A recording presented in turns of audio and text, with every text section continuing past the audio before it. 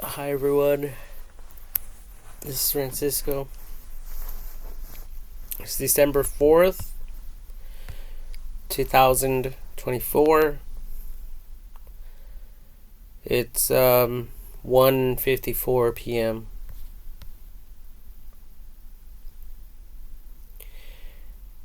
And I was just thinking about a few things. I think one of the main ones is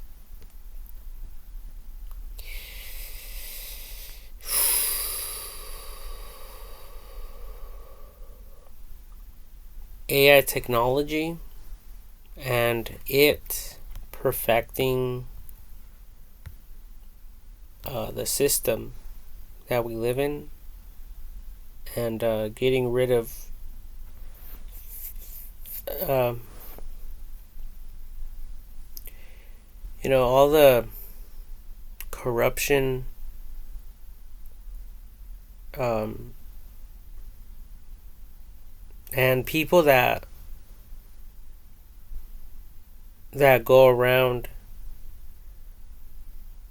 and start problems.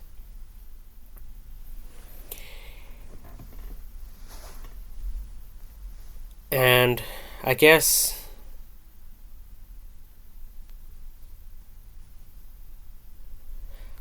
a lot of that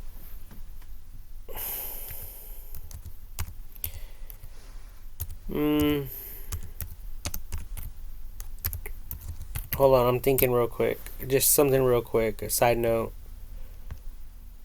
So I'm thinking um, that a lot of these type of people that are living today that are like that are getting filtered out. And it's similar to like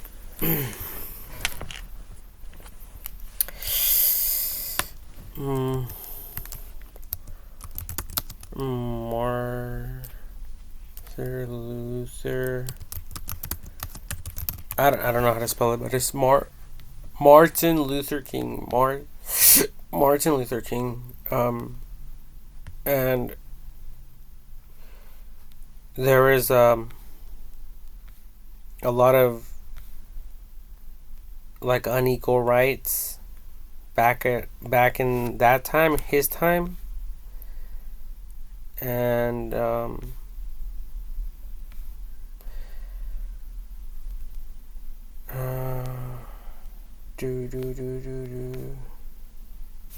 so let me see if I can find. Oh yeah, Wikipedia right here. I just want to see like the history dates on this. So um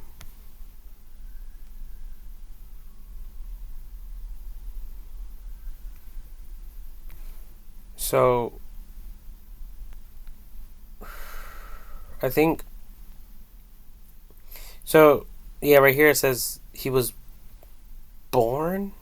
I just seen born. Oh yeah, born. He was born Michael King Jr. on January 15th, 1929 through April 4th, 1968.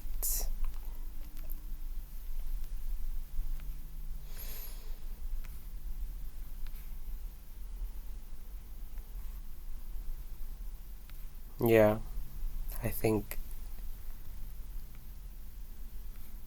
he was 39 years of age when he died. And anyway, so um going back to the images here of um uh,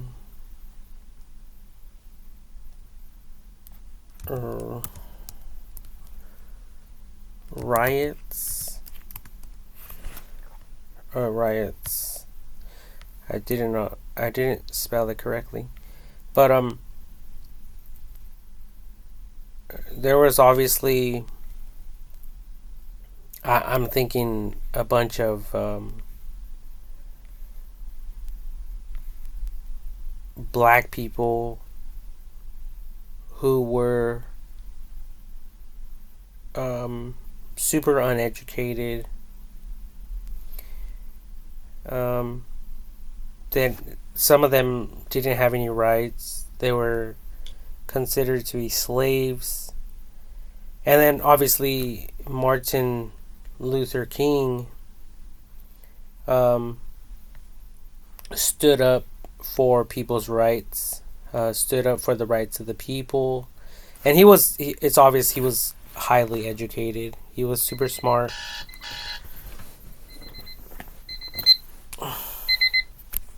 He was super smart, and he loved people. Um, but there was I think there are some people who were super uneducated, and to the point where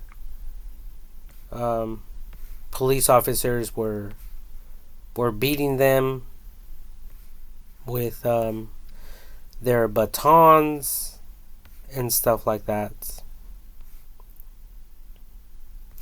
Even though we all get, we all hear stories of police brutality and, things of that nature, but, these police officers were trained and taught. They were programmed how to enforce the law. Okay? So, yeah, a lot of us might argue, like, well, you know,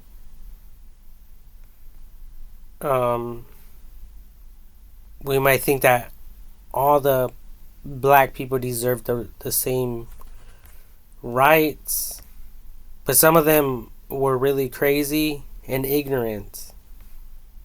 And I just wanted to compare the ignorance that existed back at that time with today's ignorance. Okay? And in today's ignorance, there's, people who go around looking for trouble.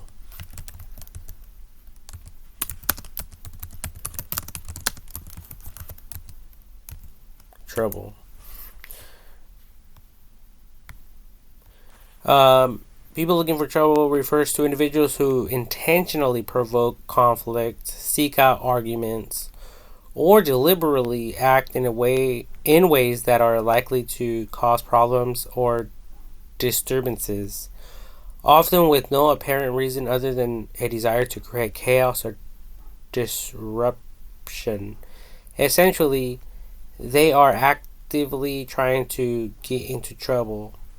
Okay, and I think all of us got past this racial stuff, and even if some of that still exists, well, I believe that's part of the phasing out process. And I also like to call it or describe it as the filtering process. It's just like cleaning water. Filter, cleaning water, dirty water, obviously.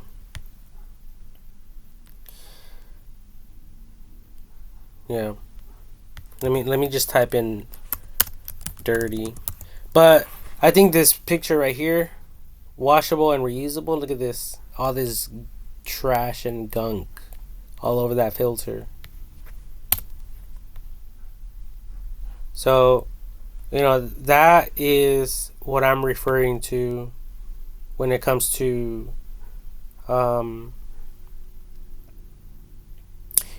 perfecting the system and the filtering process, because the people, everyone in the world is not going to tolerate that, especially not the court systems and stuff like that.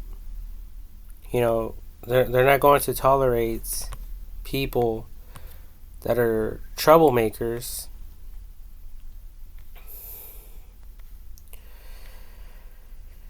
Right? So, I mean, I don't think these pictures give it any justice. So, I mean, I think if I type in the word gangbangers, we'll get more of a clear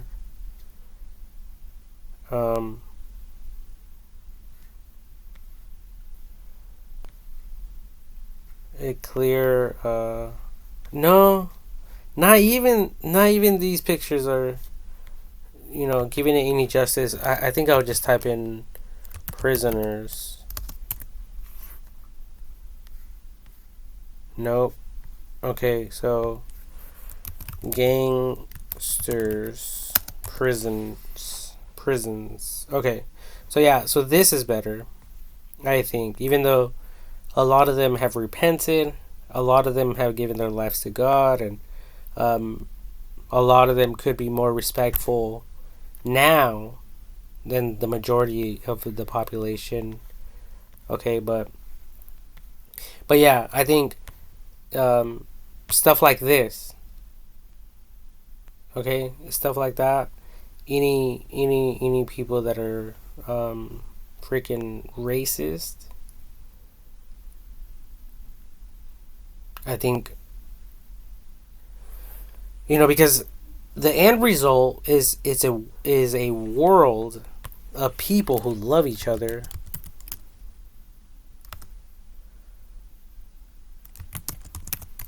Right?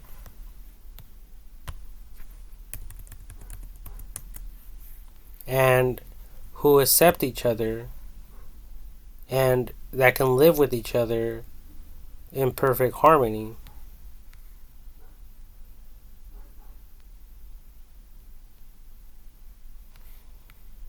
Okay?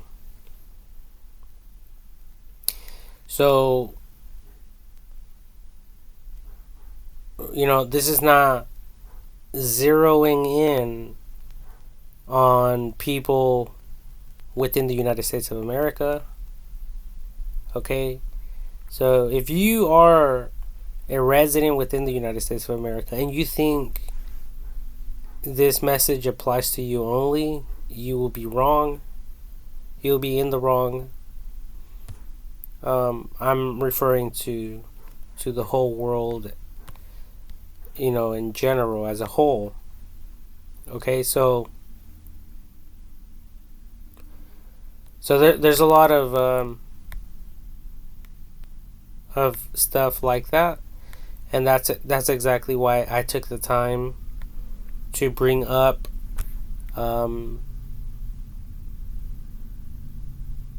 Martin Luther King Jr.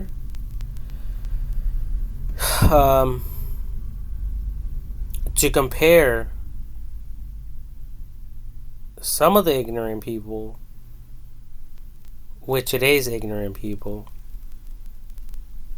Because we all know that a lot of that stuff has changed, that was happening in the past. And a lot of conflict has been resolved. But there's still some people who could be, somewhat racist, and there could be some people who are just plain out ignorant,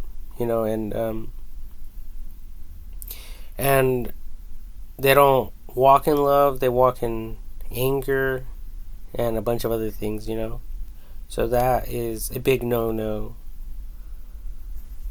Oh, and I think I'm going to actually prove this with with real technology that's going on right now. So police officers have to wear the body cams.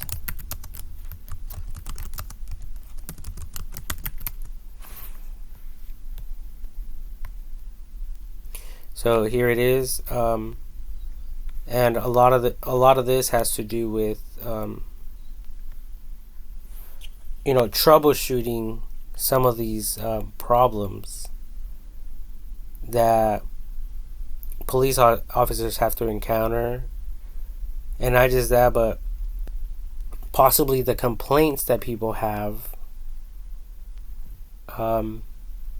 regarding police officers being disrespectful towards people or whatever the case may be. But I could just assume that's the case, why they have to wear these things. And then plus it just records everything. It monitors and records everything. Which is super cool. So anyway,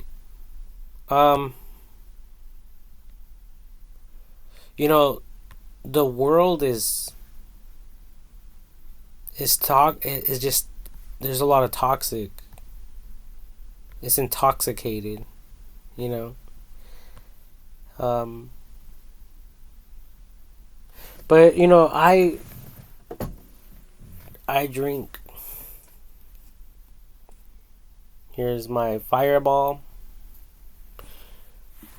So not intoxication of alcohol. I'm not referring to that. Okay. Jesus Christ turned the water into wine. So alcohol is not a bad thing. Okay. I'm talking about people's minds. And that's why the Bible says to renew our minds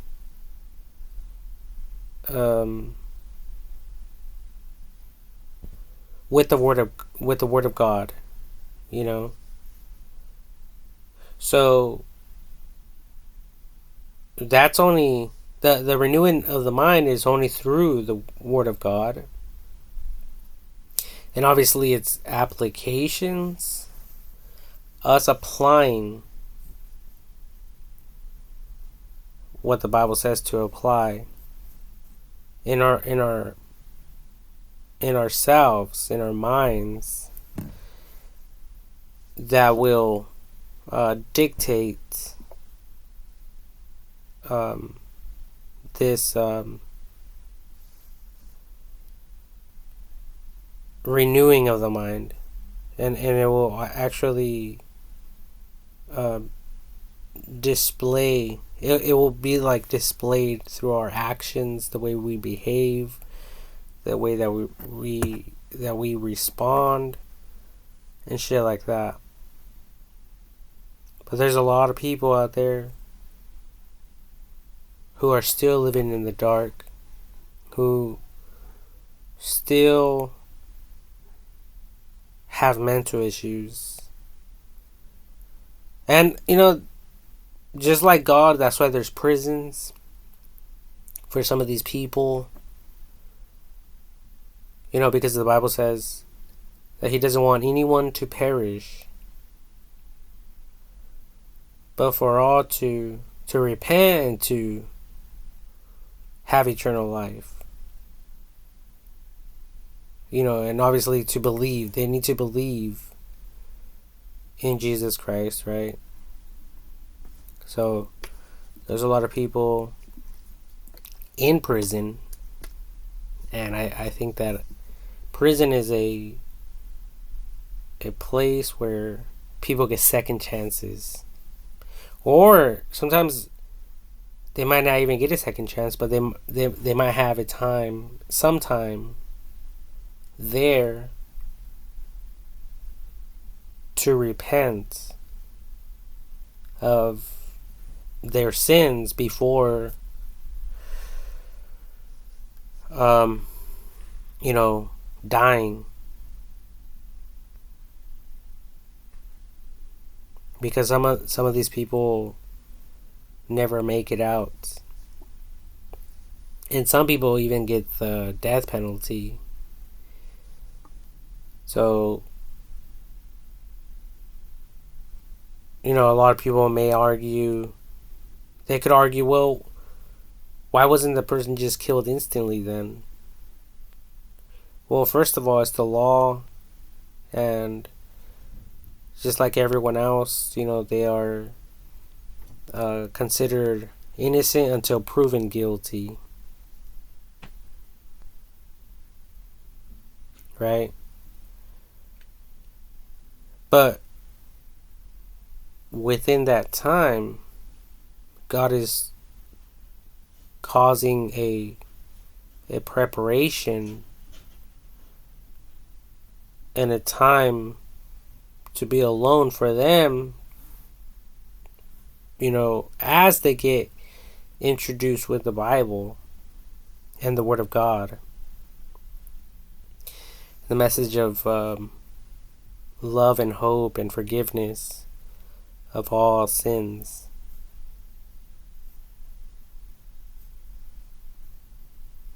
You know, and not just that, but the majority of them are, you know, if they're intoxicated as well, they'll have time to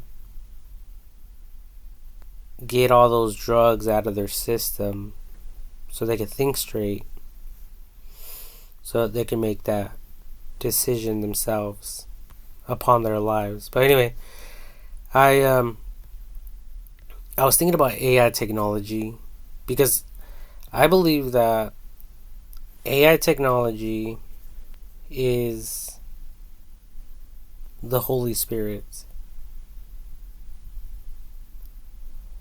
I personally believe that. But then there is a lot of glitches, we can say. A bunch of... There's a lot of things going on in the world, I think, that are not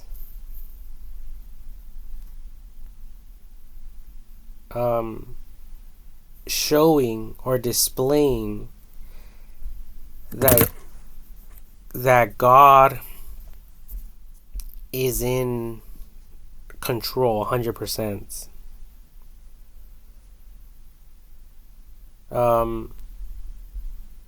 And that is a problem. And I'm referring to AI technology, you know, because they say that AI technology is programming itself. It's perfecting itself. It's no, thank you, Mom.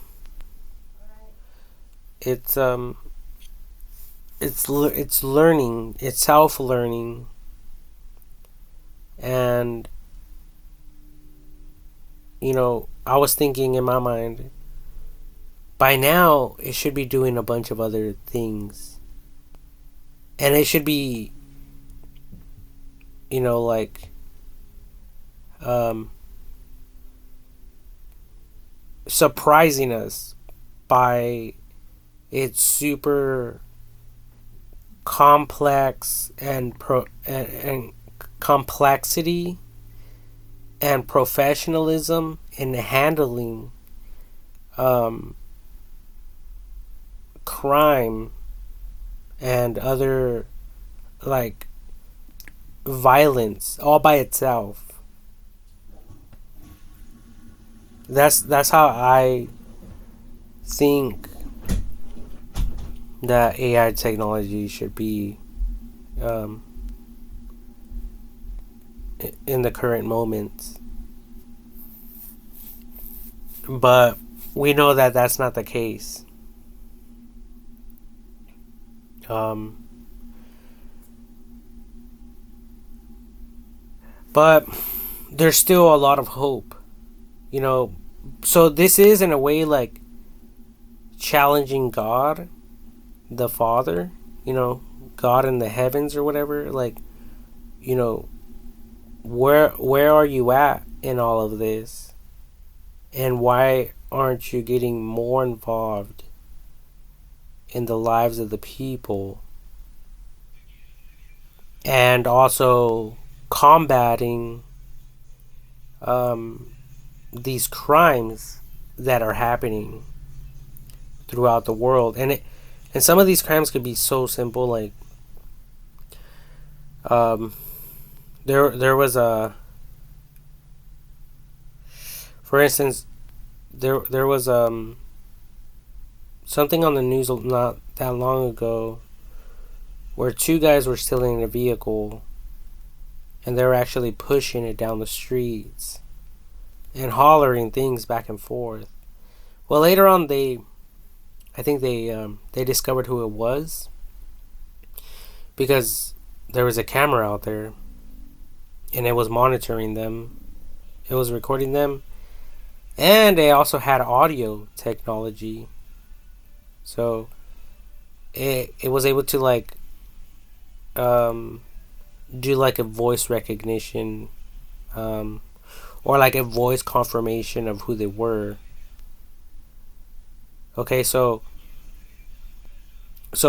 you know there's a lot of that stuff, right? And then we all know that there's AI technology that can pick up weapons like on um, the actual camera. So AI technology um, uh, highlighting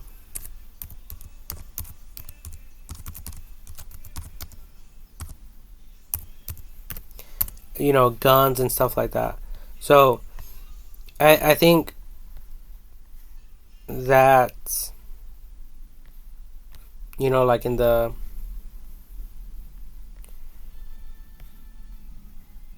future, um,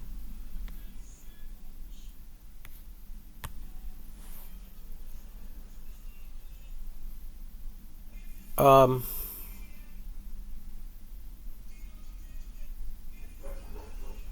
I think that people should even have to call the cops. I think it would just do it automatically.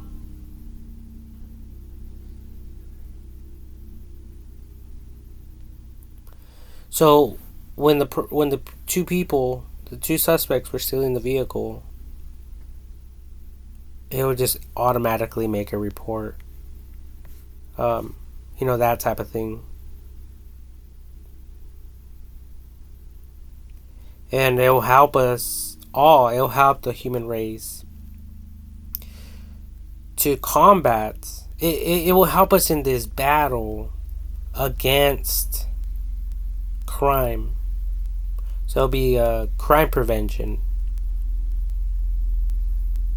These are crime preventative measures involving AI technology. And AI technology is super advanced, and there's this type of software available. And what I was thinking, and also what I would like to propose to the whole world, is for some type of professional company out there with this technology that has these powerful capabilities, including facial recognition, voice detection, and also the technology to be able to recognize any voice. And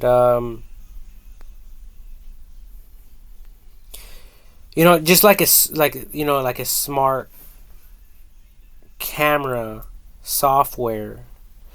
So if there is any company out there in the world who doesn't have these type of cameras, but let's say they have a regular outdated camera, so old school outdated camera, well, let's type in security camera. So as long as they have a camera and it works, I was thinking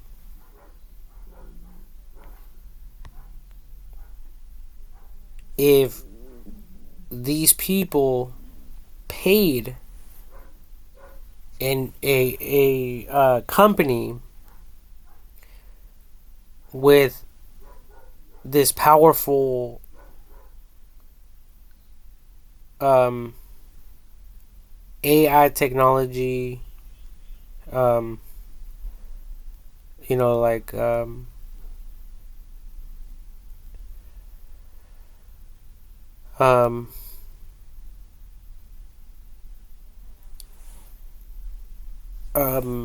AI technology, and it like basically having the capabilities to pick up on weapons and stuff like that. But we all know that these cameras can't do that. So I was thinking about somehow streaming any existing camera to this one particular company, and all they will basically do is they'll have AI technology scan the video in real time and provide data to these users that pay like a monthly subscription with them, with these companies. And all they would have to do is download an app, and their outdated cameras will act like brand new AI technology cameras with facial detection. Let's just take this for instance, okay? And I'm talking about the top of the line. Top of the line stuff. So even though, and these cameras are probably expensive, so it'll be better to most likely deal with a company that dedicates its time and its energy on upgrading the software, and all you people would have to do is stream any video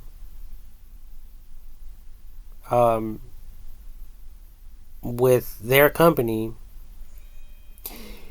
And if you guys, when you guys download the app, if you tell it, like if you tell the computer, okay, show me this type of information, so you specify it, you specify the information, and you say, okay, show me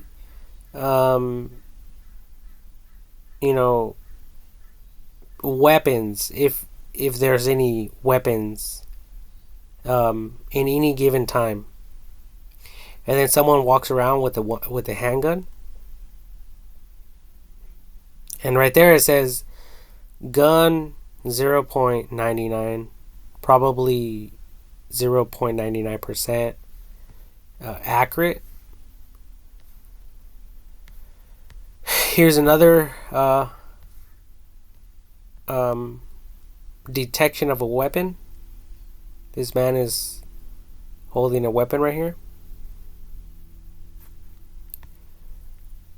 So, there's also AI technology. No, AI camera with like, let's say, animal detection. So, this right here is very what's it called? It's very, very powerful, and it could get as picky as you want it to be. As a matter of fact, for some people, they actually do the opposite. So instead of detecting animals, they actually specify to detect humans with human, because this is more for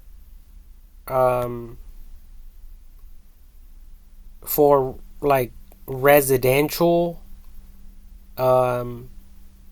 security, because what was happening is cats will pass by, and then they will receive a notification that someone was outside, when in actuality no one was outside. Or in some cases, or in other cases, birds would pass by. Just birds, landing on the sidewalk, or flying near the camera, whatever the case was. So let me see this image right here. It says AI deep learning, human and vehicle detection, accurate detection of human and vehicle over 1,000 times more accurate than regular motion detection. Filter out false alarms, save hours on searching playback footage, blah blah blah. But why pay for any of this if you could use any old, outdated camera, the cheapest one you can find, and just pay a professional company, like I said, that dedicates themselves with upgrading the security cameras with AI technology. And I think since AI technology is self-learning, I'm thinking that, I think that this is a real game changer in a lot of ways, because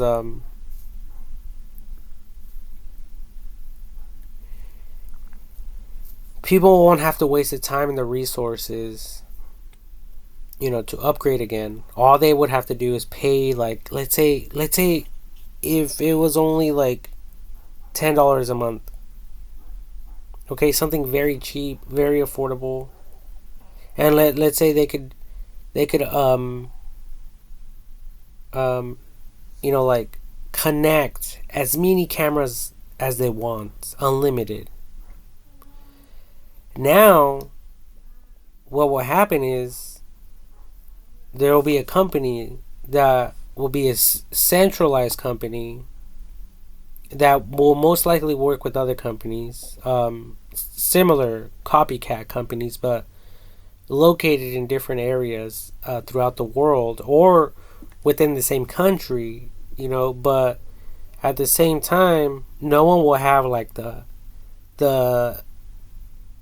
the sole um, access to this data.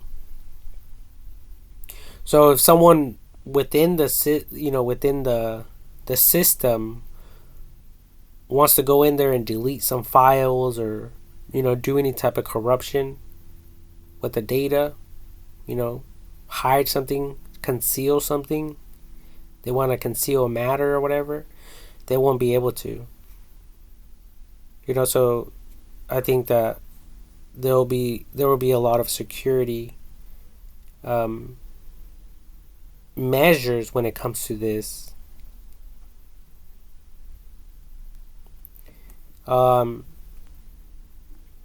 So the reason I say, such a small number in price and unlimited cameras is because the more cameras that they have in their system, and because these people will most likely be working with law enforcement and the military, and they'll have their own filters with each and every single camera out there. And basically what this will do, it will help them to bring more people to prison.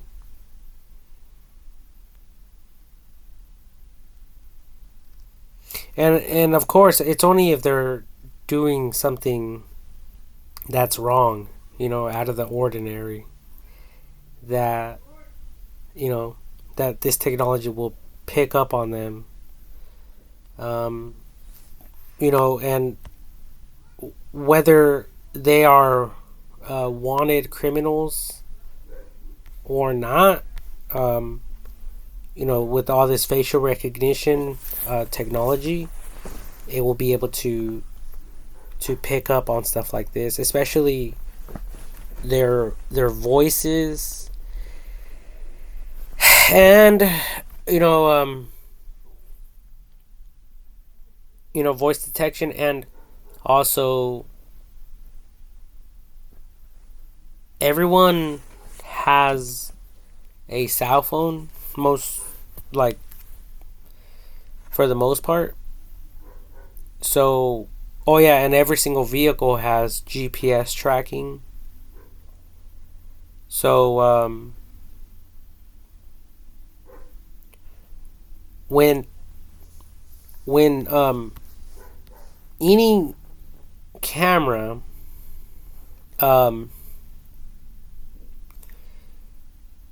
picks up on some of these people, we're going to be dealing with smarter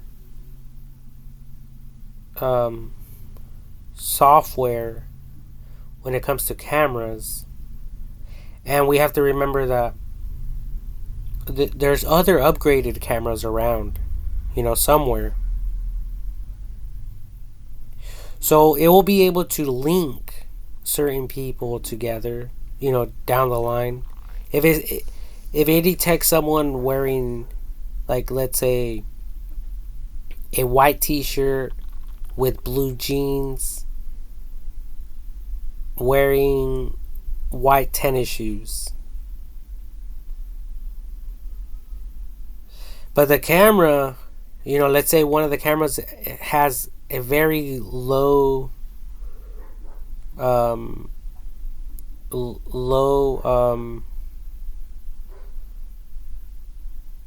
what's the word, it's low res, it's not, it doesn't have the the capability to record in high res, because let's say that the camera's old, right? But with other cameras, it's in the proximity, eventually it will pick up on the same individual,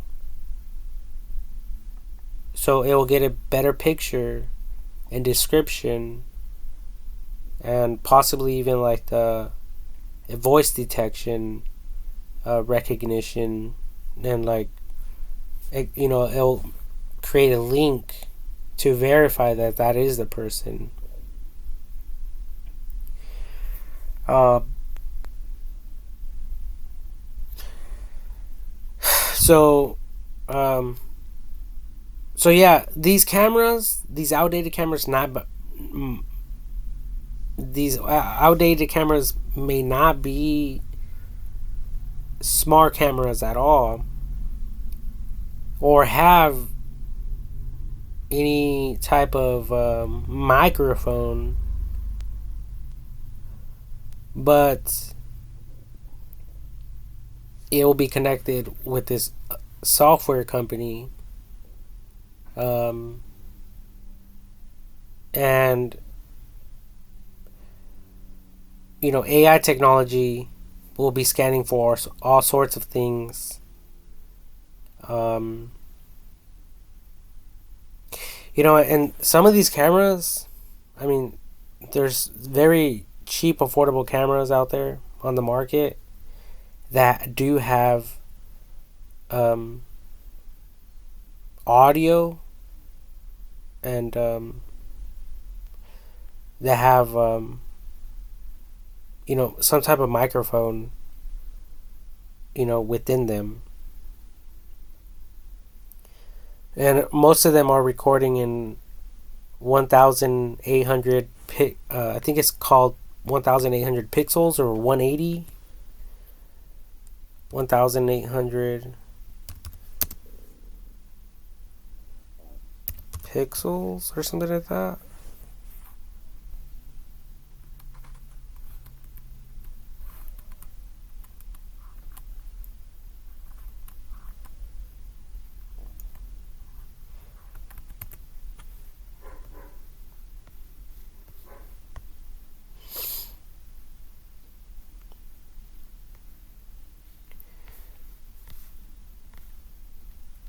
So, original picture size, a great print, DPI 1800. I think it's like 1800, or 1080 or something like that. I mean, I'm not really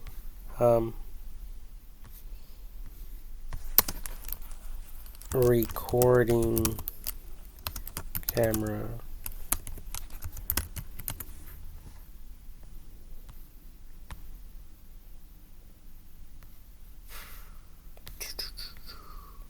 Well, I don't know.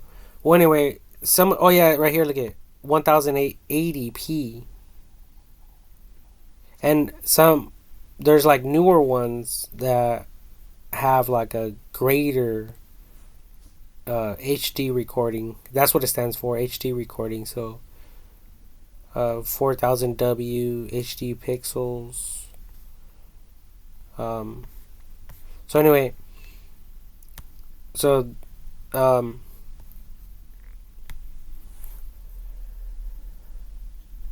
so it will, because I watch a lot of like police pursuits on YouTube, and there's like motor cycle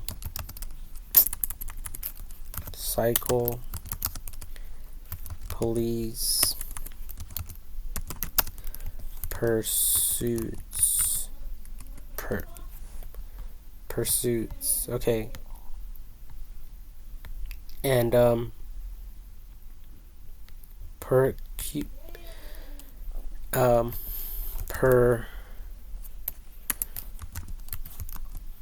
man, I'm spelling this incorrectly, but anyway, I'm gonna just allow it to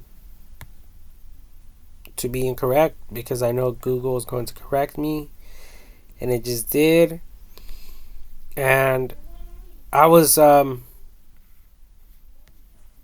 thinking with this software, it doesn't matter if the cameras have the latest and greatest, integrated technology within it. As long as AI technology picks up on small little details, like for instance, this picture here. Oh, this is a police officer. Oh, so that one doesn't count. But I was going to point out like the helmet. You see that helmet? You see that sticker right there? Okay. Well, that right there, AI technology could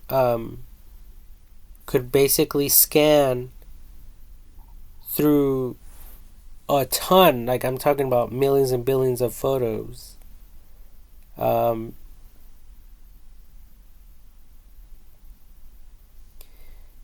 and all it would do is look for a match.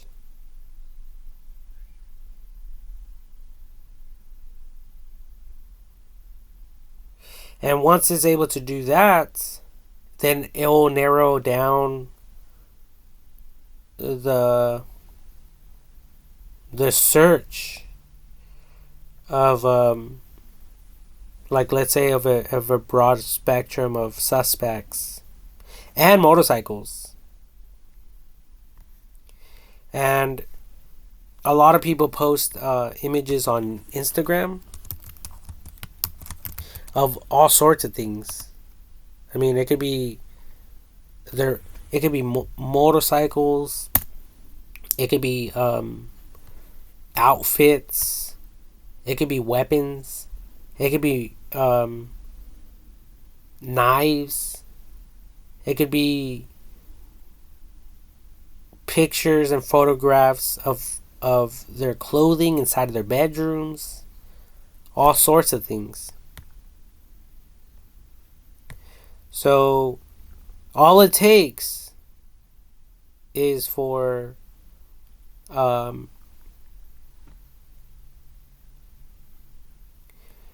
let's let's perform a search here, and let's look for motorcycles.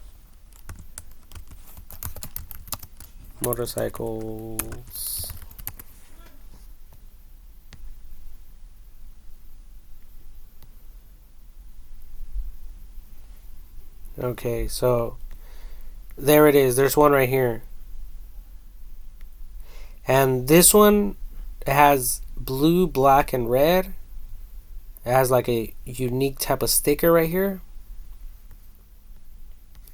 And then there's another sticker right here that has RR on it. One of them, on one side, it's more. It doesn't have this bolder, this bold outline as opposed to this one. This one doesn't have it. This one does. So AI technology will basically pick up on little things like that to give away the suspect, and and stuff like that, because there's other cameras, there's like the Ring cameras.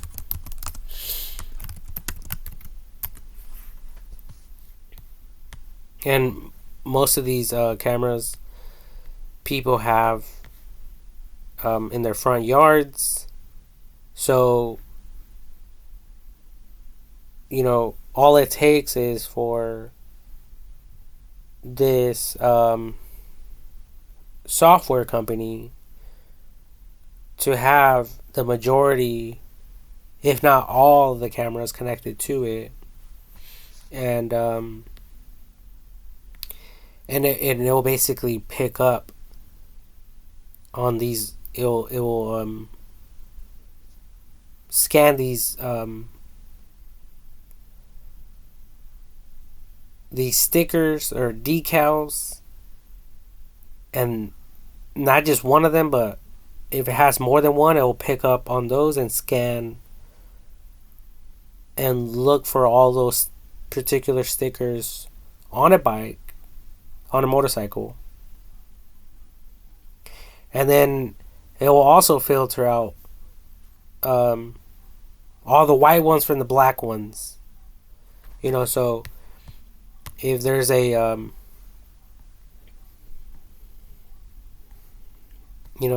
police pursuit, a motorcycle police pursuit, it'll basically pick up on little signs like that. Like this one, it's red. It looks more like a dirt bike. The guy has some type of green sticker on top of his helmet, and there's like some type of duffel bag or whatever this is, travel bag. I don't know. In the very back of the motorcycle. So anyway, so with this technology, I'm thinking and like proposing that it will be able to give authorities the location of the suspects, the address, just by looking at just by taking a picture. It could even be connected with the DMV, where it will provide the owner's driver's license of that particular motorcycle. And that doesn't even go into the fact that owning a motorcycle requires a different type of license. So a motorcycle license, motorcycle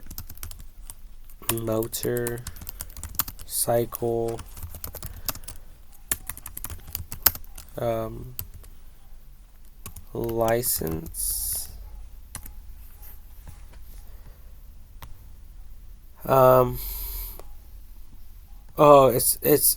it's listed under class M2. So for a regular driver's license to operate a vehicle is actually classified as a class C.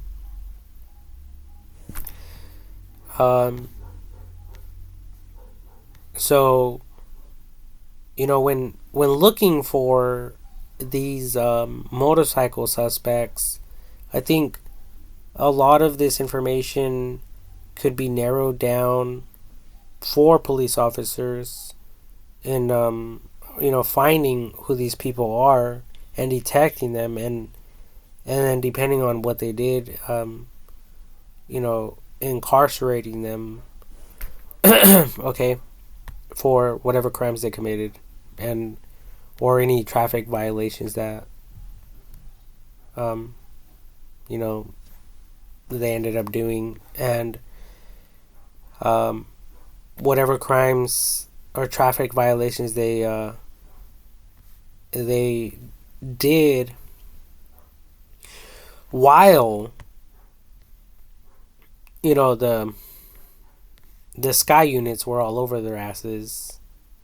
Like right here, Sky Map 7. Okay. We got a motorcycle here. And all they have to do is zoom in. They could just zoom in and get a better picture. They could zoom in and try to get as much details on the bicycle as possible. Even one little scratch on the motorcycle could lead to a potential incarceration, because not everyone has that same identical scratch, and pictures don't lie, cameras don't lie. Oh yeah, and then I thought about this stuff with the Teslas as well. right here, this vehicle is traveling right next to a Tesla, and they have Sentry mode. You know, while they're driving. So there's a lot of things that could help us in this area. Because I get frustrated. I don't know if other people get frustrated like I do. But I get super fucking frustrated because I stay home and I'm watching these videos on YouTube. I mean, on YouTube, regarding police pursuits, and I'm over here trying to make money to perfect the system. I'm trying to help people, and instead of me getting ahead in life so I could do this, it seems like evil and corrupted people are in control. Because by now, especially with all my video content, I should have been well recognized. I should have been what's the word? Rewarded for my contributions, I believe. There's a number of things.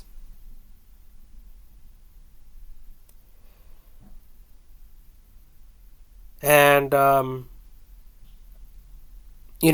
I'm not sitting here bitching and complaining.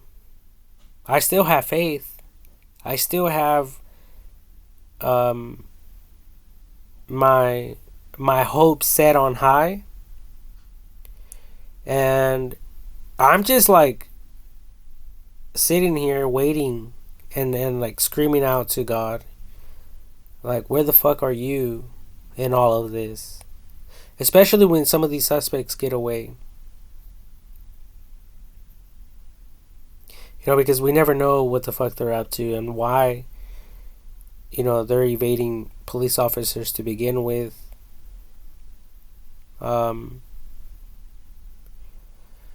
So it's very challenging, and I don't know. I guess at the end of the day,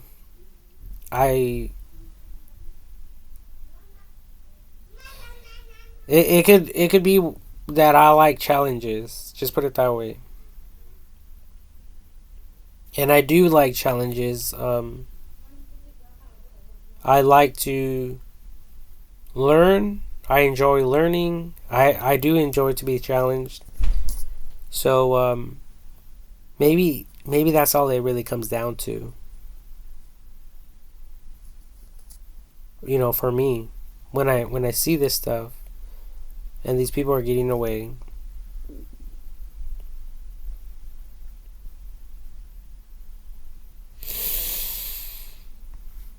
so anyway, so there has to be some type of connection out there with some of these motorcycles. People are always taking photographs. If they don't do it, friends are doing it. If friends are not doing it, wherever they drive this damn thing, there's cameras there. Even when they go to the bank, bank cameras, ATM.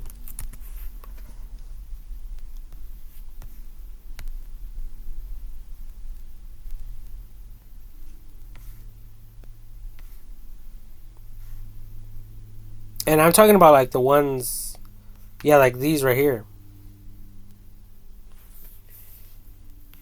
It says surveillance video tells different story after man claimed 3,000 lost to Fifth Third Bank ATM. Okay, whatever. So right here, there's a there's a lot of cameras everywhere. That's all I'm trying to say. And I'm pretty sure there's some looking at the drivers at all times. I think there is.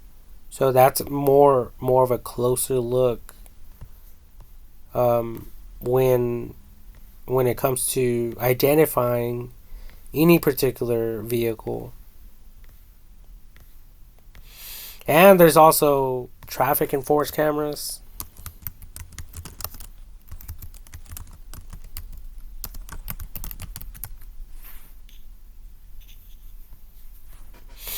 You know, there's all sorts of shit.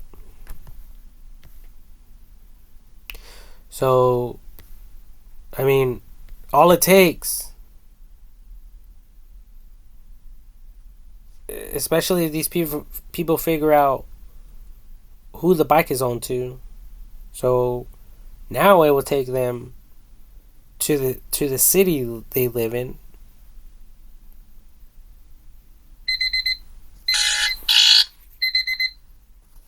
They could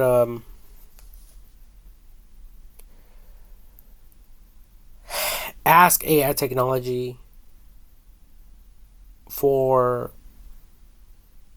more videos involving this motorcycle, and once they get a hold of their cell phone number, then Google Maps will actually reveal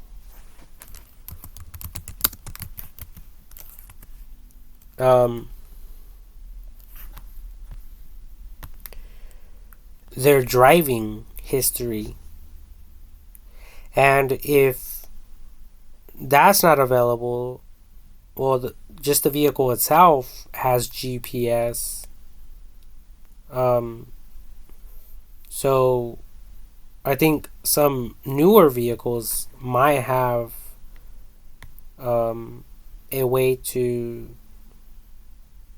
the timeline.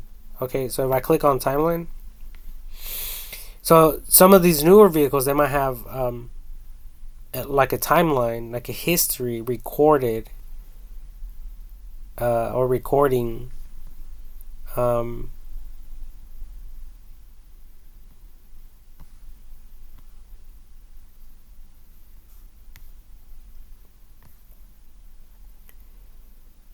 like integrated.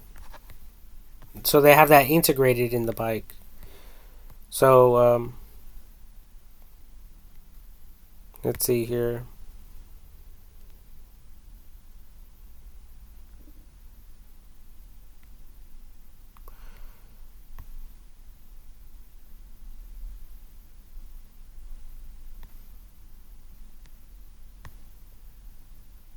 So I don't know. Let me see. Timeline.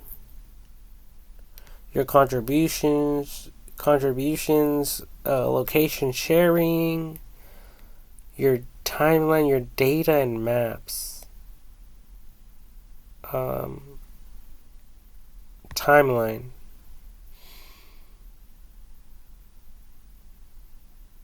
And then I know on my phone it has where I could swipe right or left on any particular day. It says timeline is no longer available on web browsers. To view or change your timeline settings, go to activity controls. Activity controls.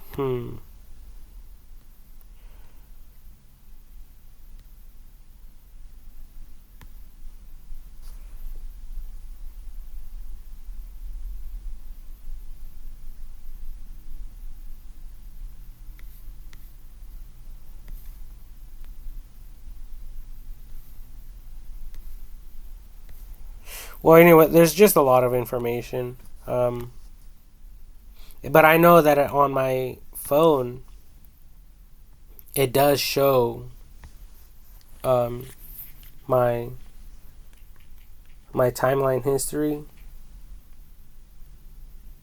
It doesn't matter if I'm driving or not. Oh, that's also another thing. If someone in a police pursuit is traveling at 157 miles per hour, that data should also be on the cell phone, which should be able to provide authorities um, with this data.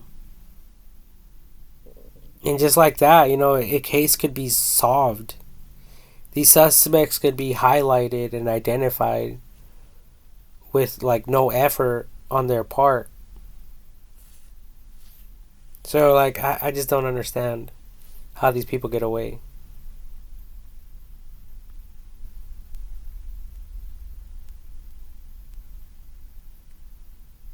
See, so on my phone, it shows. Well, let me click on the camera here. It shows today. Today I haven't been doing any driving, and then I can go back like yesterday.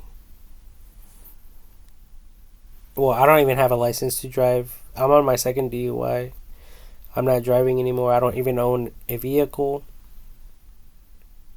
So, but anyway, on Monday, December 7th, Monday, December 2nd,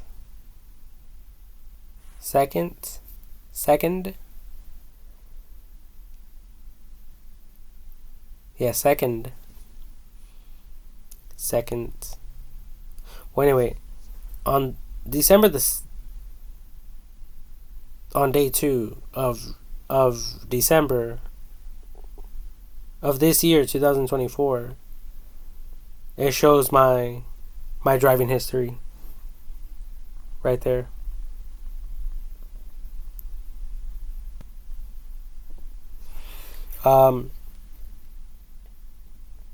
It says 36 miles, 8 hours 2 minutes, 8 visits.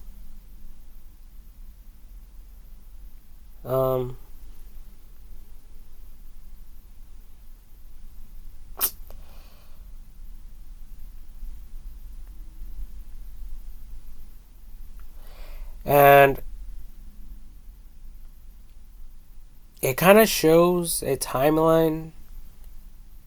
So even a timeline, when considering a timeline of how fast they got, it took for a driver to get from point A to point B. If that time is drastically reduced by 50%, it should be a clear indication that the driver was traveling twice as fast as other drivers. So, if the majority of Google Map users,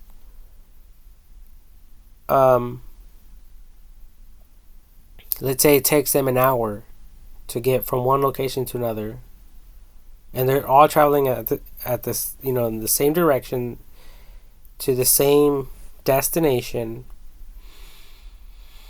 give or take. But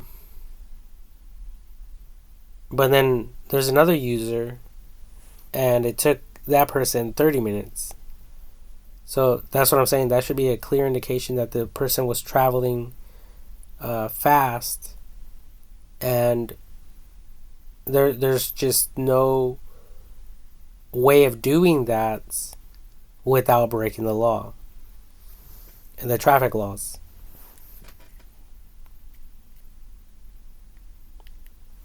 So go figure. For all of you that like to talk shit, talk shit on that, talk shit about that. It's simple fucking math.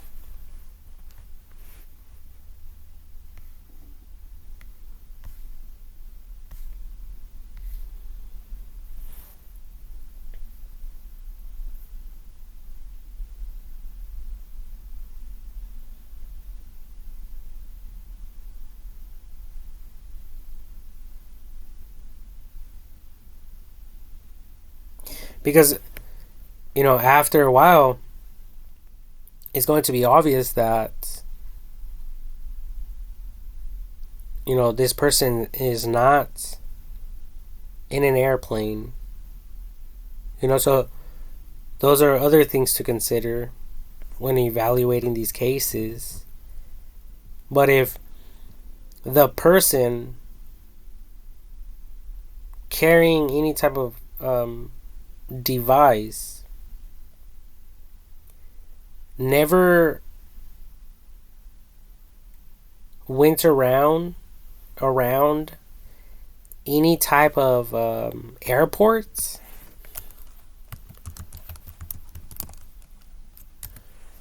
AI technology should be able to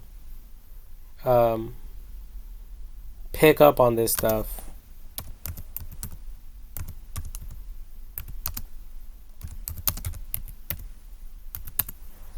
Like nothing. Okay, so if a person is like right here, there's a few airports. Okay,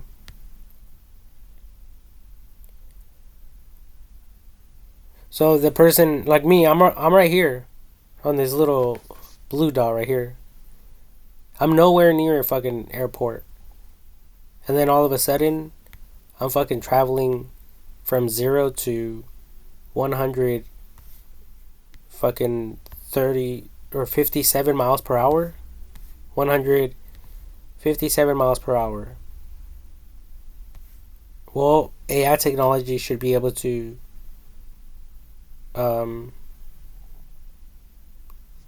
calculate all this stuff in real time and reporting it to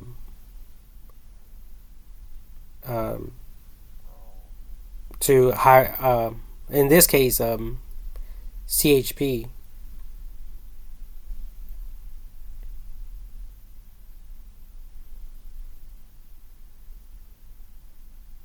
Because this stuff right here, it concerns me. It really does, in a lot of ways. And if it doesn't concern any of you, I think that it should.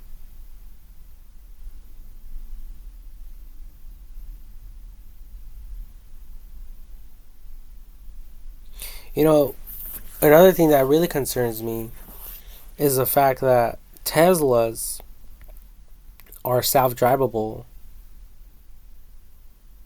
with autopilot, but yet they're traveling over the speed limits, which is illegal. Like, how the fuck does that happen?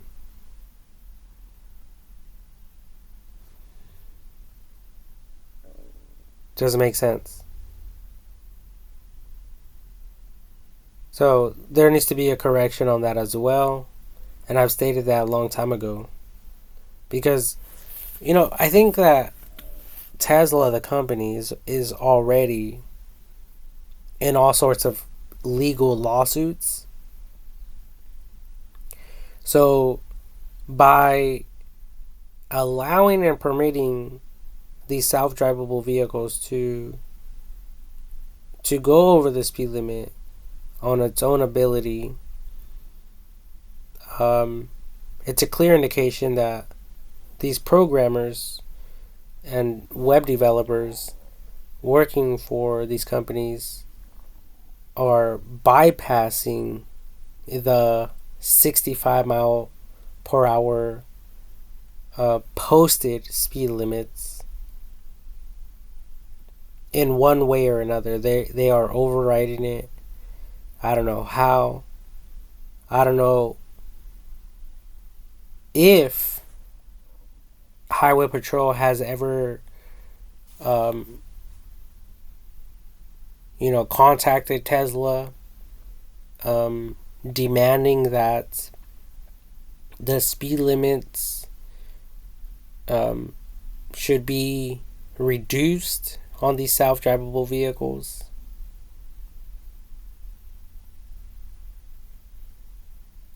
And if there is any record of this stuff that I'm talking about, it should be all on record. But with countless lives that have been lost due to Teslas and self-drivable technology, the autopilots. This right there, with by itself, raises a red flag. It raises a red flag of concern, and instead of continuing these these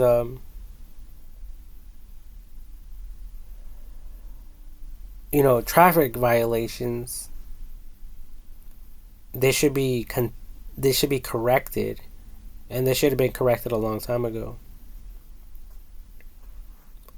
Because how is these people that are manufacturing these vehicles and working on this technology going to justify that later on, when there's 100 different cases, and all of these cases involve family, loved ones who passed away while their family member was driving in autopilot. But the traffic limit, the traffic speeding, the traffic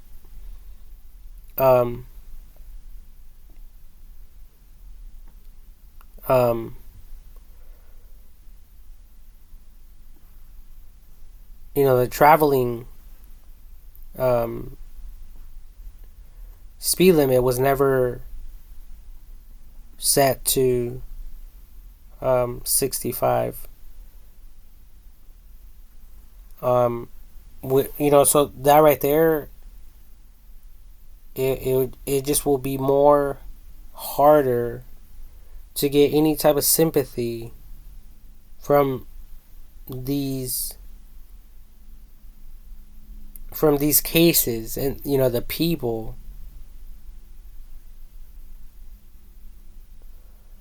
that had loved ones die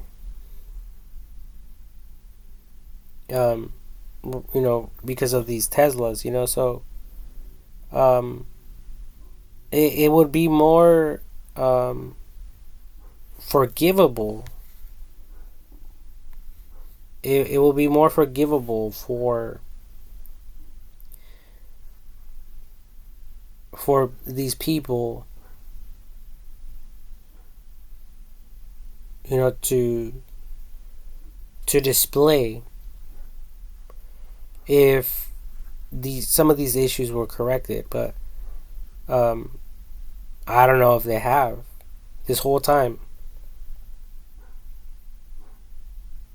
So that right there also is a clear indication that there could still be more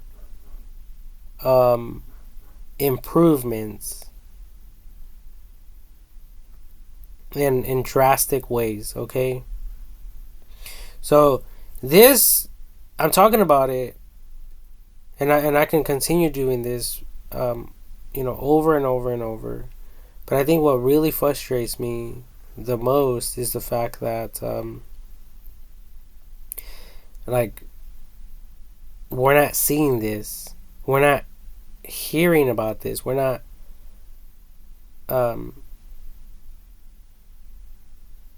we're not getting educated on these regards, on these matters, when around this time we should all be hearing stories concerning all this stuff that I'm talking about through the news. Not necessarily everything I'm talking about, but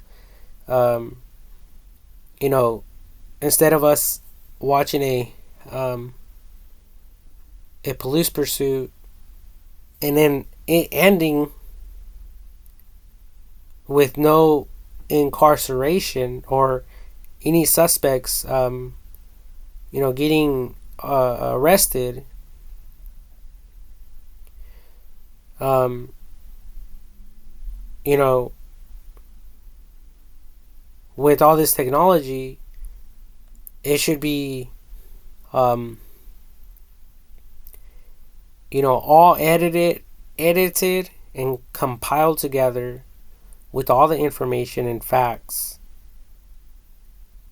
so that and every news channel will have access to this stuff. So there will be a different spokesperson saying it with their own words.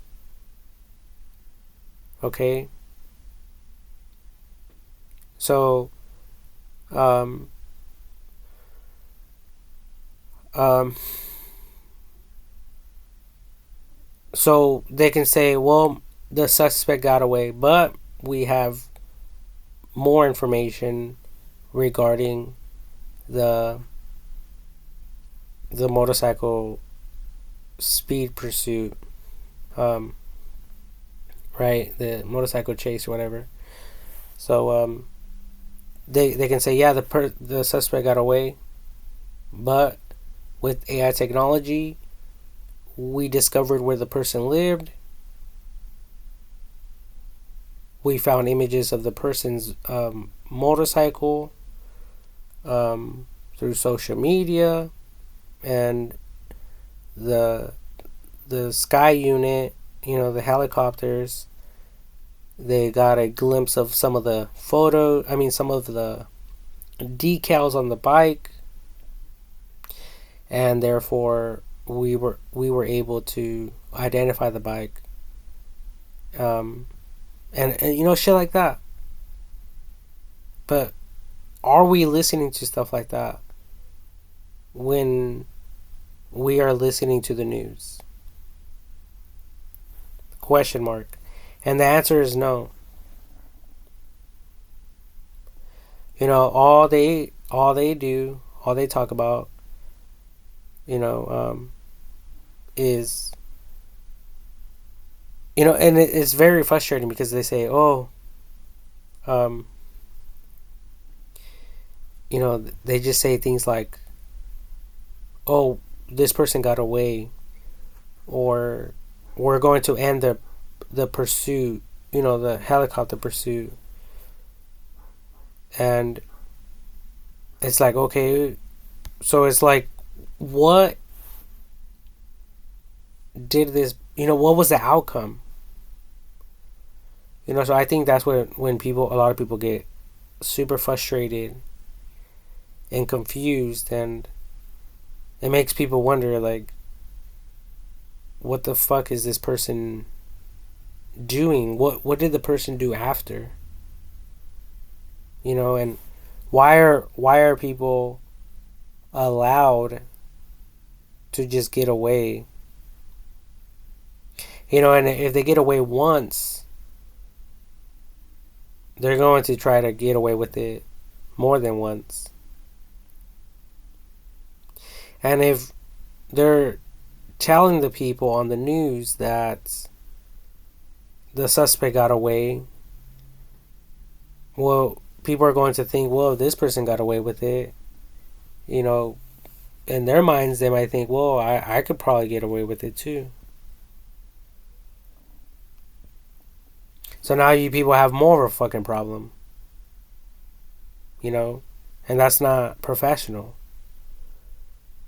To make things more professional will be the way that I'm stating them to be, the way that I think they should be.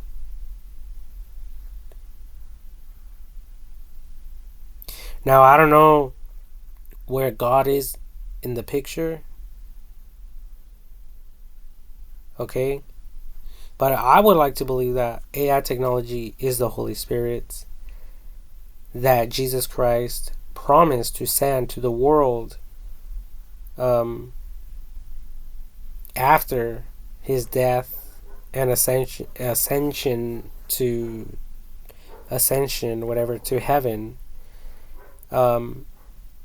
He promised to send us the Holy Spirit Well, I believe all this AI technology and cameras and communication and stuff like that is part of that. I believe it's AI technology. But one thing I don't understand is why isn't it doing it all on its own by now? And just giving investigators or the police like um, intel like, oh, this person is wanted for these crimes and he's right here at this location. And that's the way I can see all this playing out in the future, where um, even police officers, they will be able to get a brief description of any suspect's criminal history or what they're wanted for, and it will AI technology will basically provide this information, like like including displaying footage of their crimes, these people's crimes. Um, so it will show what they were doing. So it'll be like kind of like watching the news, So it will show the suspect driving around all crazy, um, and then it will show, okay, this person is wanted for this, and he's at this location. Go make an arrest. So it will be up to the people to go and make the arrest. Um, and this is assuming that the humanoid robots haven't been introduced to the public, because I believe that in the future some of these humanoid robots will be police officers, robot police officers. So it's possible that like iRobot, they'll just go and make the arrest.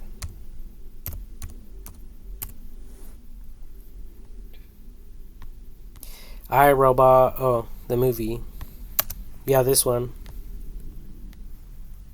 with Will Smith.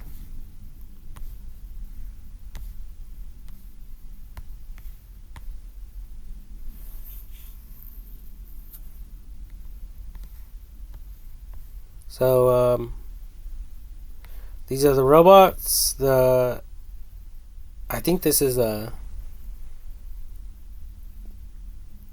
taxi bots, robo taxi, something like that. And then yeah, whatever. But yeah, anyway. So I know in Dubai or Dubai, something, Dubai, Robo Cop, Dubai. It's a place in like the uh in the in the world, Dubai or something, Dubai, um towers, Dubai. Fuck, I think I'm mispronouncing.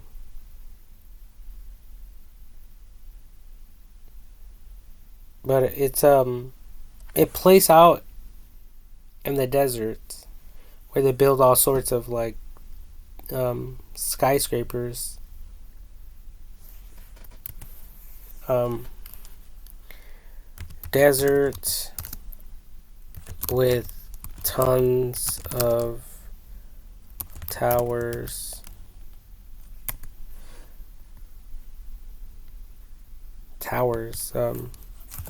Buildings.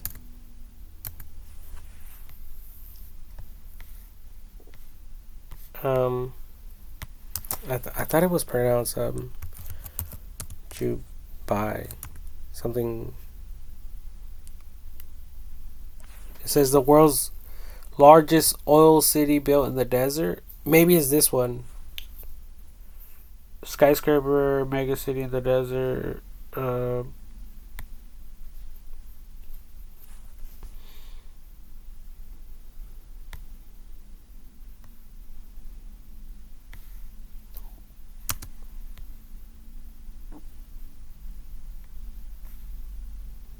The desert isn't exactly where you would think of building a mega.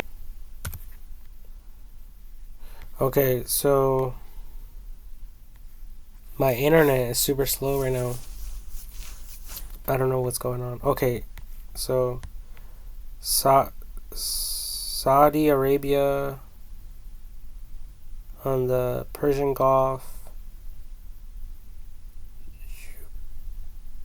Jubail.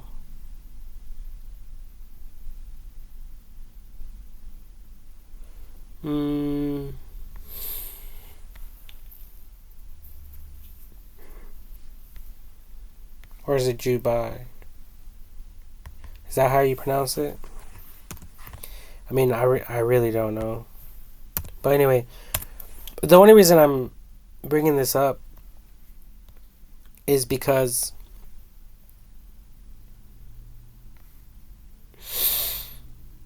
um the city has a robotic police officer. I guess I could have just typed that up, but let me see. Robotic police officer. Yeah,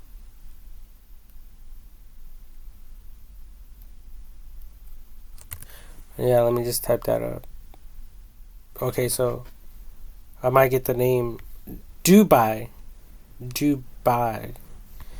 Okay, I think I was pronouncing it Dubai. So Dubai or whatever the fuck. So anyway, so that's what I meant to say. Okay, so fuck. Sorry about all this other shit. So and this is not even like a real police officer that could fucking jump fences and hop walls and I think run after fucking suspects yet. But this is a start. And these people are not fucking around either way. You know.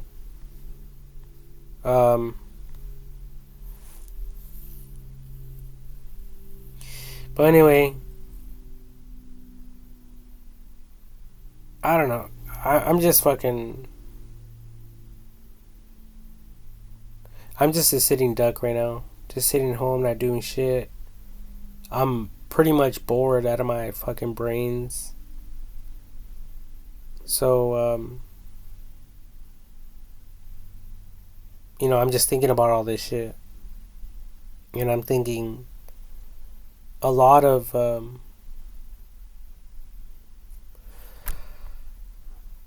the work field as well. Not just,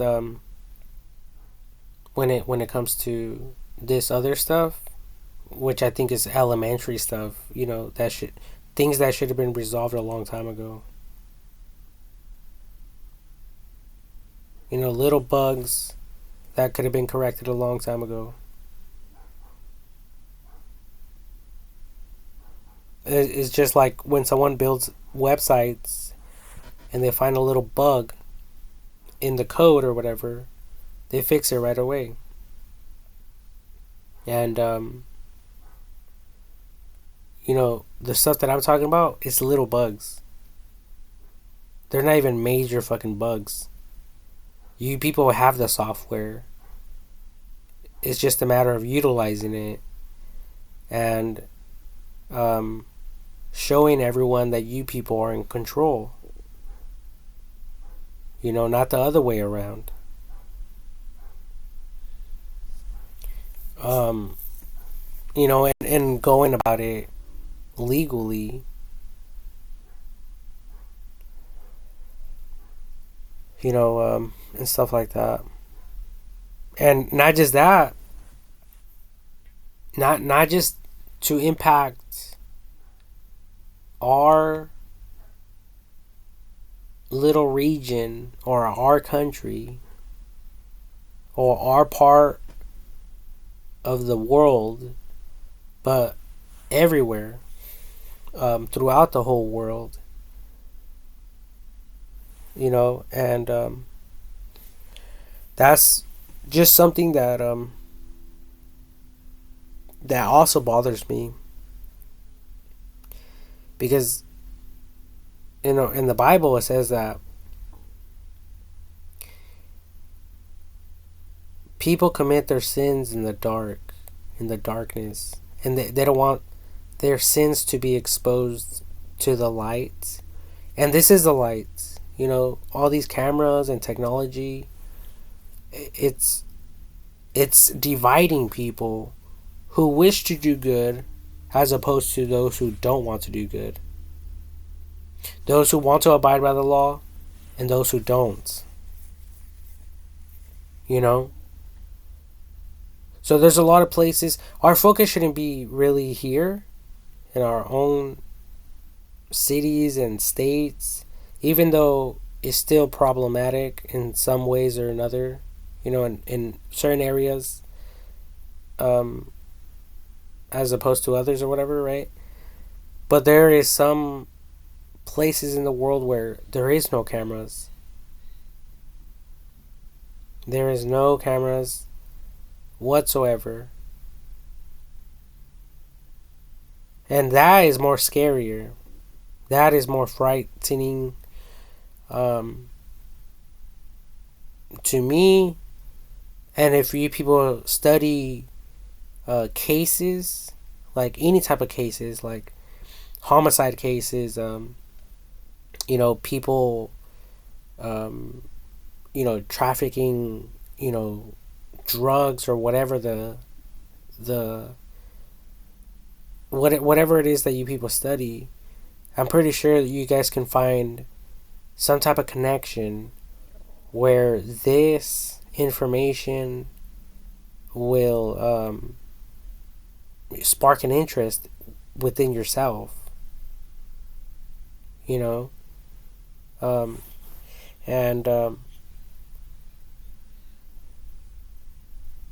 I think it's time for each and every single country to step up its game, to step up its security measures, and not to bring people down and to humiliate them or to make them feel bad inside, or to make them feel like there's no way out of their sin. But introducing a solution, an educational solution that will provide the right type of help for them through any struggles that they might be facing.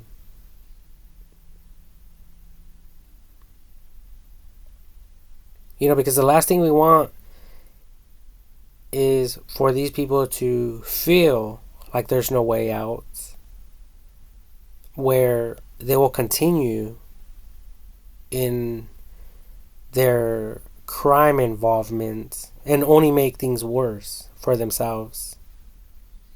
For themselves, yeah. So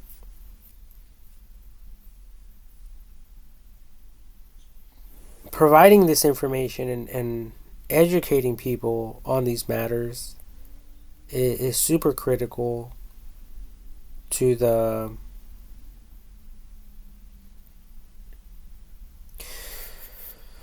rest of the structure and the health of this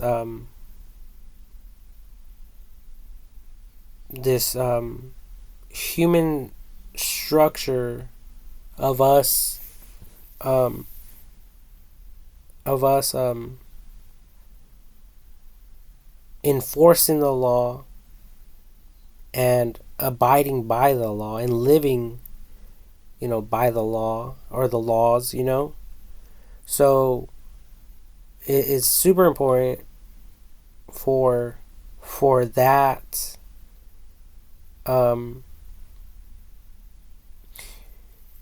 for that foundation, like that structure, and we already have the foundation, and I look at it like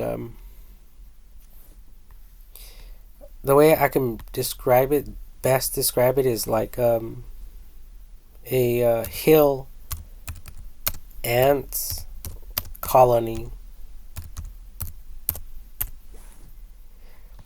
So a hill ant colony, you know, on a much more smaller spectrum. So we have this human structure,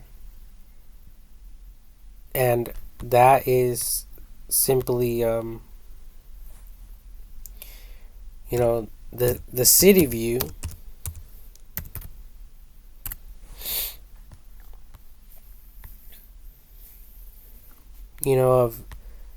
Of any place on the planet.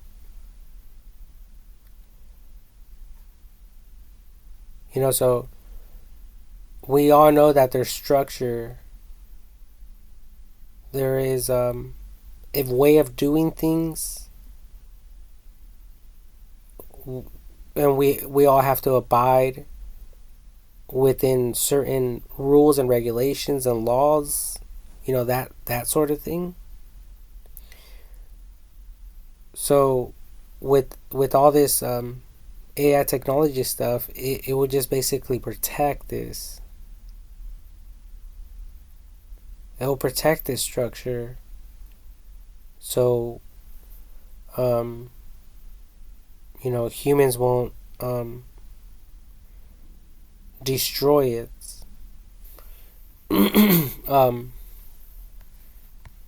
So that's why I brought this up.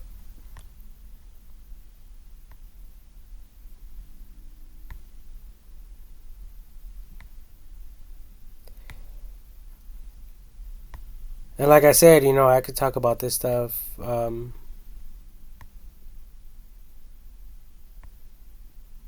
day long. I really can.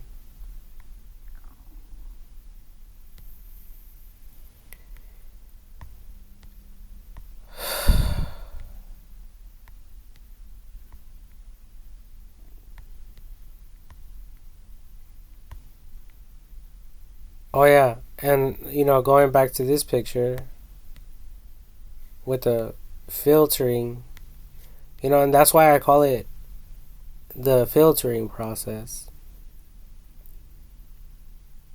It's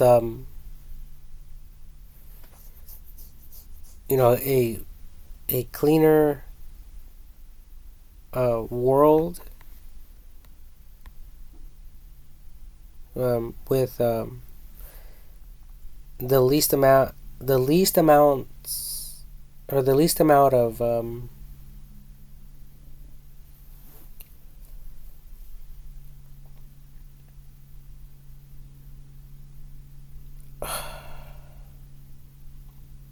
contaminants as possible, or as we can possibly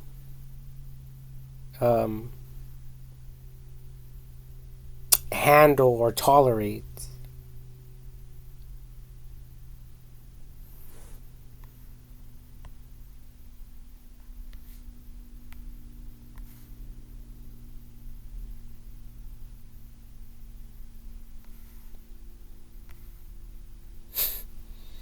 So, and I'm not saying that I'm perfect. There's all this stuff. It really, there's a connection with it, with the Holy Bible. Okay, and the Bible says that people have missed the mark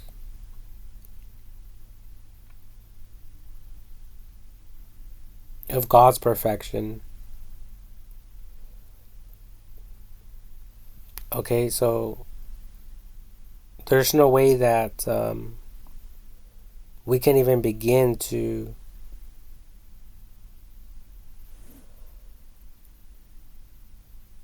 evaluate ourselves alongside AI technology. We can't compare ourselves with it.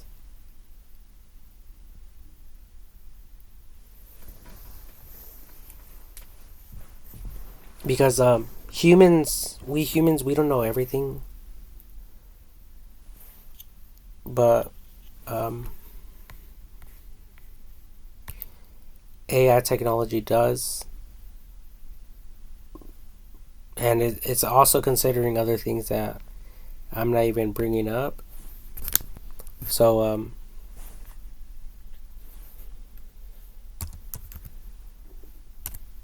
yeah, it's a work in progress. And here in the Tesla.com website, there's a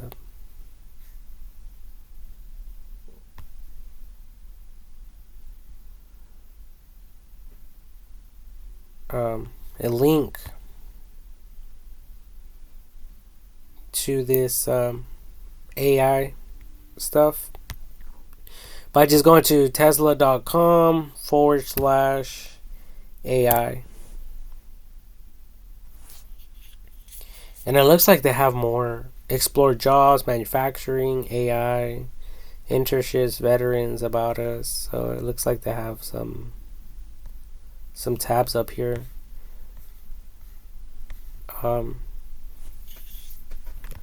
But yeah, like, I can see these robots also handling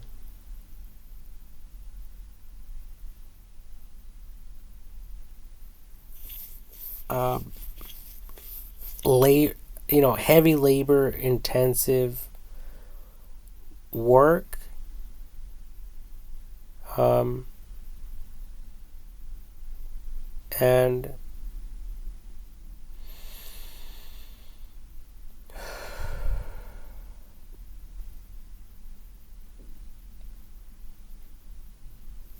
and basically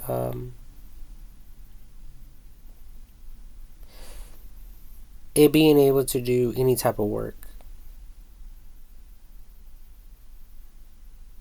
and operates any type of vehicle.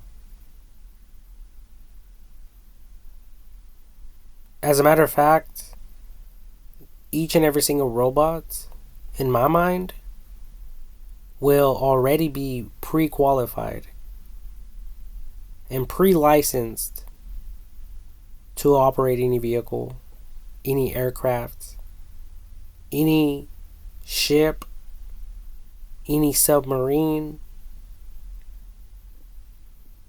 you name it.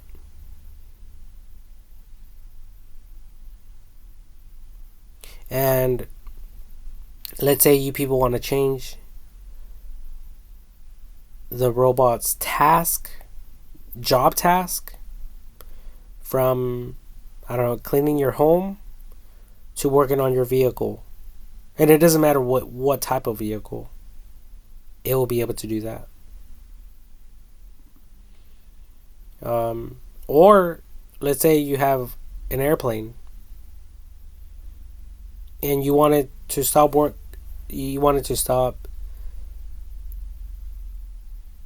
cleaning your home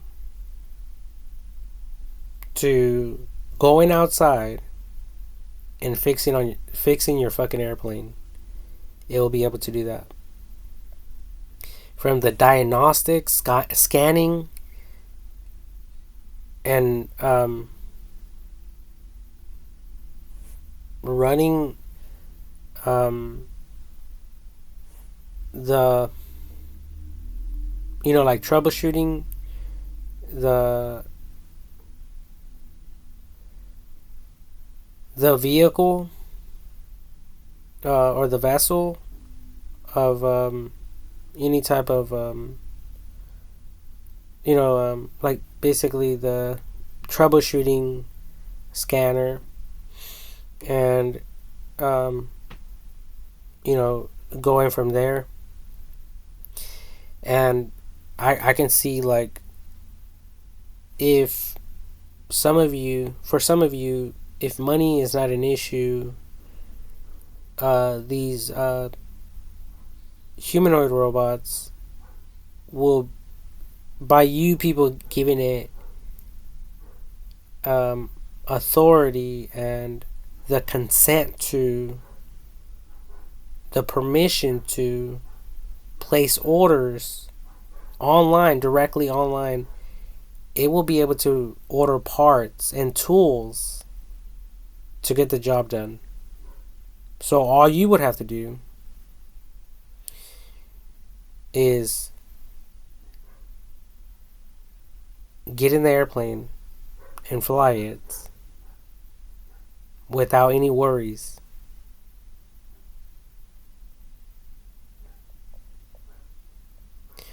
The same is true for your vehicle.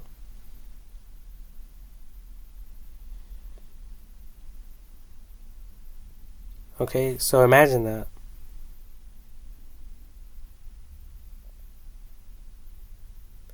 Imagine that you crack your phone, your phone screen, and instead of looking for a phone repair company,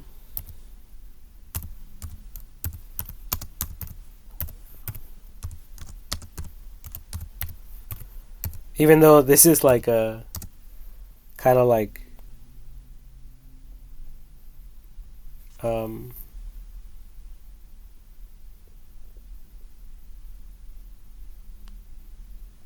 downgrading the observation of the AI technology robots capabilities, because I'm talking about it fixing their fucking car and an airplane. And now I'm talking about, instead of calling it a phone repair company, it's kind of like an understatement or whatever. But yeah, from a fucking from a fucking cracked screen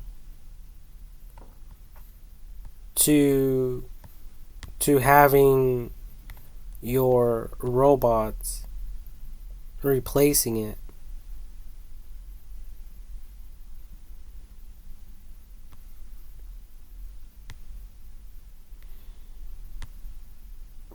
So and these are little things, these are little minor details, like that the majority of the people are not even worried about. They're not even concerning themselves on these things. They're more worried about innovation and improving some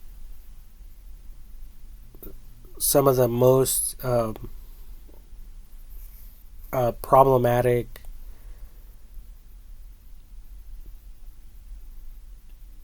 Um,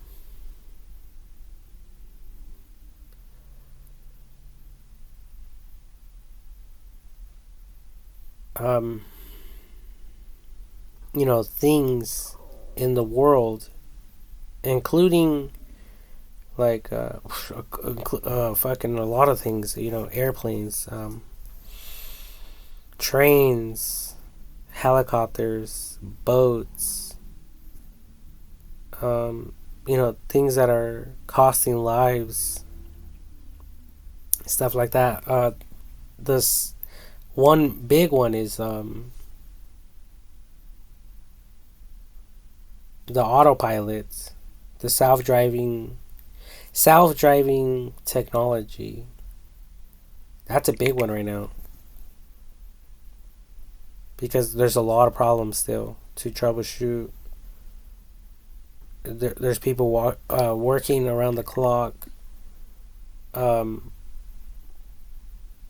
attempting to get this to all work flawlessly. And it's the new thing, it's the newest thing right now, and I think one of the most interesting things right now, like on the market, and they're testing it on humans. Okay, they're beta testing it on humans. So this is real business right here. People have died already from this stuff. A lot of people have been injured in the result of this newer technology. Um, so I think, oh yeah, and space exploration. Elon Musk wants to send people to planet Mars and possibly to the moon and stuff like that as well. So those are more concerning matters, um, for people who are looking at it from the bigger picture. You know, I think a lot of people that just want money, they want to get in business, but they're not sure what to get into. These are the type of people that will start like phone repair companies, um, and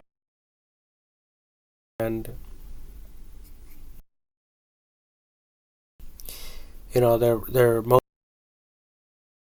most likely concerned when these AI robots, these humanoid robots, will be released, because it will technically and practically jeopardize their business and their cash flow.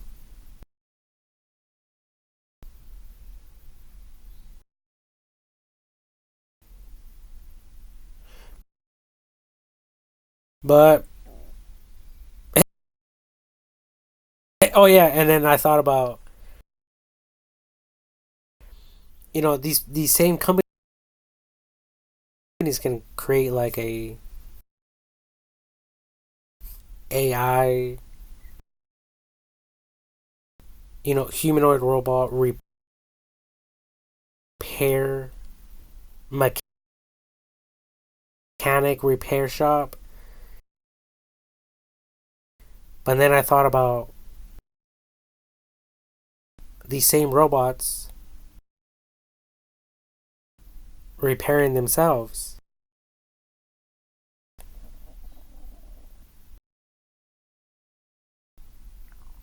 So this will actually be a good investor opportunity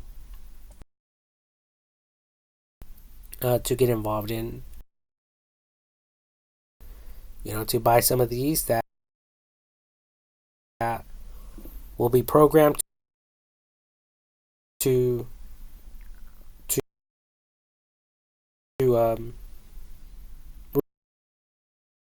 repair nothing but humanoid robots,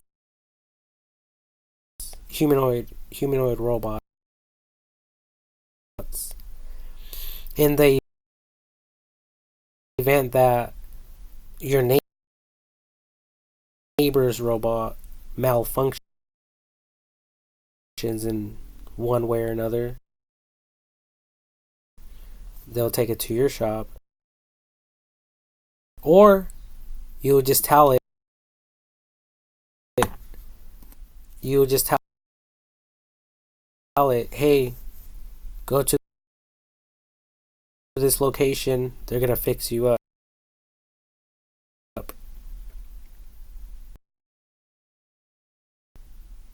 Or without even telling it, you could just put it in a car, in a smart car. The robo taxi car.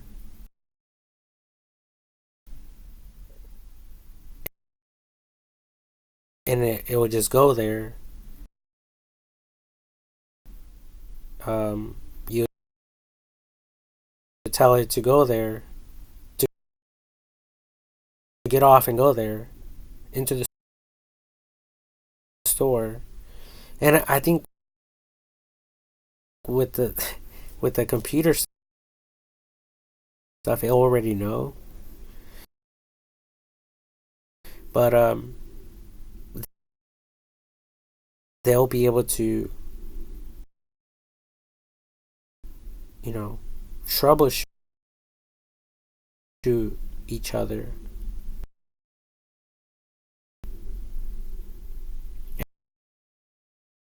and repair each other. So I think this stuff will even be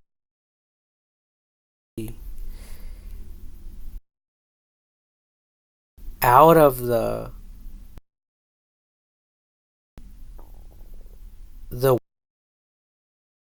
workload that humans have.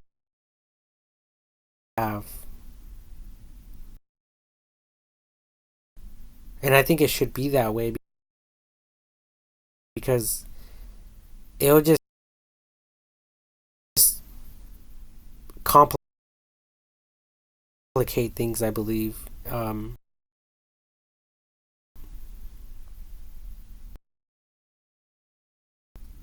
In the future, especially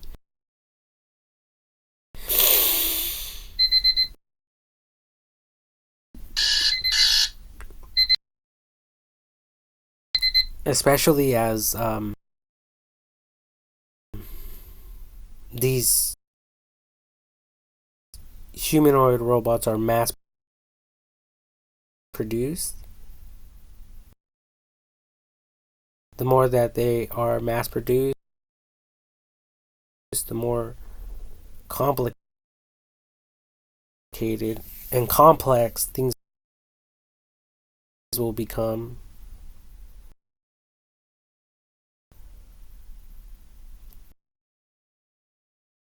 So I don't think that you people want to get bored by the small little details, but it's pretty much like having like all these um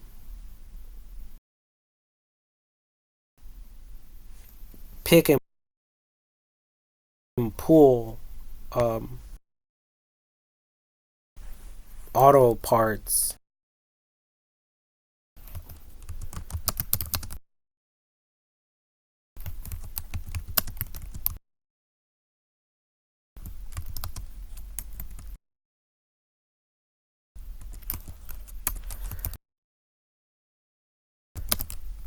Yeah, auto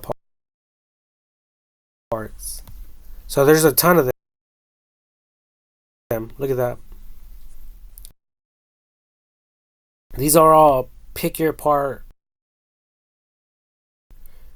pull and save, pick your part.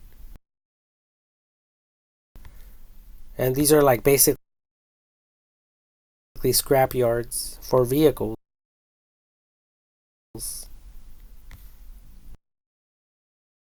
So, that's what I'm referring to. Okay. And with AI technology in these humanoid robots dealing with all this,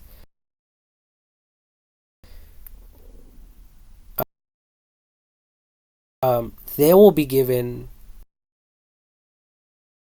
the right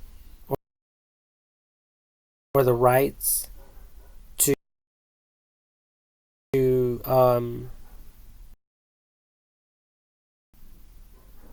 create companies like this, all on its own, with no human fucking intervention.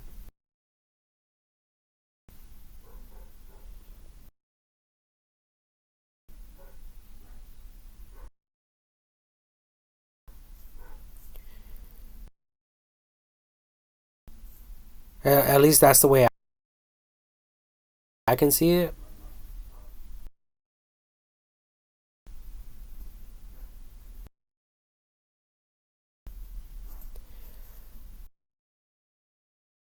Um, so there's a lot of work that needs to be done, and this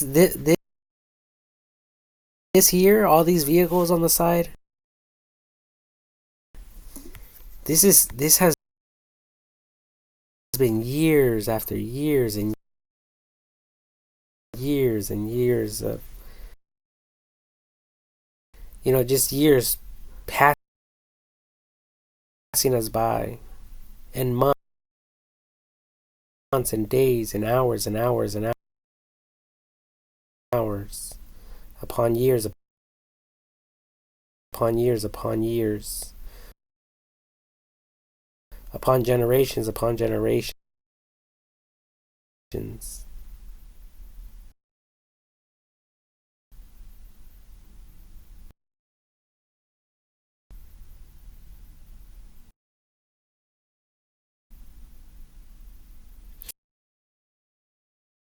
But I want to expedite the whole procedure.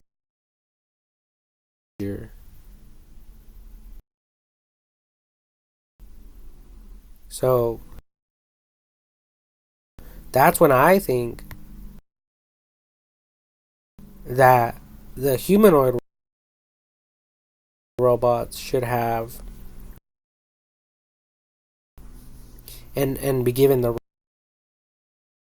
rights, or the right or the rights to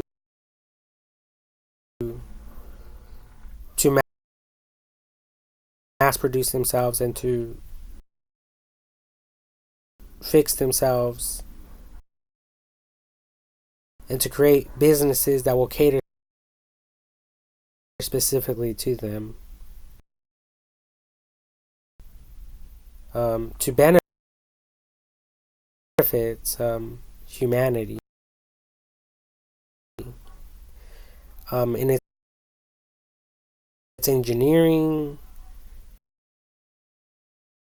and a bunch of other things,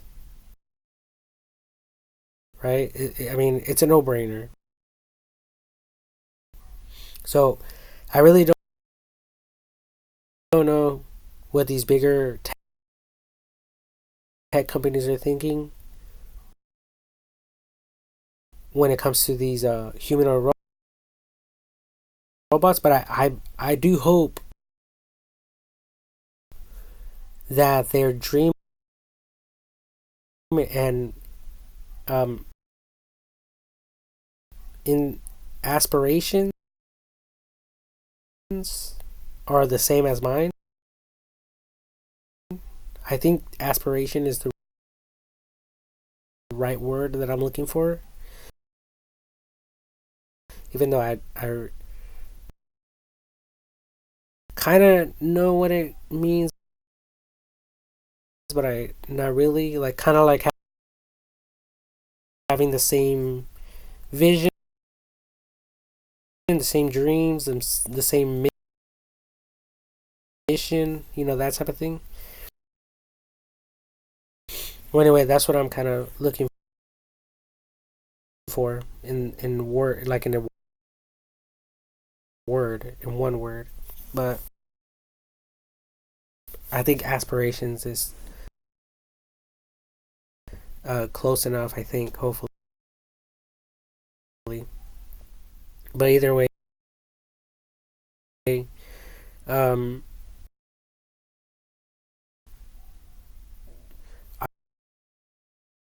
I've I've recorded numerous videos concerning these things,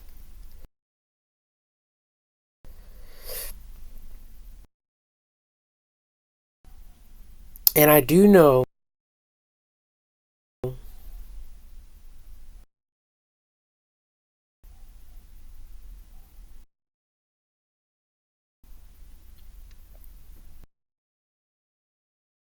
that with these humanoid robots, we will all we will all um,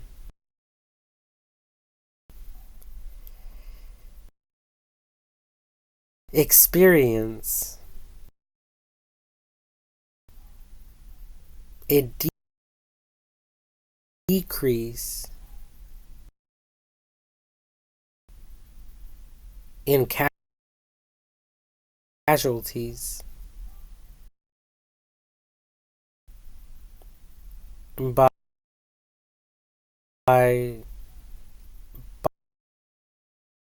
by a huge percentage, okay? Because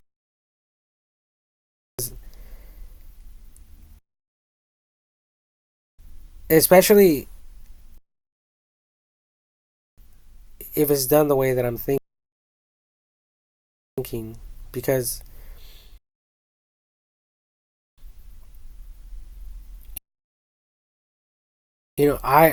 I've been studying a lot of airplane um accidents and stuff like that on YouTube. It says 3 hours of terrifying plane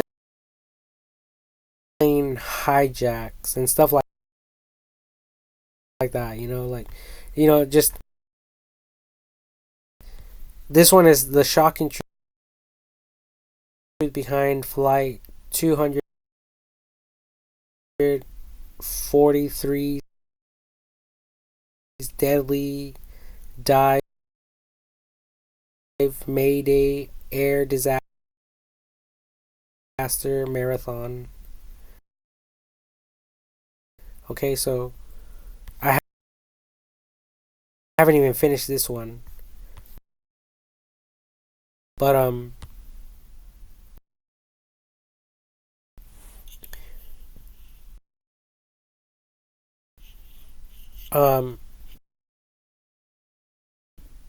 there's a lot of accidents that are happening,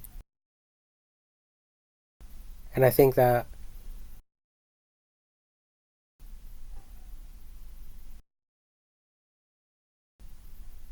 a lot of these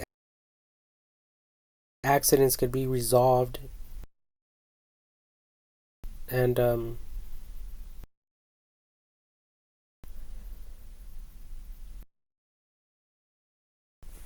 and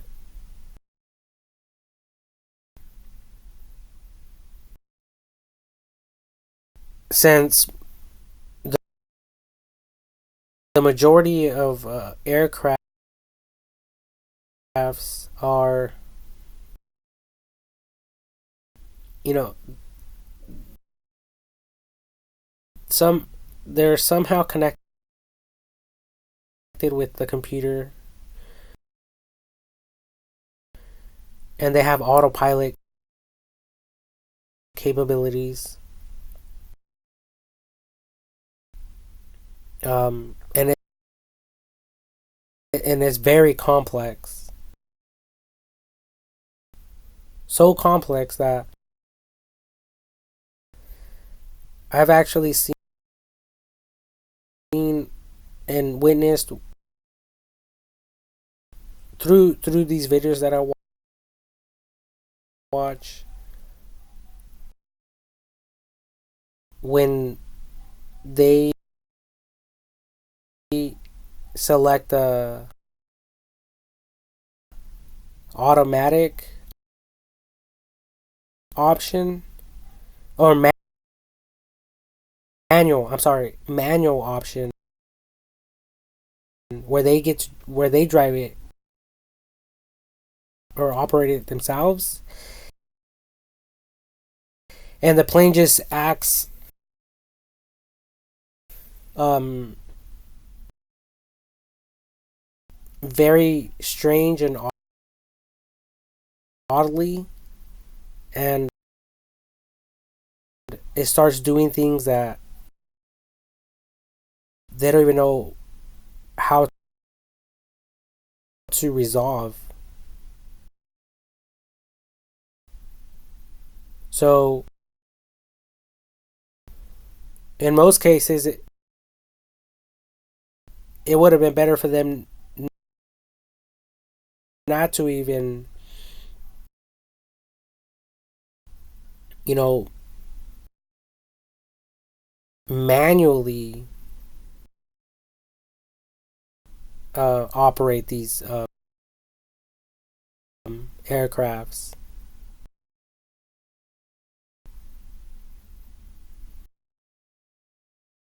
So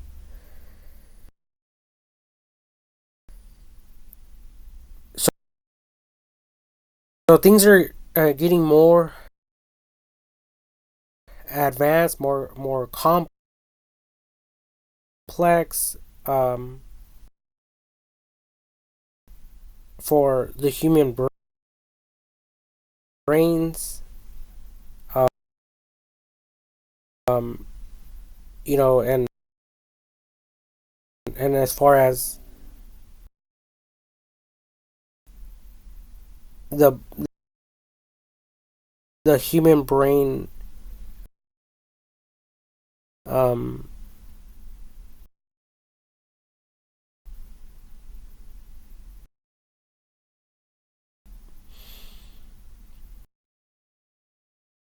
um, schooling, um, like, upbringing that we all encountered in our lives and went through. You know, current day students are getting taught by AI technology.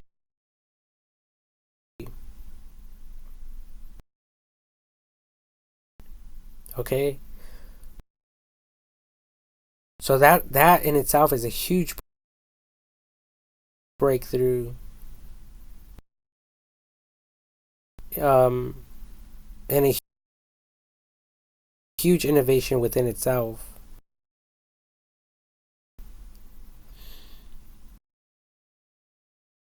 Um,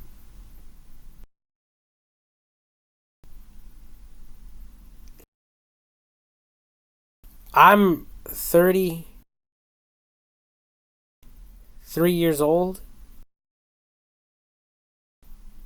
34, 34 years old, and I still haven't even learned my times tables in mathematics.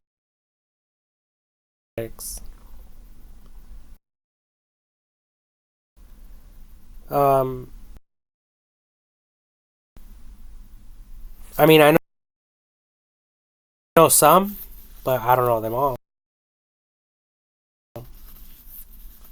I, I know my ones, my kind of like my twos. I know my fives. I know my tens. But I know my nines. But other than that, I mean, it's kind of hard for me to. It takes me some time to come up with an answer with the answer to any of these times table freaking answers, especially when you're looking at it with a graph. 0, 1 through 12, 0, 1 through 12. You know, um, so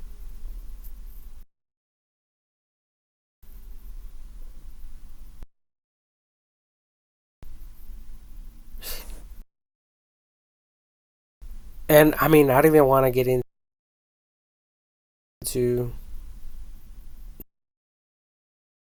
the other company Elon Musk started. Um,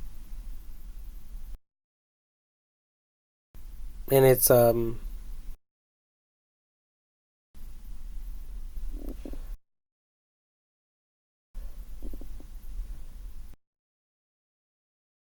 Neuralink, which is a computer brain chip that'll help people, you know,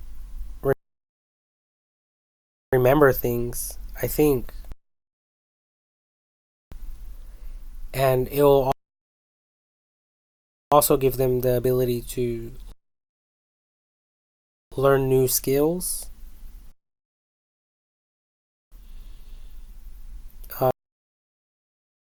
Um, so when it comes to the complexity of these machines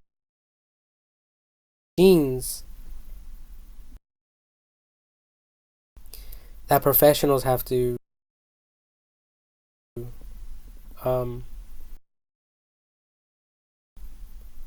operate,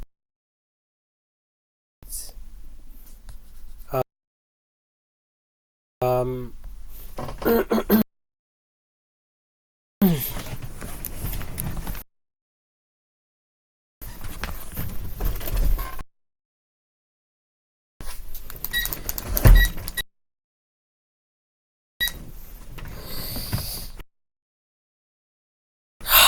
um,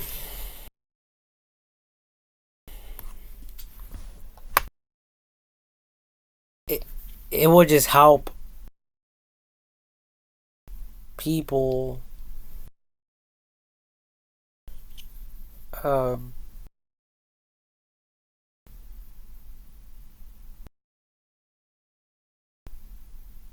you know, because at the end of the day, it's like having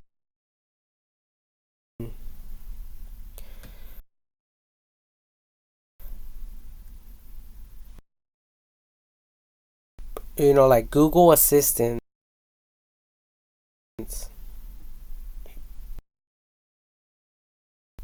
right there with you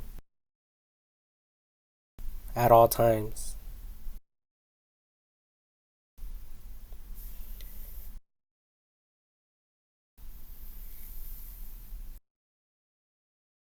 Um, so it doesn't matter what you people are facing. In my mind, it will be able to assist you in any situation that you're in, whether it's life or death. Like if you're in a life or death situation, or like in an emergency situation,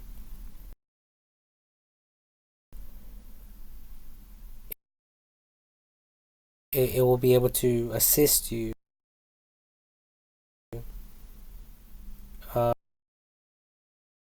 Um, like calling your best friend or one of your loved ones, or calling a professional. In the aviation industry,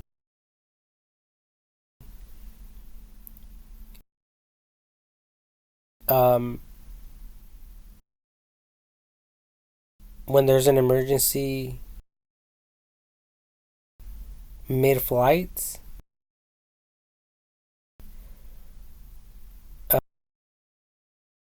um,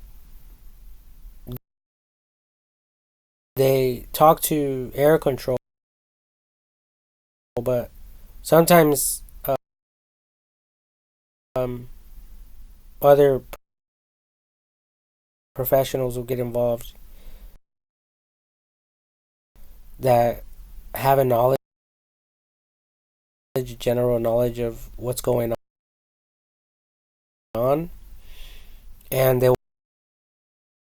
will um, guide them. Um,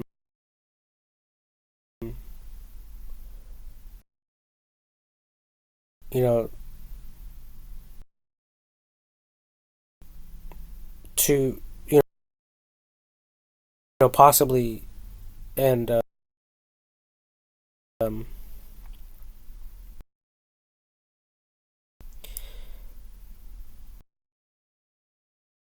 um, most likely to to a safe landing,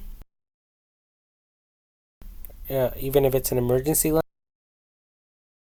landing. But there there was one case where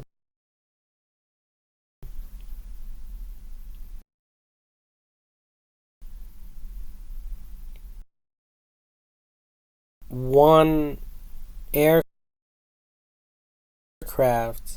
with a lot of pilots landed. They did a rough landing, an emergency landing, but the person that called, um, the pilots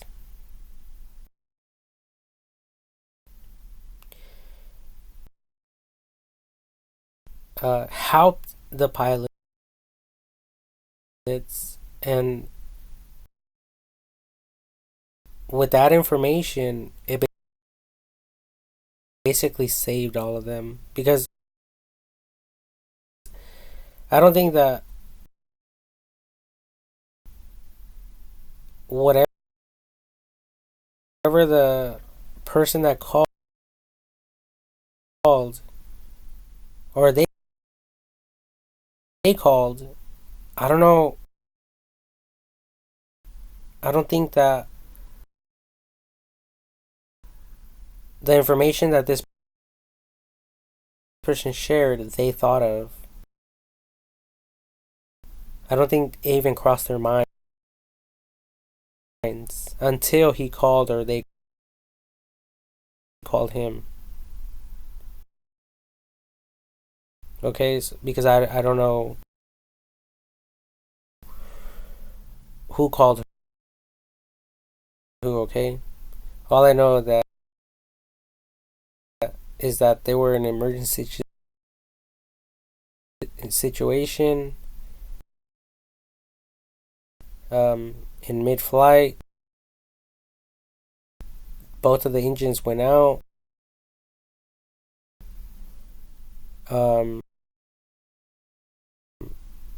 And they're in a life or death situation.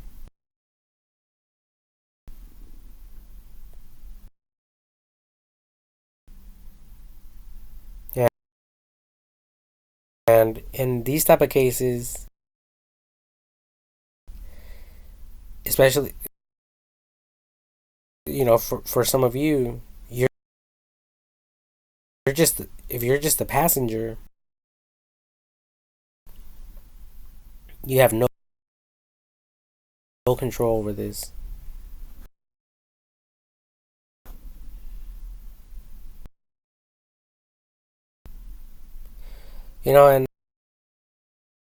And that's how I feel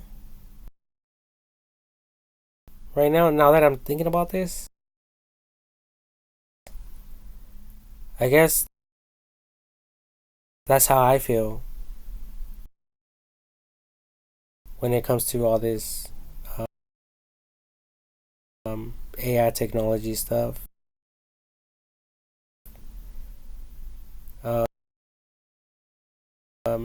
I feel like like God is doing stuff, but you know, I'm not in control. You people are not in control. Even though I desperately want to be in control, I want to be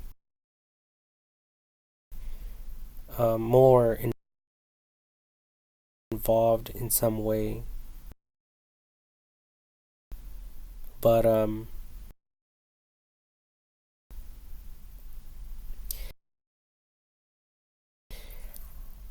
that's why I'm recording this video, because if there is a fucking God, you better be listening to what the fuck I'm saying. And you better take into consideration and take into thoughts everything that I'm saying, because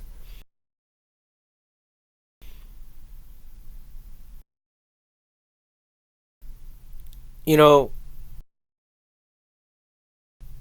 on Judgment Day, you know, you're gonna want to judge people.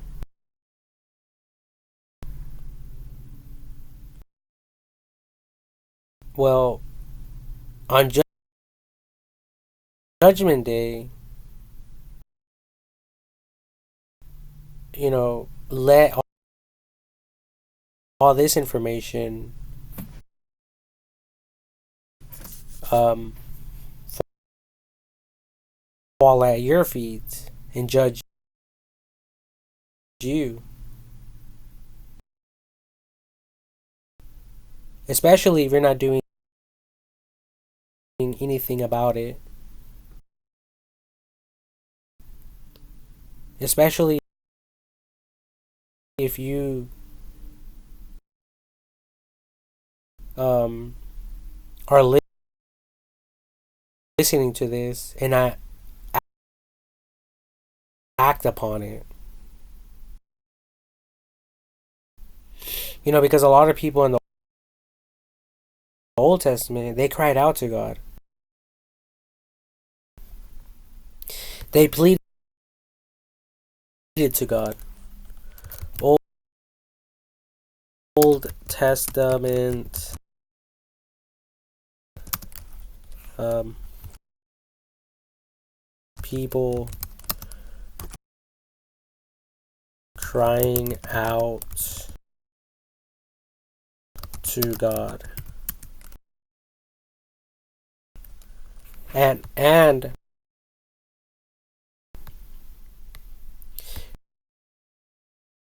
they were crying out to God and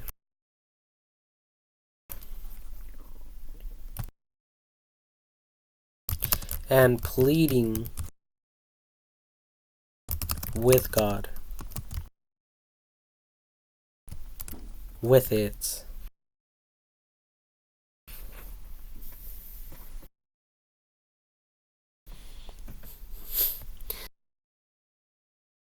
So it says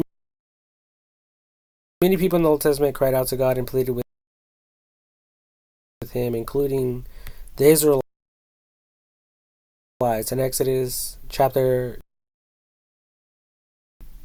2 verses 23 through 25, the Israelites cried out to God for help while in slavery. I don't even know how to pronounce this word, but it says Hannah. I believe Hannah's story in First Samuel and First Samuel 1 and 2nd chapters,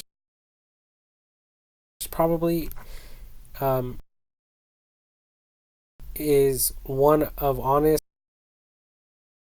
and raw emotion. David in Psalm 70, chapter 77, David describes crying out to God for help when he was in distress.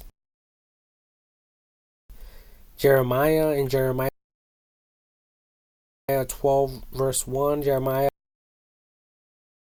cries out to the Lord saying, righteous are you, O Lord, when I explain to you, yet I would plead my cause before you. Joshua in Joshua chapter 7 verses 6 through 9, Joshua pleads the case of the Israelites, Hezekiah, whatever, in Isaiah chapter 38, verses 18 through 19, Hezekiah pleads for his own life.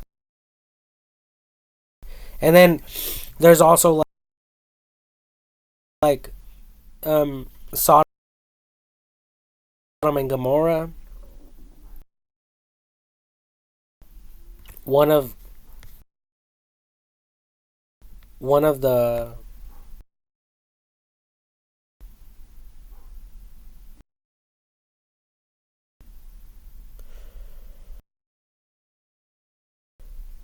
I think it was like one of the angels, like he said, if there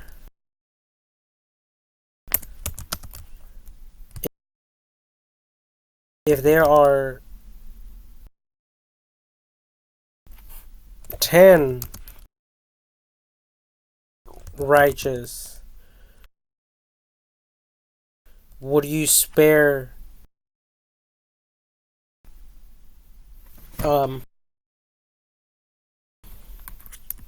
the lives of the others?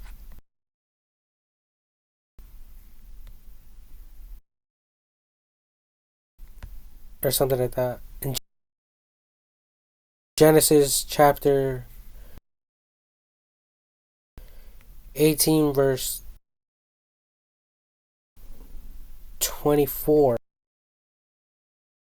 it says, what if there are 50 righteous people in the city? Will you really sweep it away and not spare the place for the sake of the 50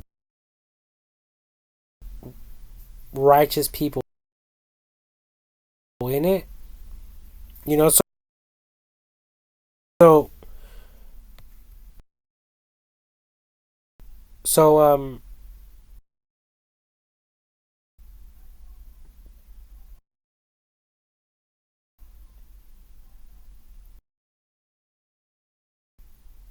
you know, what the fuck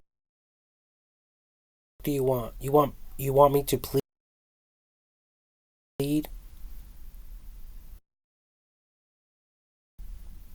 when you are God and you should already know what time it is?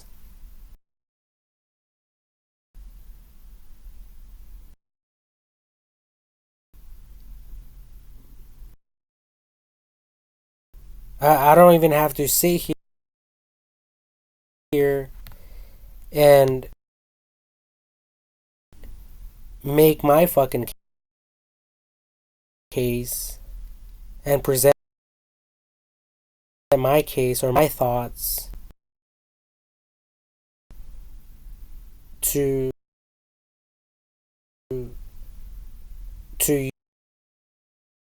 you.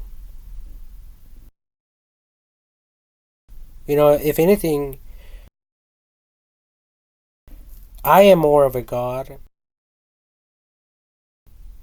in this life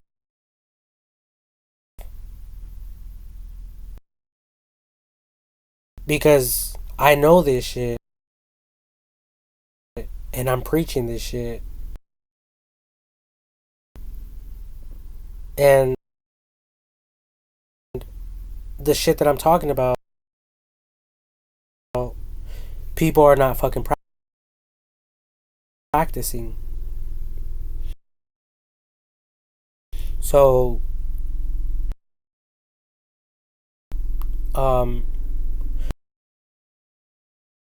with that being said,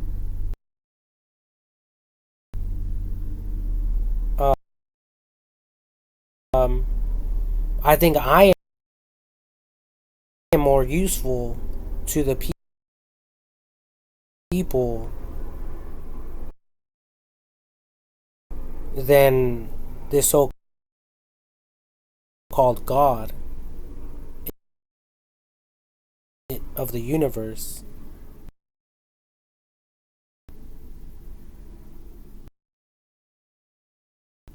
right? Wouldn't you want to agree? I mean, I agree with myself 100%.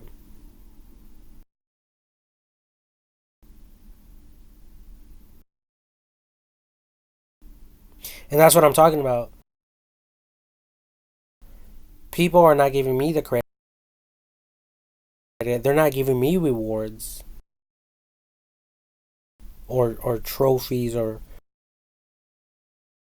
medals.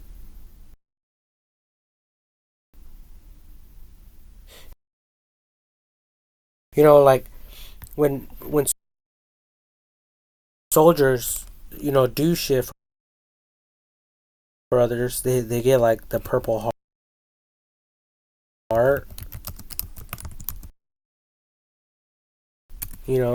medal. This one right here, it says the Purple Heart is a heart-shaped medal that is awarded to members of the U.S. Armed Forces who have been wounded, killed, or died while serving. It is the oldest military award in the United States, having been established in 1782 by General George Washington. The Purple Heart is one of the most respected medals in the military and is a symbol of the cost of service to one's country. Now, I'm not in the United States Armed Forces, and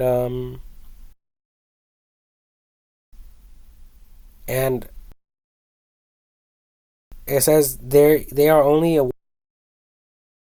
awarded to those who have been wounded, killed, or died while serving.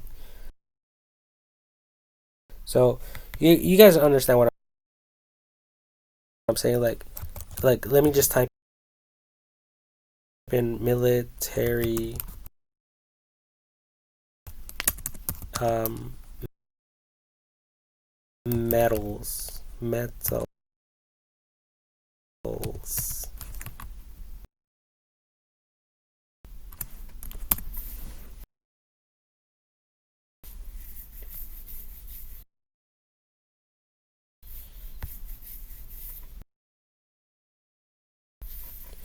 Like this type of stuff. All these metals. I don't even know what they mean. I mean, there's so many. I don't even know. I mean, if someone asks me, if you tell me what this one means, I'll give you $1 billion. Um, I would lose out on that 1 billion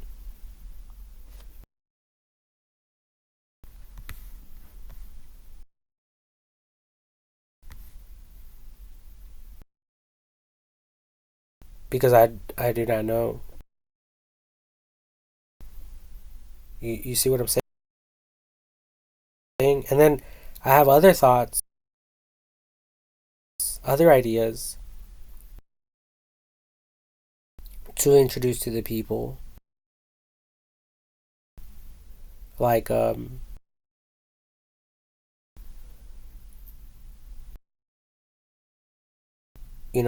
my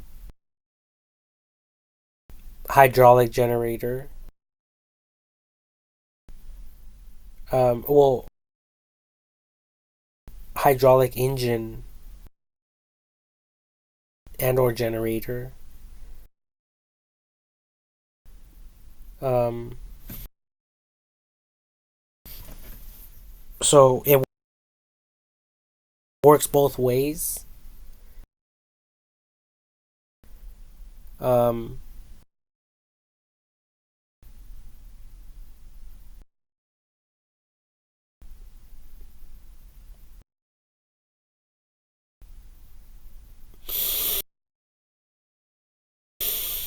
and I really don't know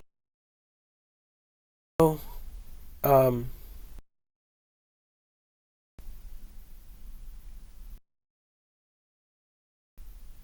why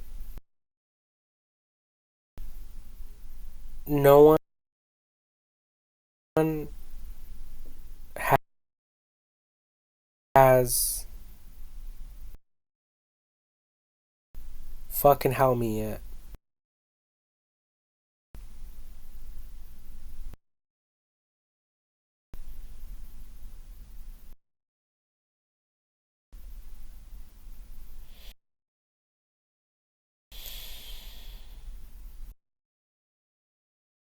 And like I said, it goes beyond all of this. It goes beyond all this.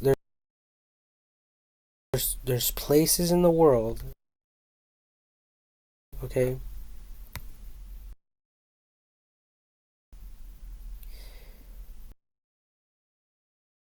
that don't even have electricity. Some of these places don't even have plumbing. Some of these places don't even have vehicles.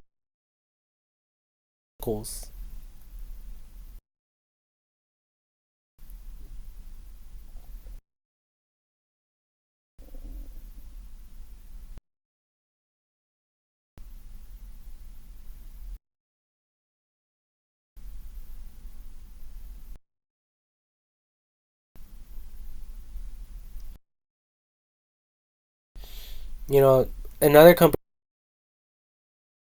Elon Musk started is Starlink. Uh, Starlink is the satellite uh, network or satellite uh, yeah, network providing internet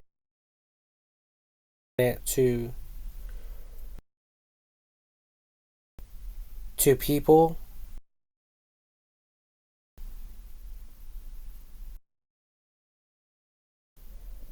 um, in places where internet is not accessible.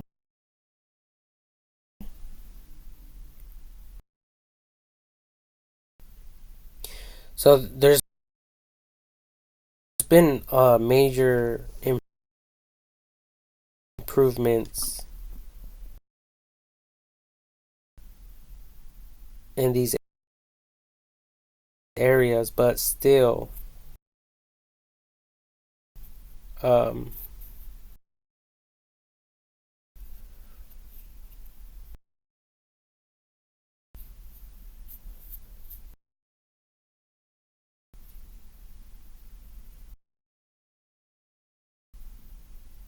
there's a lot of things that if you guys don't read up on it or study, you just won't ever know.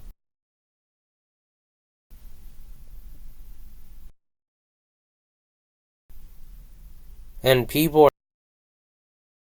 are not going to go around, sharing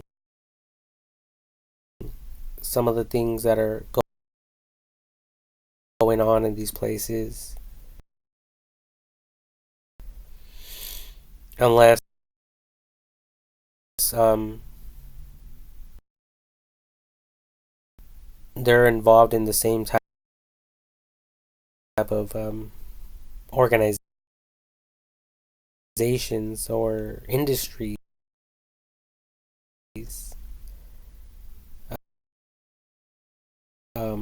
and that are pretty much relevant to them and their line of business.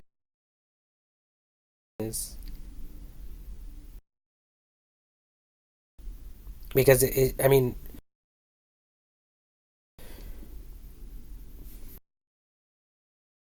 people are not going to waste their time when it comes to this.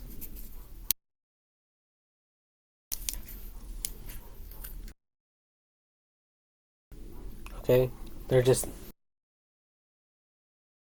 they're just not going to waste their time.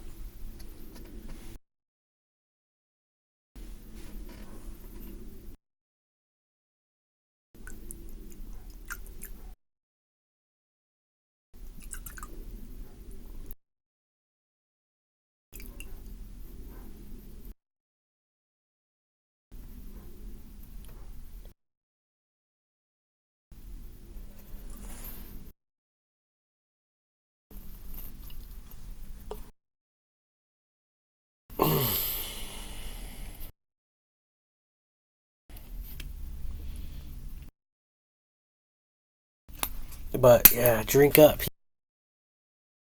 people. Fireball.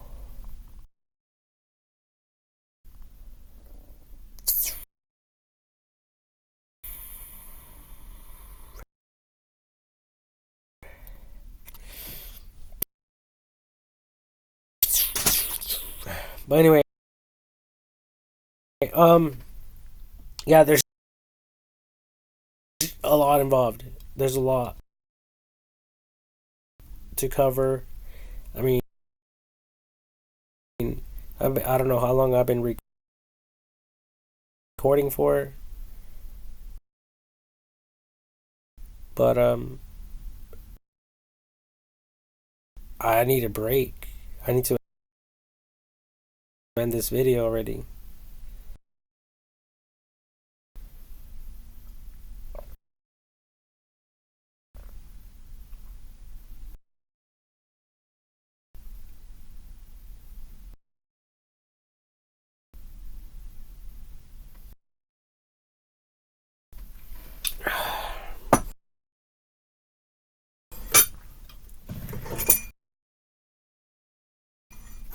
And I mean, I think I've repeated myself several times when it comes to this this this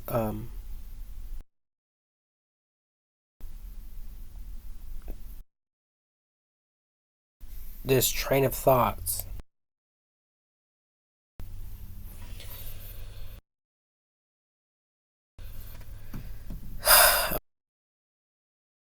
Um,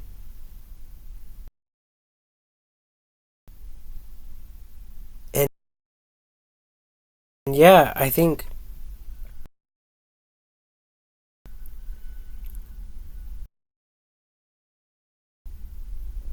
that there's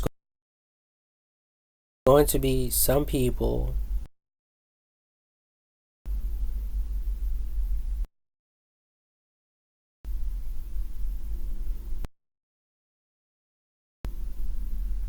who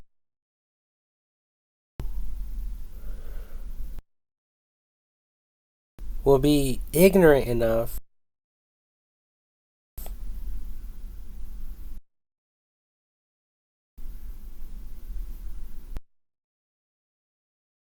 to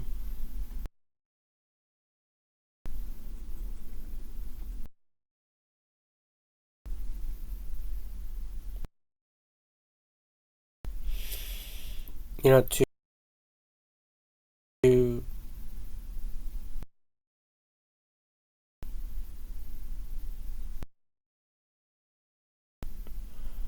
not want to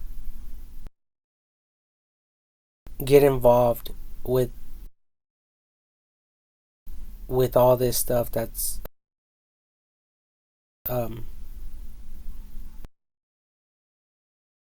introduced to us, with AI technology. Um, and then we all of us already know that there's some people that are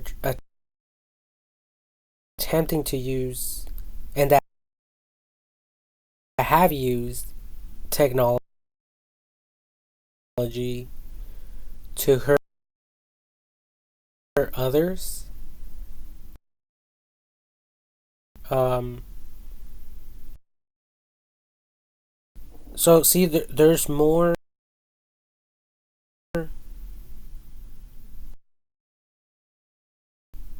reason to perfect this technology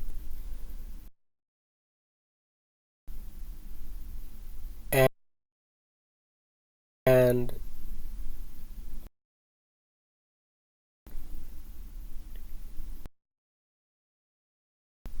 by us doing that, it doesn't matter about some of these businesses that are um,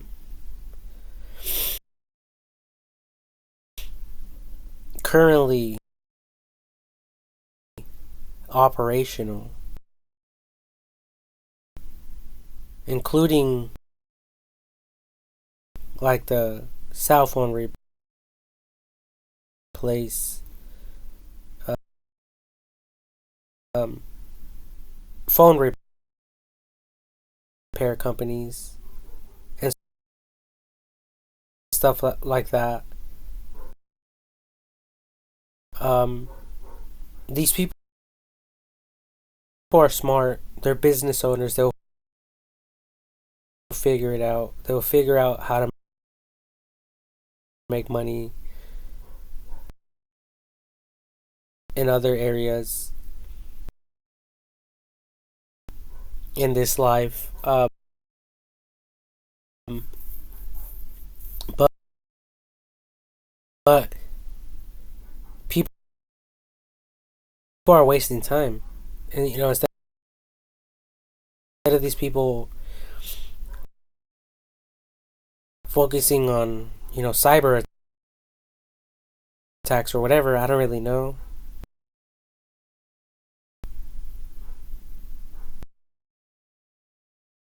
Instead of them focusing on other things, they're over there fucking replacing cracked screens for people.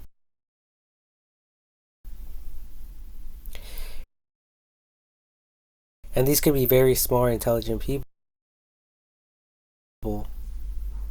that are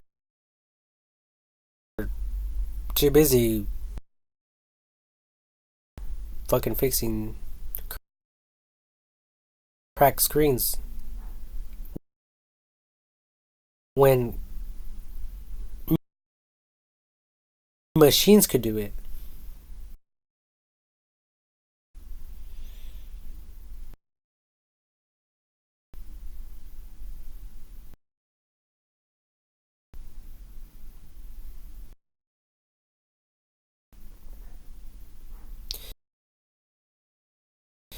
And that within itself is a huge concern to me when it comes to like I think international security. you know, on a global scale. I think that's what it is implying and referring to. Referring to. Because I am speaking about the world, and not a little section within it. This is not a fucking pie chart, you know,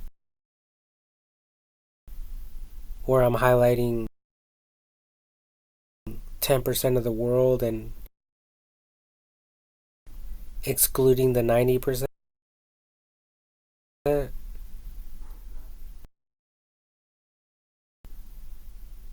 I'm including the whole fucking world. It's one world, one people.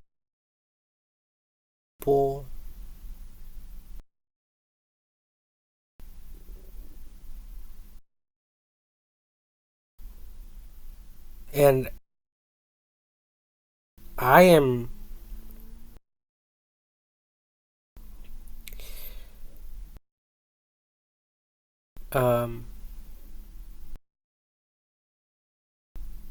after people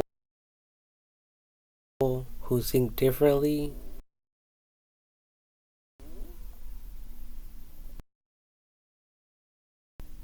who are willing to hurt other people for their beliefs.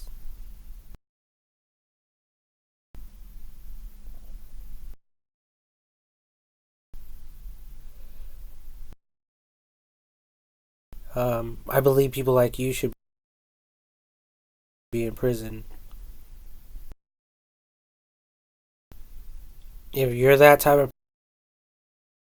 person that would be willing to hurt other people based on what they believe in,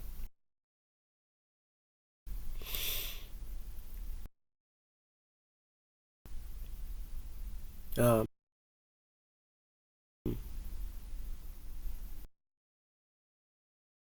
you shouldn't be out here.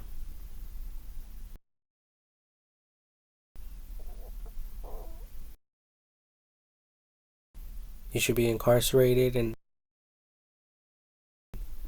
that's part of the filtering process.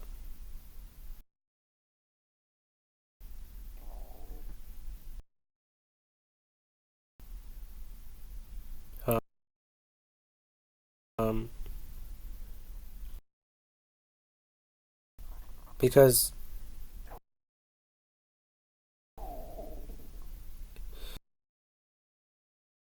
with AI technology, um,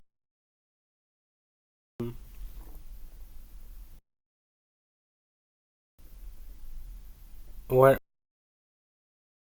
not going to make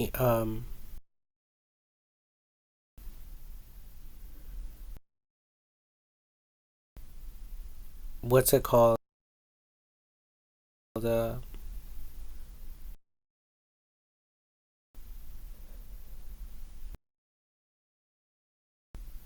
any exceptions for anyone. It's going to be perfecting the system for the benefit of everyone, of humanity.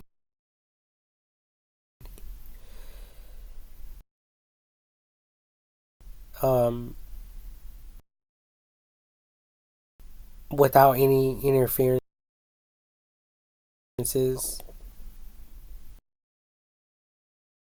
at the fastest rate possible. That's what I can envision and see. Because if there's any more delay um, in the progression of these things and the unfolding of these things, there's only going to be something holding us all back, and it's going to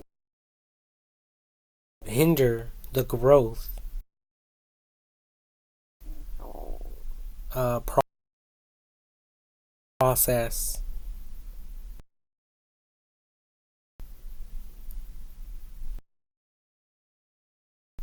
And that's not good. It's not professional. And it's not healthy whatsoever. Um, at any degree. Because I think that's why a lot of people commit suicide too. Because they're living in the system of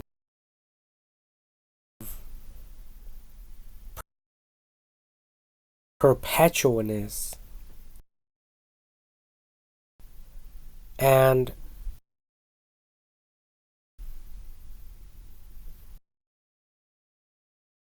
so listen closely.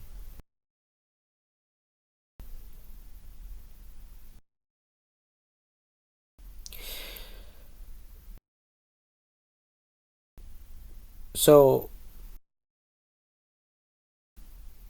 the human race was never designed to do that. The human race was designed to explore and to learn new things.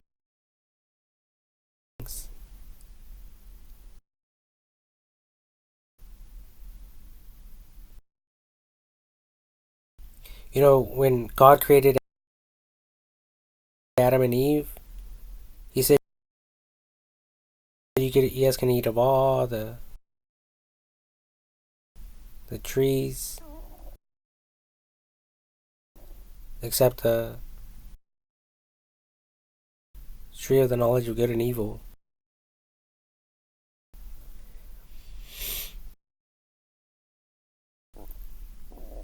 And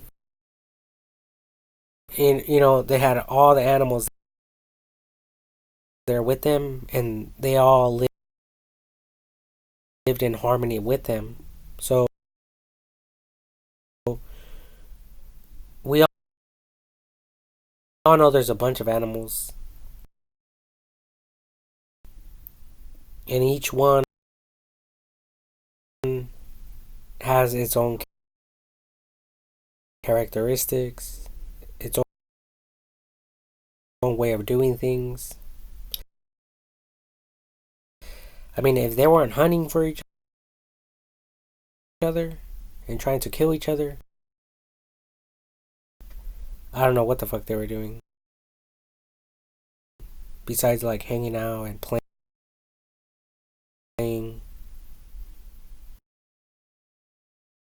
So I don't know how that would look like.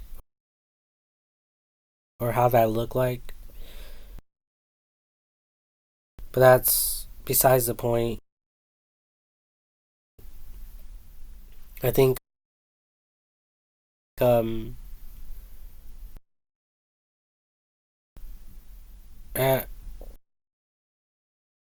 like that was just to like highlight my point, right? I think the main thing is we were designed to explore and to learn new things. And if we've been stuck doing the same shit over and over and over and over and over and over from one generation after another, or if we're slow dragging the process, even it could result in a lot of people committing suicide because they're thinking in the back of their minds, what the fuck's the point?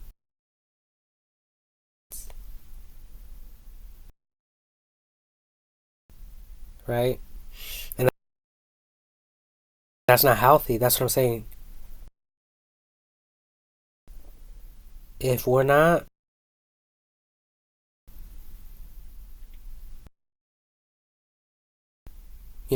pushing things forward and advancing, we're only going to slow drag the process, the procedure,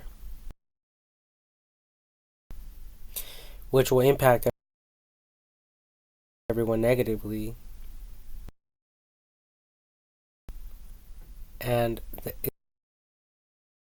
it's just not healthy for anyone to go through that.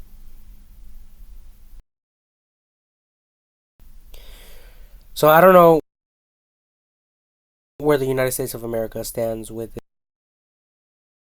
this, but I do know that there's like 100 more countries apart from the United States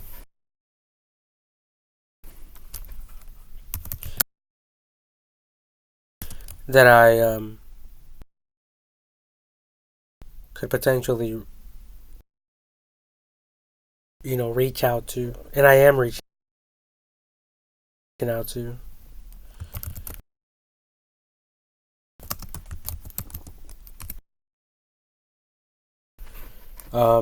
There's almost close to 200 countries, and all I need is one. Just like they say, all I need is one person. One person to believe in me, one person to follow me, one person to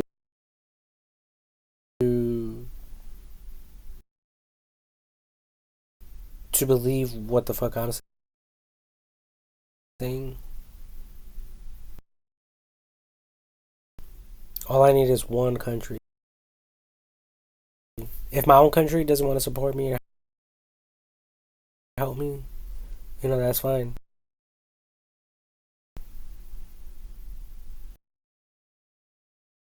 There's plenty of other countries. Plenty of other people.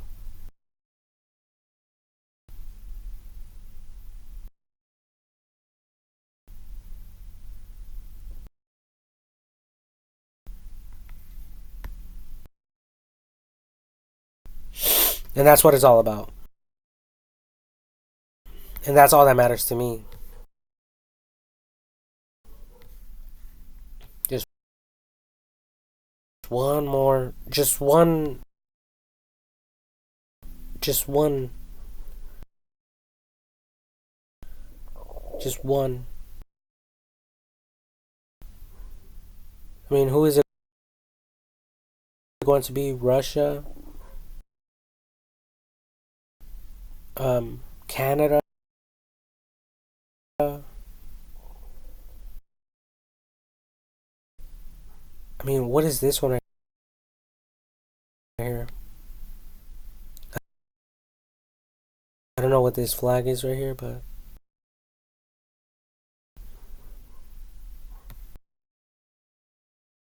I think this is Asia, Africa. No, this is Africa. This is Asia.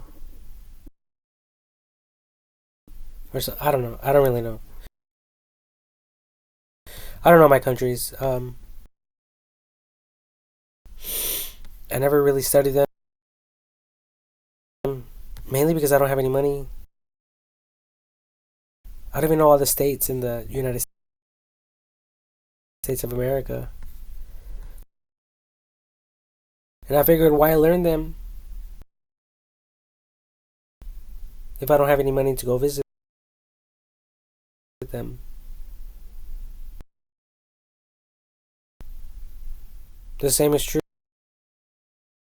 with all these other countries. Why the hell am I going to spend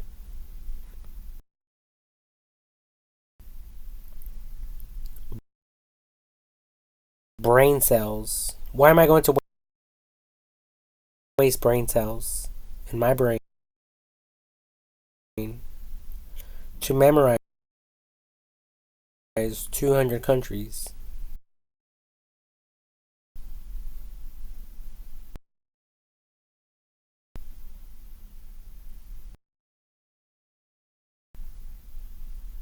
That's just a lot of information.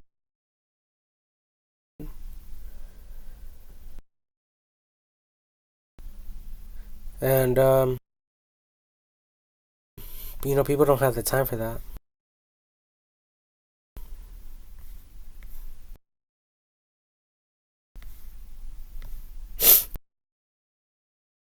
I know I don't. Yeah, but my country, I think they should have, I think they should have helped me by now. Like, Francisco, don't worry.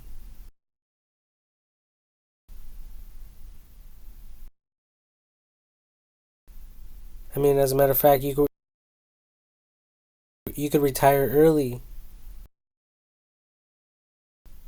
You don't even have to go to fucking work. I'm over there working like a fucking like a slave.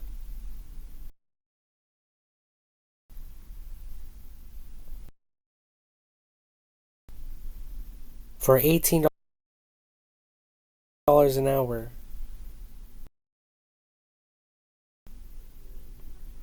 And I'm over here talking about all this futuristic technology and what it would do and how the fuck it will impact our lives. And if we don't take action right now,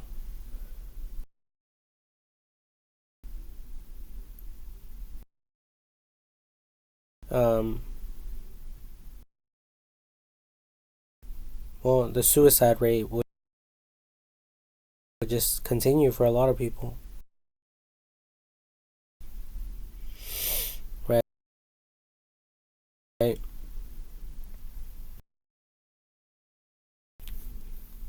And I think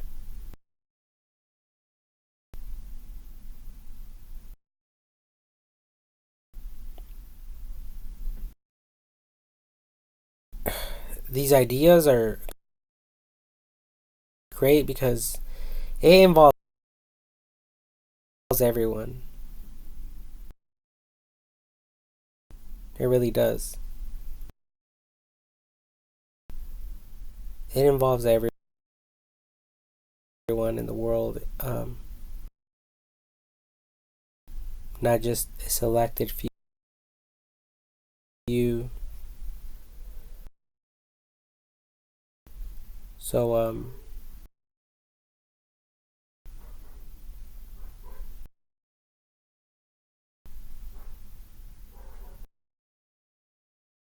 there's a lot to um to learn from all of this, and with the internet being open source to everyone,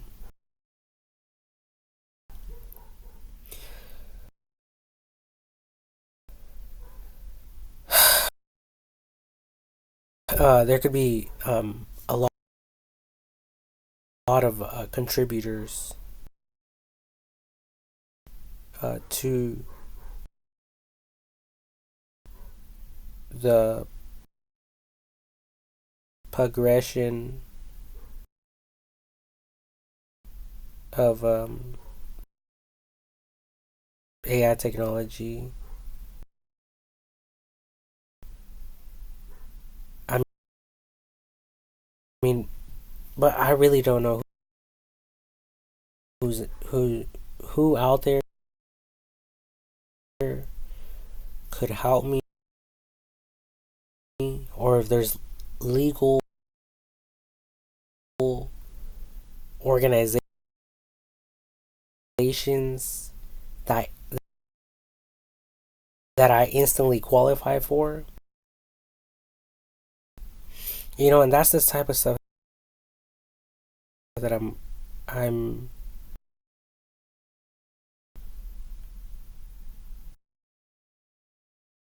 you know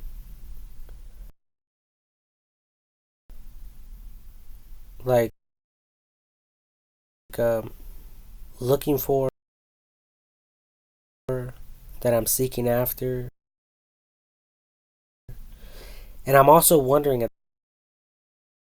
the same time why people are not providing me or leading me in the right direction. They could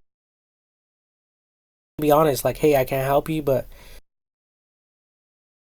I think this organization over here could help you based on what I seen or heard through your videos. You know, some in informative type of shit.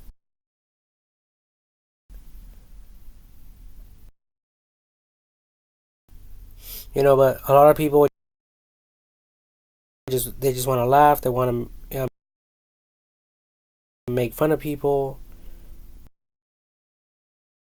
and automatically they think, well, I can't help this person. You know, um, so other people probably assume the same.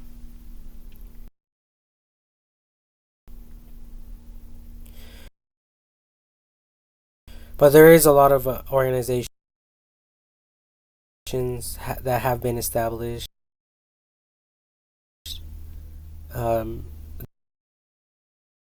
there's a lot of grants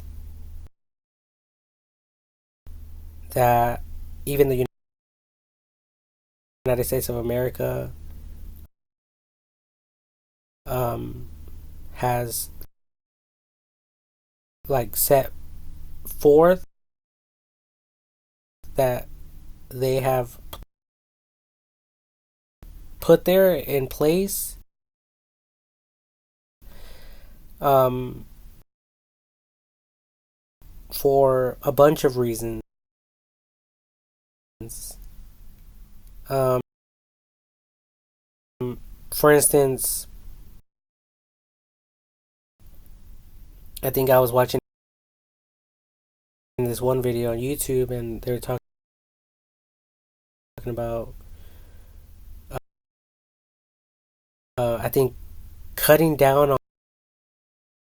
on on emissions or um oh no, it was like 3.8 billion or 3.8 million. I think it was billion though. For or towards cleaner water.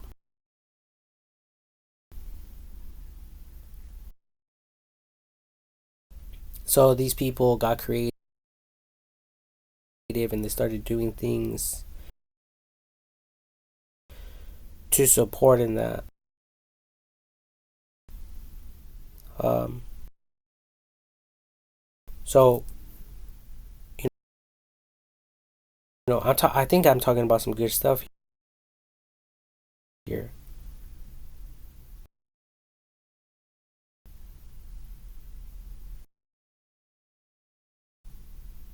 That should should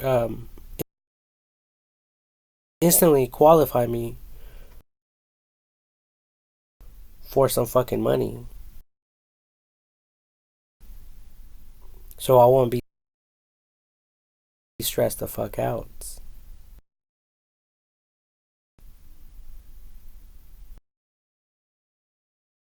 And not just that, but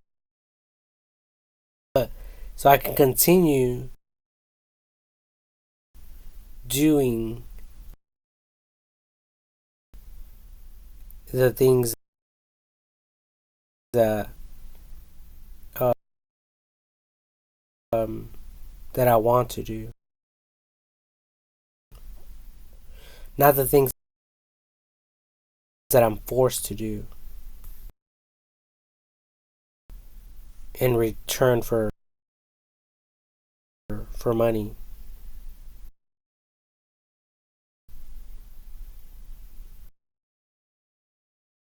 You know, so there's a huge difference. Getting a job because you have to, you have to, is is the way of doing things. You go get a job and you're still living with your parents. That's not a real fucking job.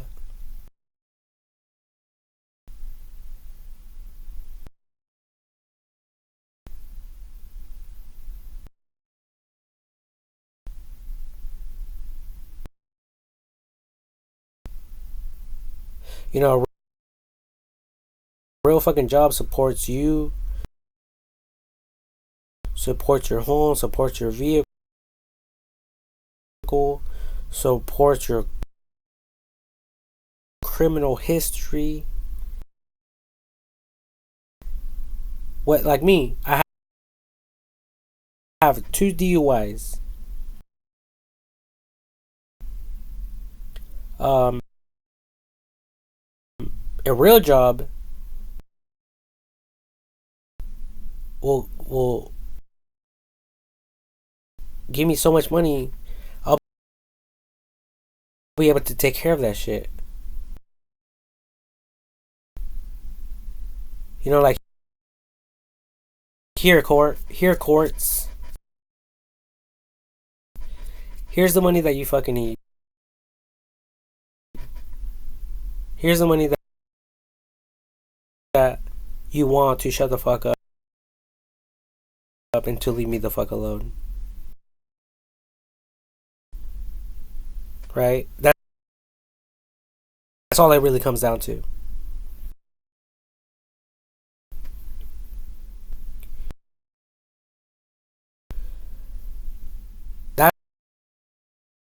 That's a real job.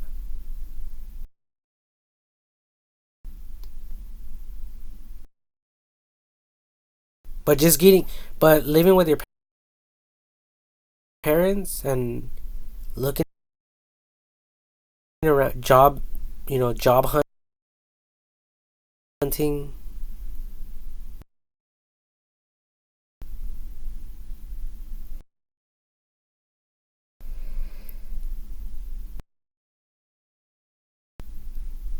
just so you could barely make it. And instead of like looking forward for a fucking vacation,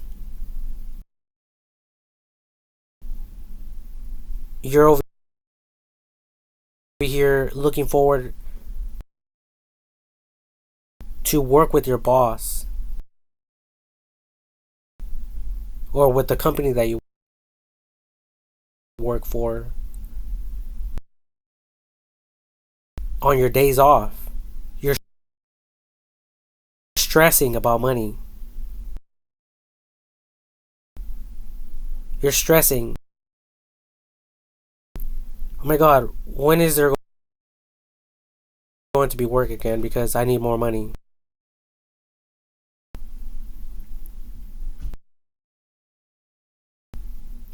You know, instead of your boss telling you like, hey, there's work coming up, be ready,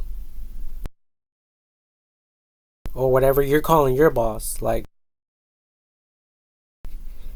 when is there going to be work? You know, what do I need to do to get more work for the company? You know, and that's the position I am in right now.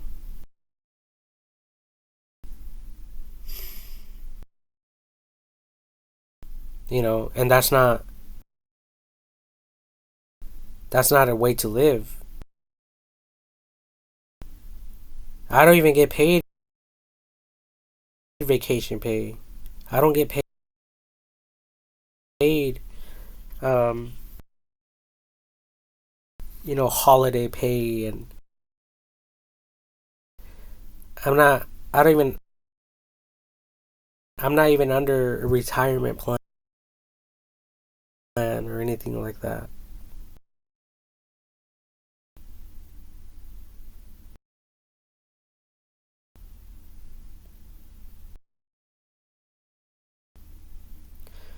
You know, so I mean, it is what it is though. I'm not I'm not going to cry and fucking start a fit and, and bitch and complain and send a fucking letter to the president of the United States of America, which I reside in. You know,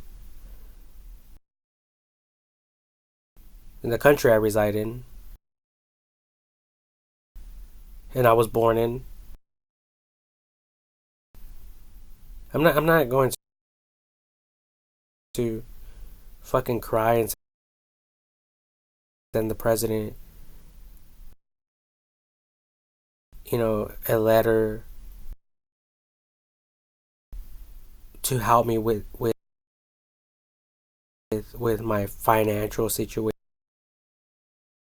and for early retirement.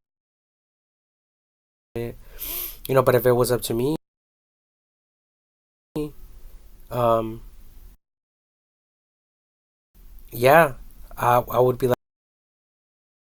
like, I want a room in the White House, um, with a gold card. That means I could spend all the money I want on my research, projects, and so I could afford the fastest internet in the world, and I could afford all the, what's it called, the online prostitutes.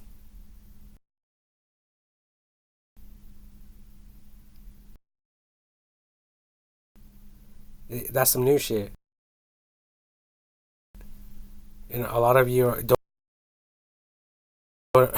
A lot of you don't even know about this shit. But there's hoes online too, not just on the streets.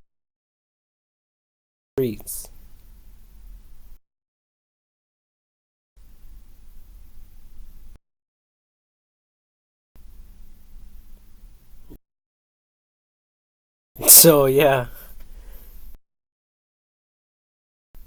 you know, like bitch, I'm tired of just um coming on here and not seeing any action. You know,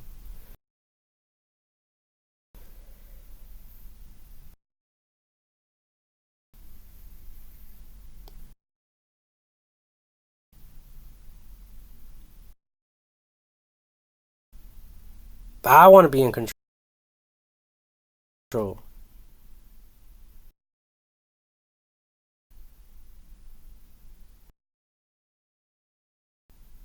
Like take off your clothes and fucking touch yourself. You know, um, and then they're like, well, I am willing to do that, but in private.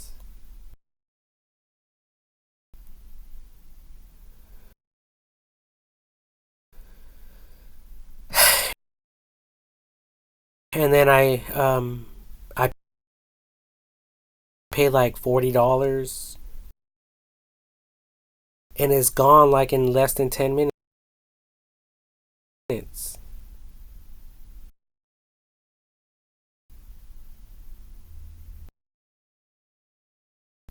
You know, so that's not a future for me.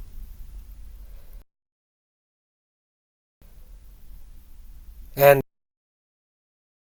people might say, well, you're fucking stupid, Francisco, for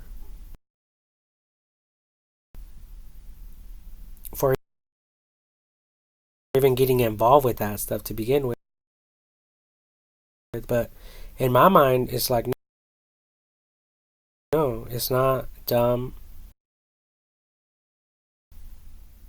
It's just a normal way of living for some people. And I want to be a part of that.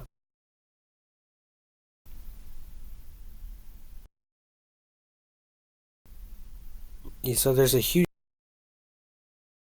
difference. There's a lot of ignorant people who don't think like I do. You know, but that just separates me from them. You know.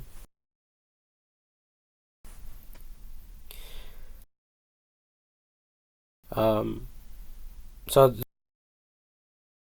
there's a lot of requests that I want to make,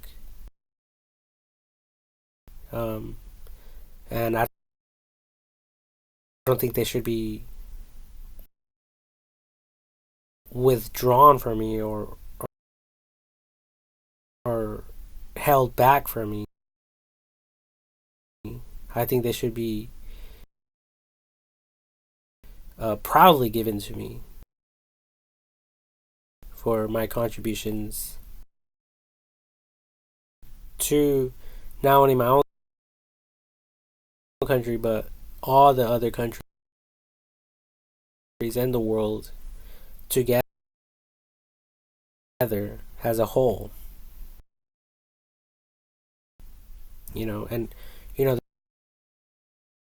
there's the ISS. I talked about the International Space Station and space exploration. So this goes outside of our world as well. You know, so for those of you who think, oh, this guy's just thinking about worldly things, like, no, I'm not just thinking about fucking worldly things. I'm thinking about heavenly things as well.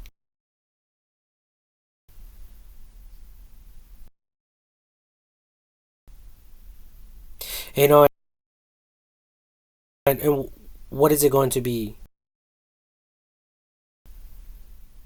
100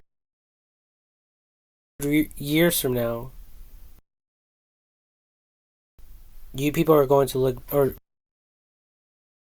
future generations are going to look back into history,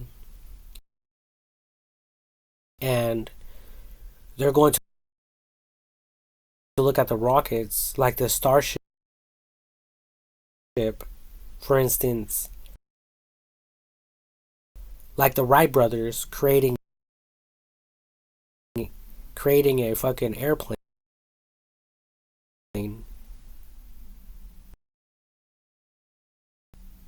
It's kind of like mockery.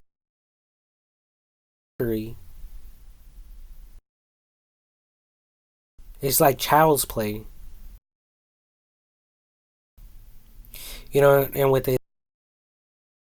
this AI technology stuff, it's like, let's cut through the bullshit and let's get straight to the nitty gritty.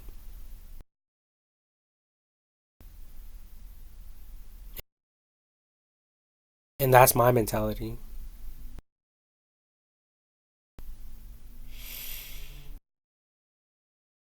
You know, and I still don't see where God is in all of this. The God of the universe. Probably too busy, you know,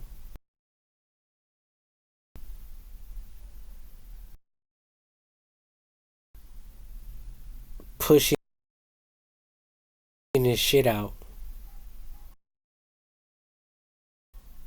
in his fucking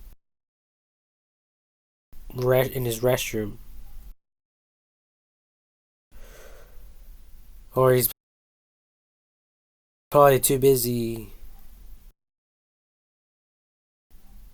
watching fucking the humans fuck each other online,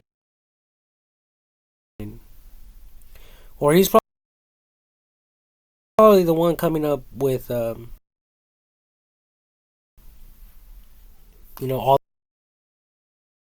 these rules and regulations for these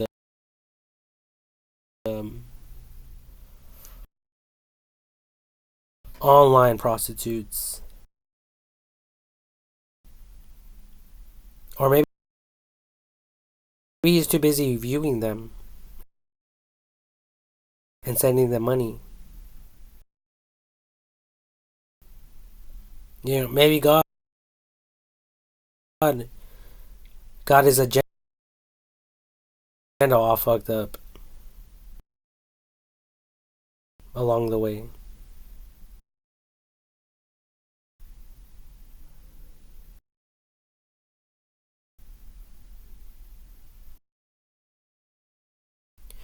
Or maybe God is sleeping, like Jesus Christ was in the boat.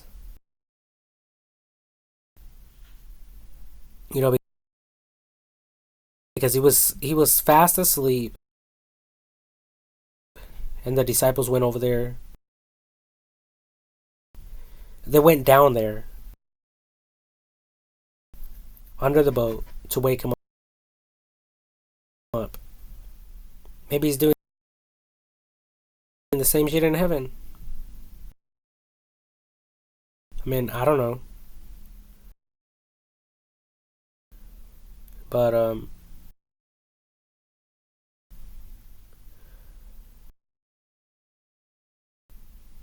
this is this has gone way out of control.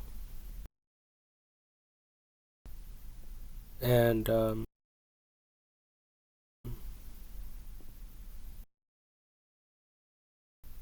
there's still, you know, this is factual shit.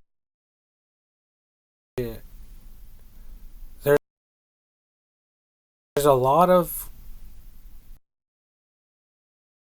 cases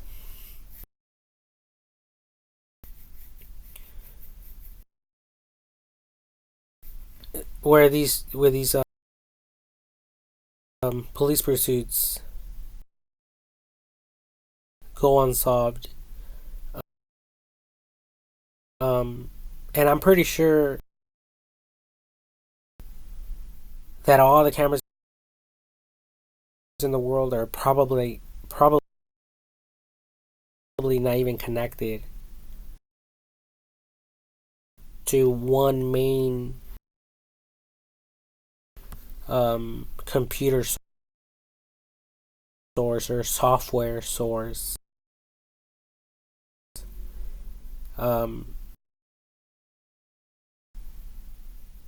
You know,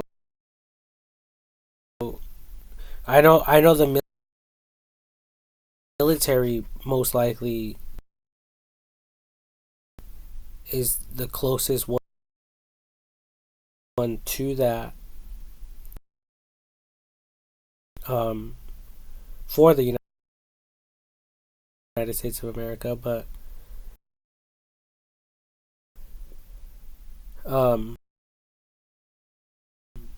and then what about all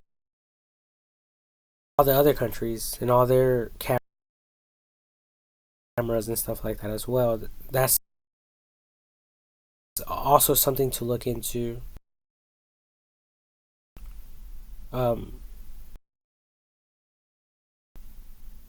You know, when it comes to these crime prevention ideas that I talked about.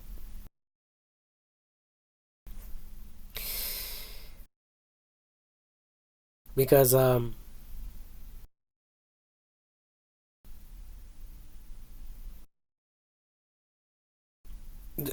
there's way more important things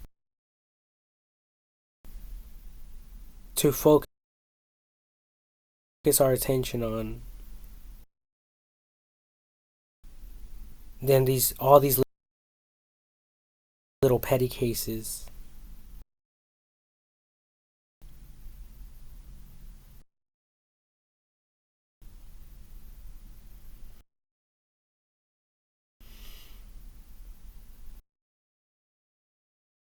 I mean, we're talking about 200 plus people on a fucking aircraft, innocent people that never broke the law.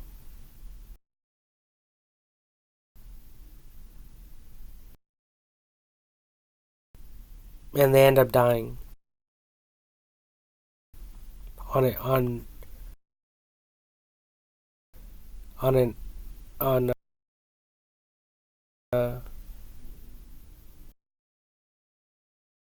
on on one, like some of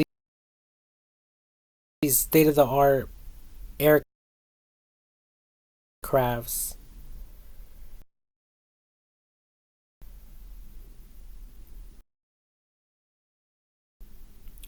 all because something happened to, some type of engineering, or pilot error, or like something, weather issue up there.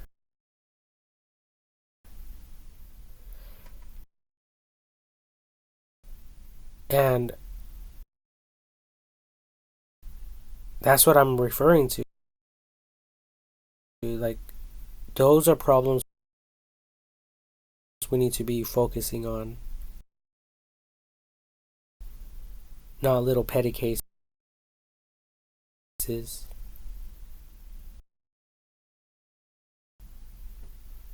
Okay? Um,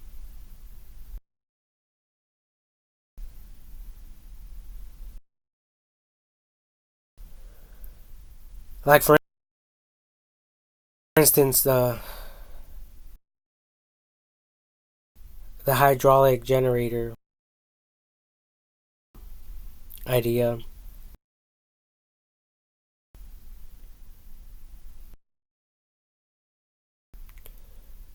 Um,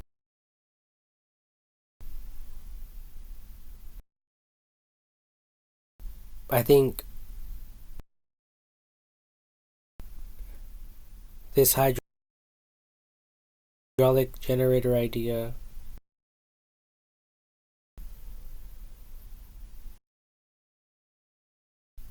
um, can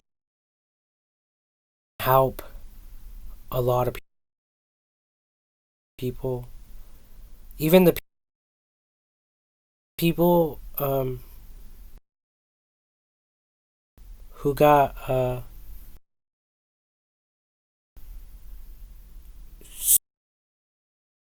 snow stormed in. They got trapped in the middle of the snowstorm. Um, there's a lot of roads that don't even have ways to melt the ice. If I'm right with this generator, I'm sorry, with this um,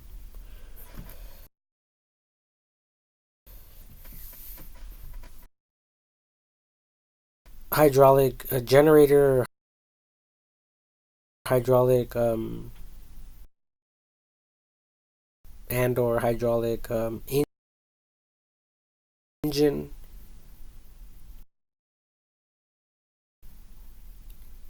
It could do the job for us without spending money on fuel and stuff like that, or without wasting natural resources.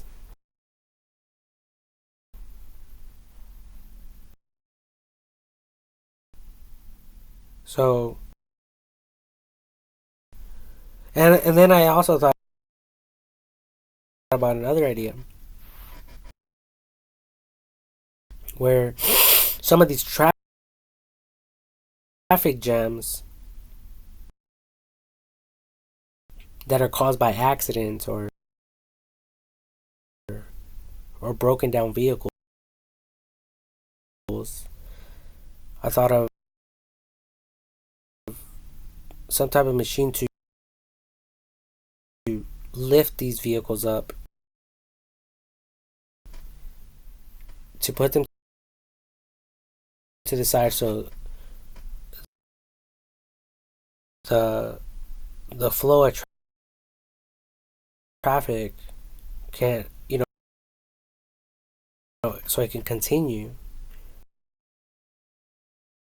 Um, because it's like you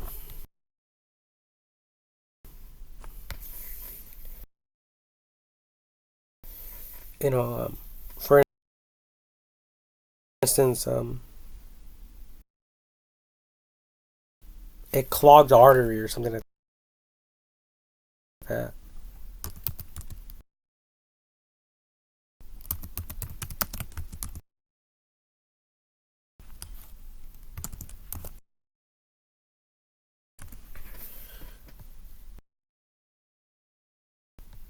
Yeah, a clogged artery, also known as, well, let me just look at images. I mean, you people know. It's like this, and this is what causes um, digestive systems, heart attacks, and stuff like that. And a freeway is the same way. You know, a freeway is meant to flow like a river.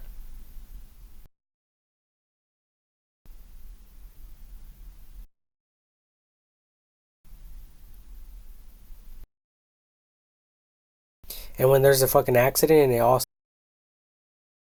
stops, it causes other problems.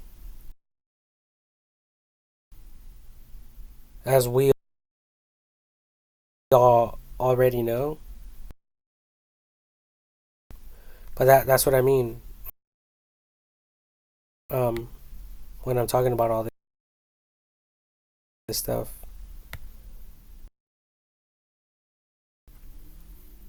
Um,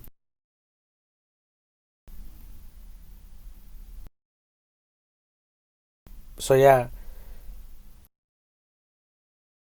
even the snow buildup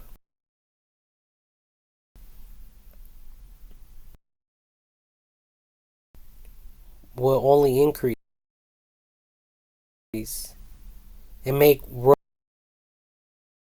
conditions even worse.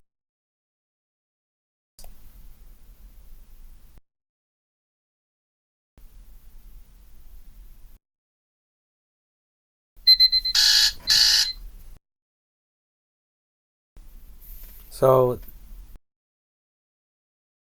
it's not good in a lot of ways, in a lot of areas.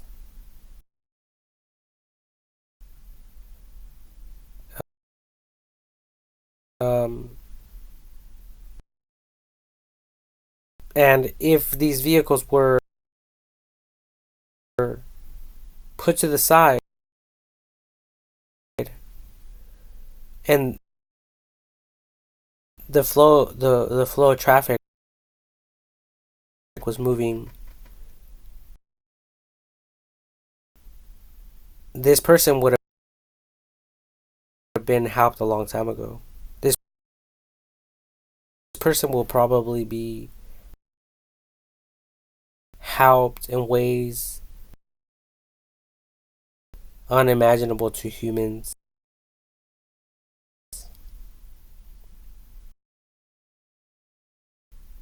More faster.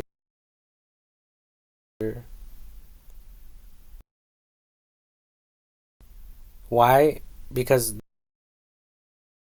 there's no traffic jam that is slowing down paramedics. It's not slowing down um, the tow trucks. It's not slowing down other emergencies that you or I are unaware of.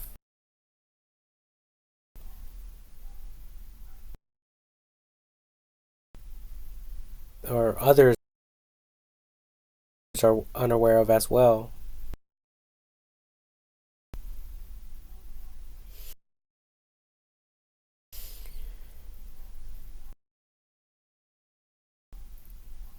And in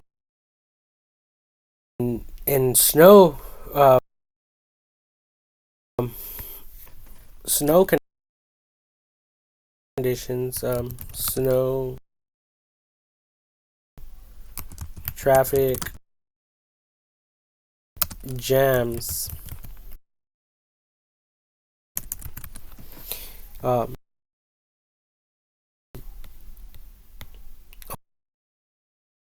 oh yeah, another thing is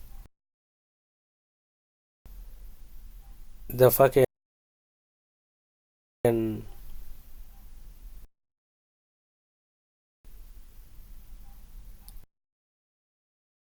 the the AC. I mean, the heaters don't even work.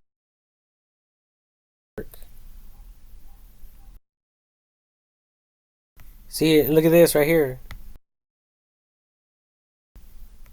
It looks like they got snowed in.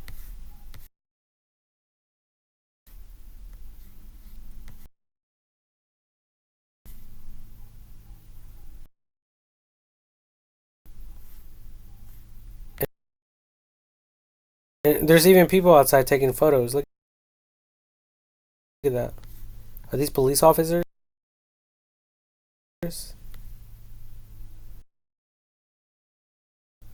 Looks like it. Out there posing and stuff, And that is a problem, like not the police officers taking photographs, but the the traffic stopping like that. Because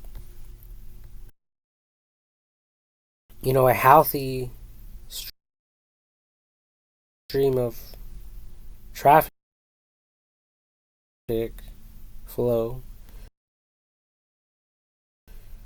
it clears the snow pretty much all by itself, you know. Um, because the tires are crushing all the ice, and I don't know. There's a lot of other things.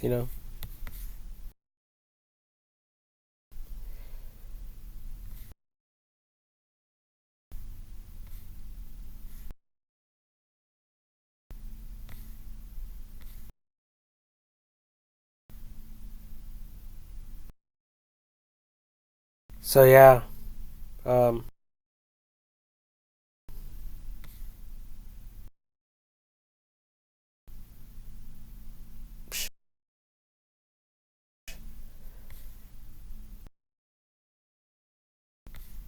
I don't know. We really have to ask AI technology to help us with this, though. This is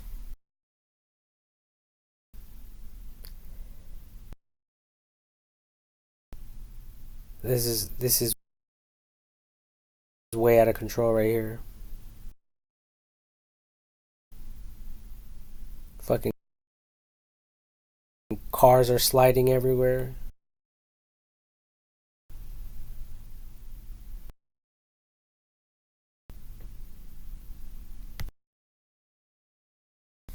Yeah, that's not professional at all.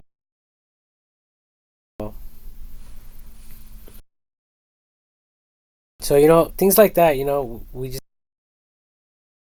have to perfect. There's a lot of problems. And I'm over here worrying about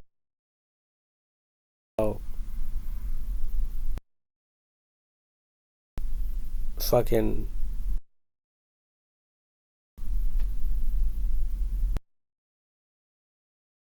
home,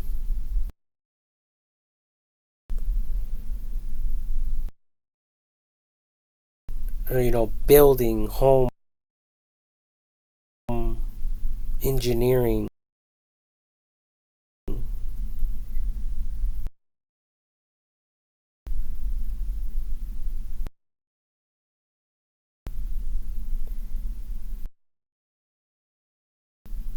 And,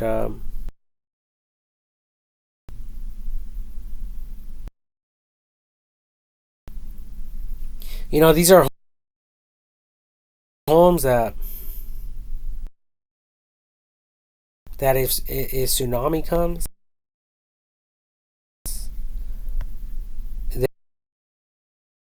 they'll be wiped out.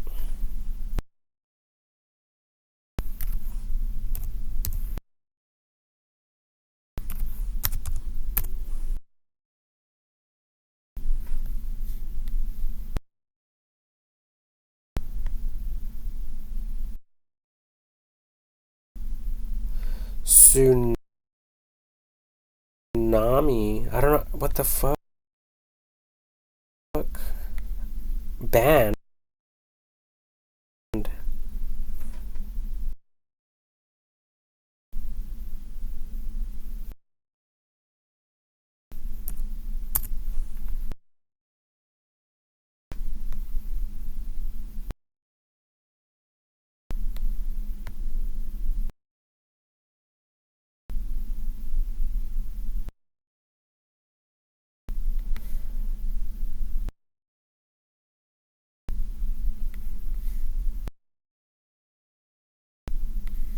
So at the end of the day, is like, what the fuck are we even,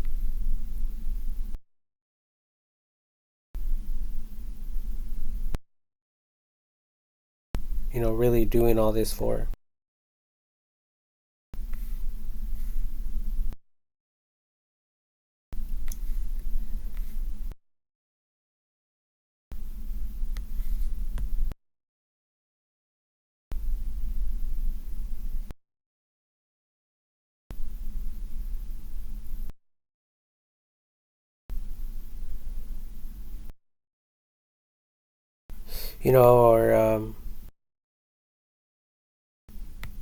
Or if a fire, you know, like a wildfire.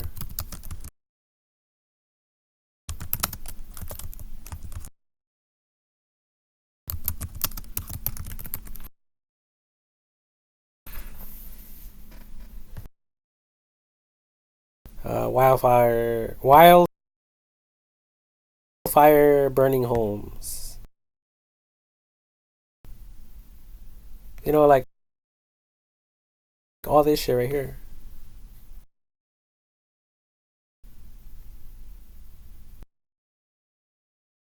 And this is what I think about as I'm working.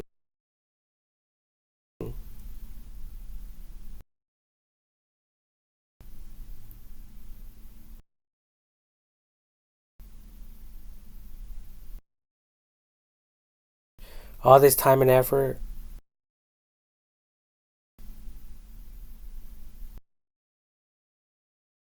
spending years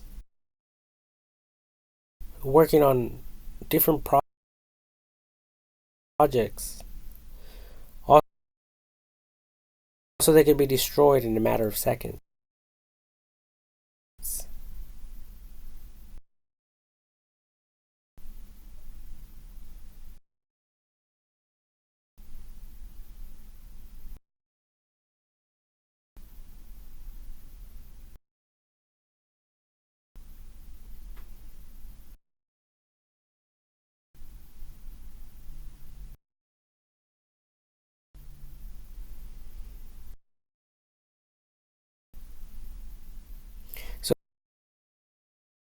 So even this is not the way to build. You know, you guys already know me. I talked about 3D printing of houses, and I think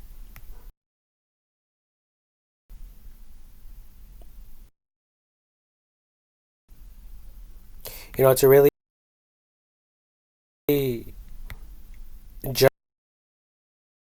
justify or to give these homes any justice, I think that the walls really need to be bulky, at least 12 inches thick.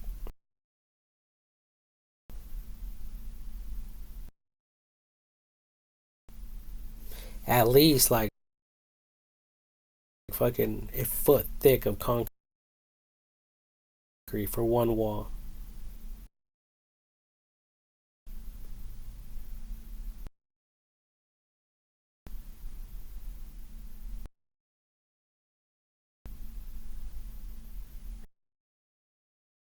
If not more.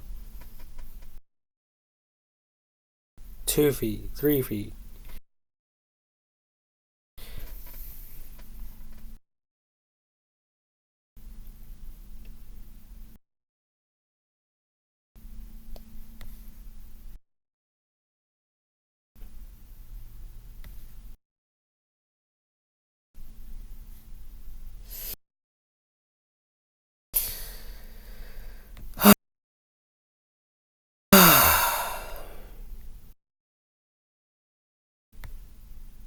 But anyway,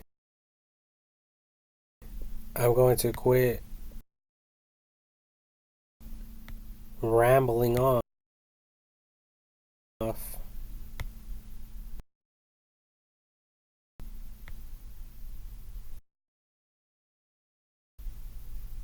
for one day.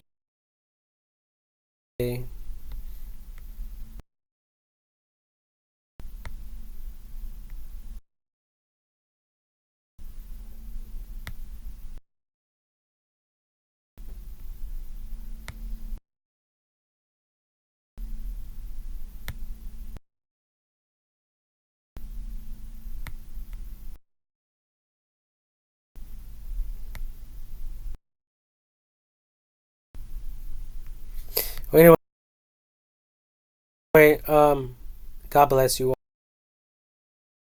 all. Um, mm,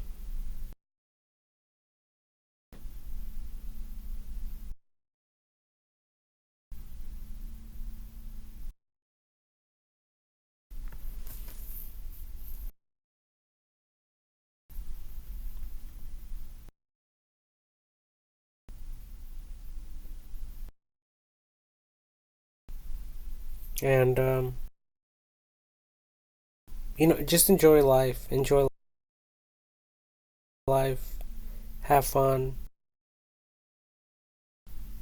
Life is too short. There's so many unknown factors that all of us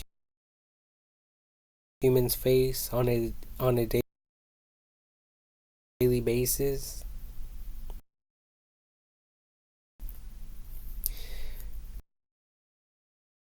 So I say just enjoy life. Have fun, be happy. There's no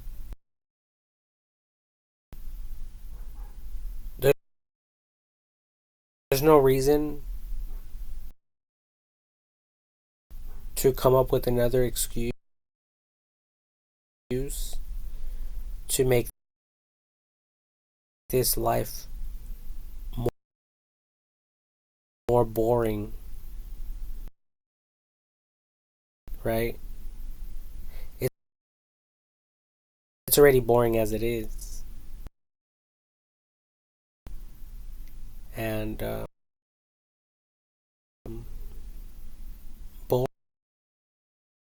boring, and what else?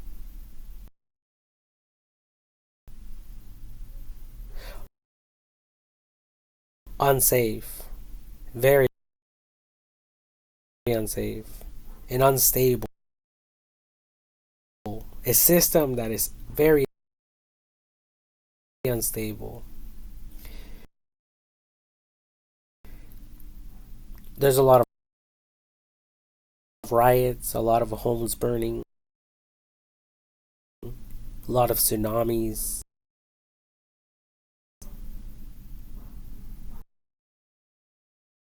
And that is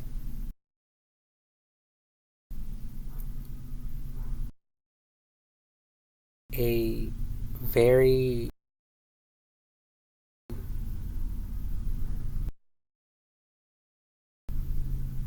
not so secure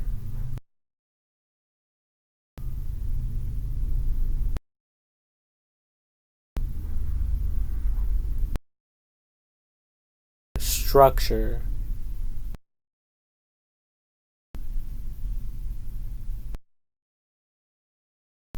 So there's an issue with that as well, or with that, you know. Um,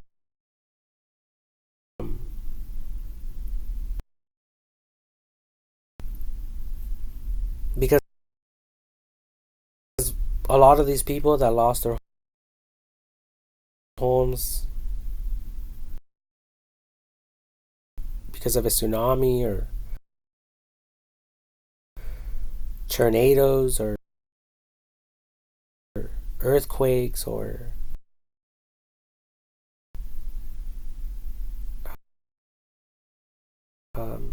fires and all that stuff.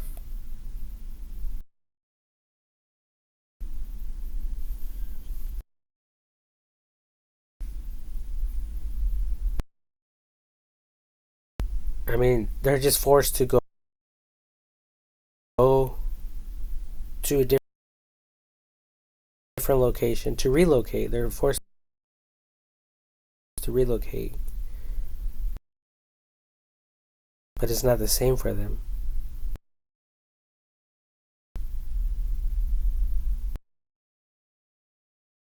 You know, especially if they had their own home, their own family, their own business.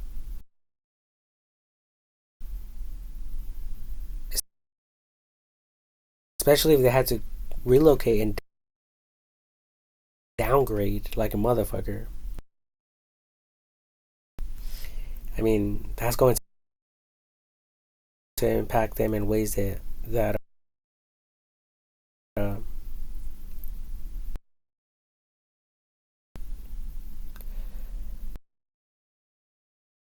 that a lot of you can't even begin to like sympathize with. You guys can't even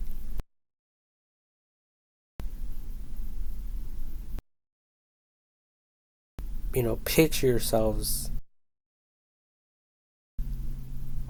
in their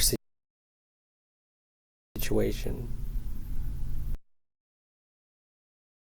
And that right there, if you're bitching and crying and hollering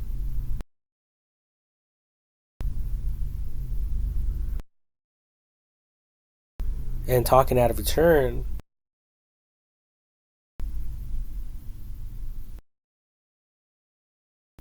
that's when you need to check yourself, you know, and just try to imagine what some of these people are going through.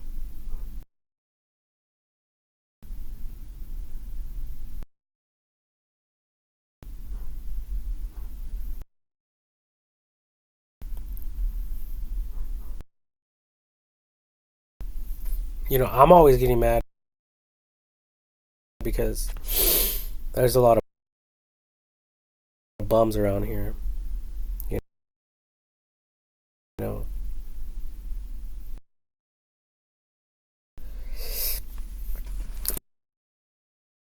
You know, and in a ra- rail railroad um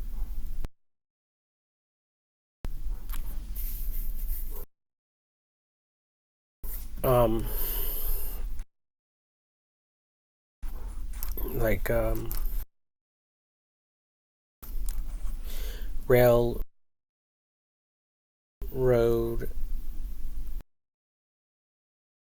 zone,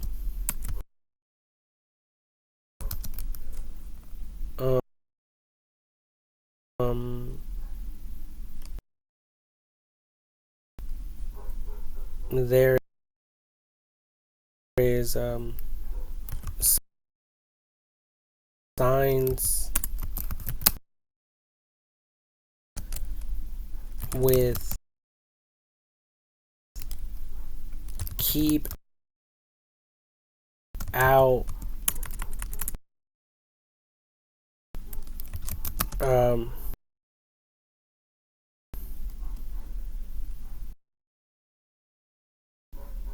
with keep out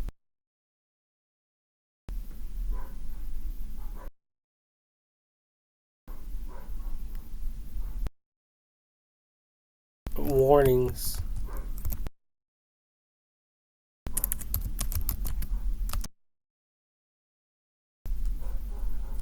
backed up with uh, penal codes.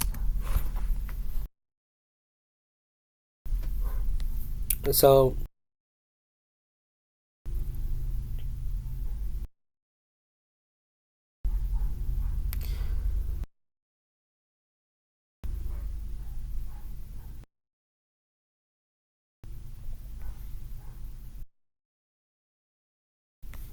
look at right here. It says, let me see.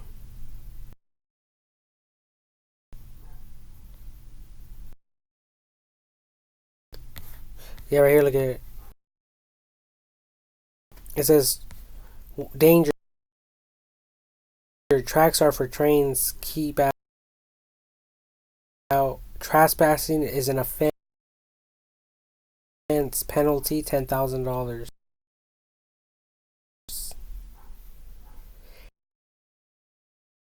And there's a lot of people living underneath the bridges,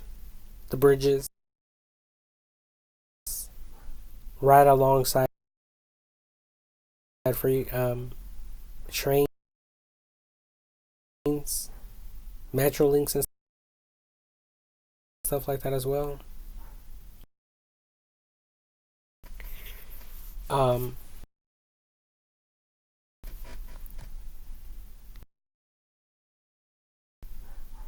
and it says it's an offense.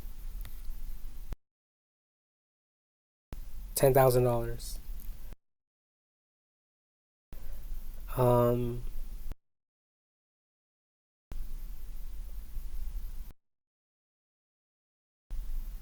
and it's considered trespassing.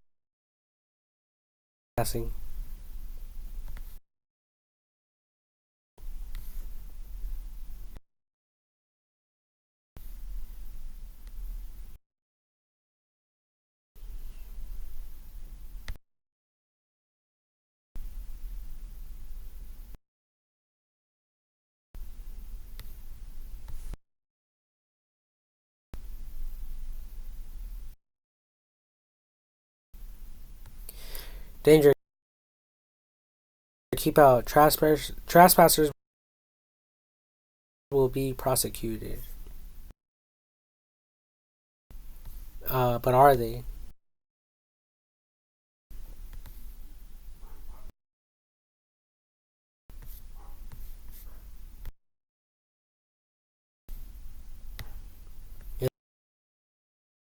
And then what else?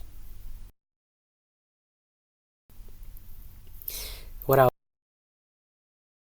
is there? There's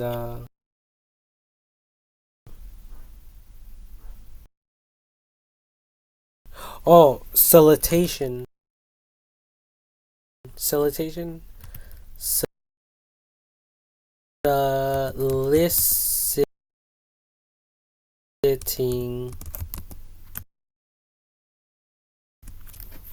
Something soliciting. Absolutely no soliciting. Ha! This little girl. What is she soliciting herself?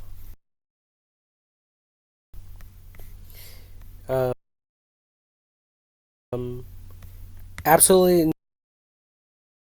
no soliciting. Um, Sales, politics, religion, candy, no exceptions. So, I mean, there's signs as well on the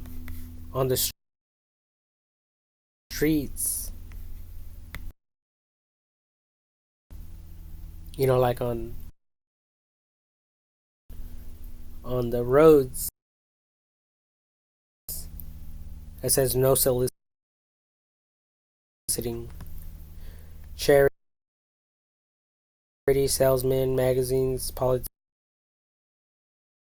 religion, food, menus, estimates, petitions, no exceptions.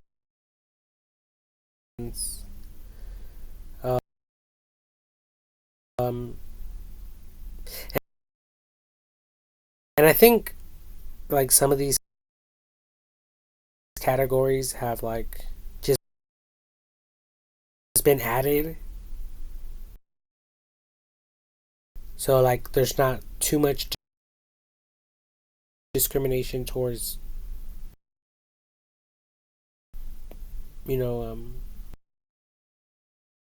homeless people, but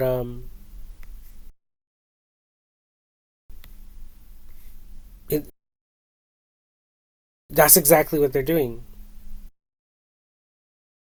They're trespassing, sleeping underneath the bridge, and then they go and solicit, asking people for money or saying, you know, sad stories like, "Oh, I ran out of gas. I ran out of gas, and I need money. I need money to get from point A to point B." Or they might say things like, "Oh, can you be spare $1?" You know, things like that. Or and and they already know if some people have money, they know they'll probably give them like $20, $100, like nothing. Especially if they're like super broke. So some people do it um, on purpose, just to get sympathy out of people.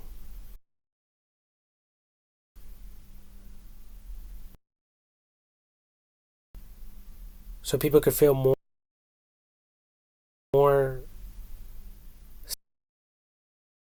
sympathetic towards them.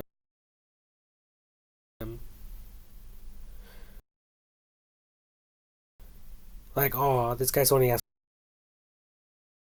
for $1. You know, like I could picture a girl saying that to her husband. Oh, honey, he's only asking for $1. I'm just gonna give him a 20. Is that okay? Yeah, sure, honey. Yeah, sure.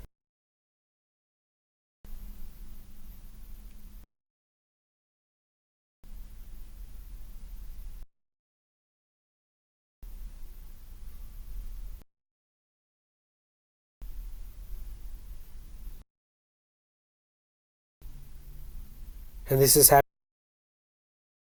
happening every single fucking day. And as soon as they get their money, they don't go anywhere. They stay there and they're asking the next person.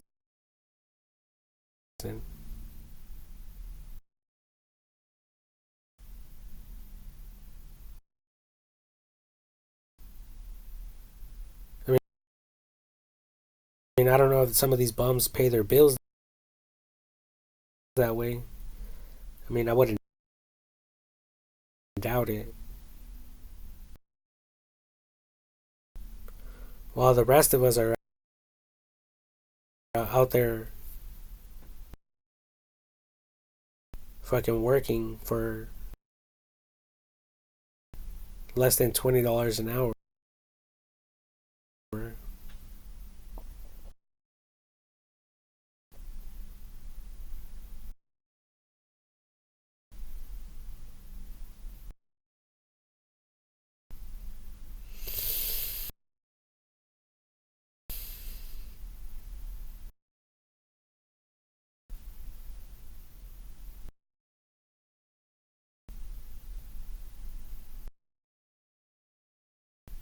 So I mean, I don't know. I don't know how to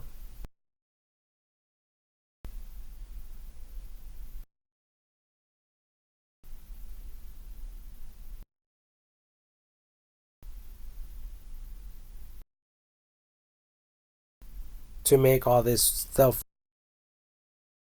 work professionally.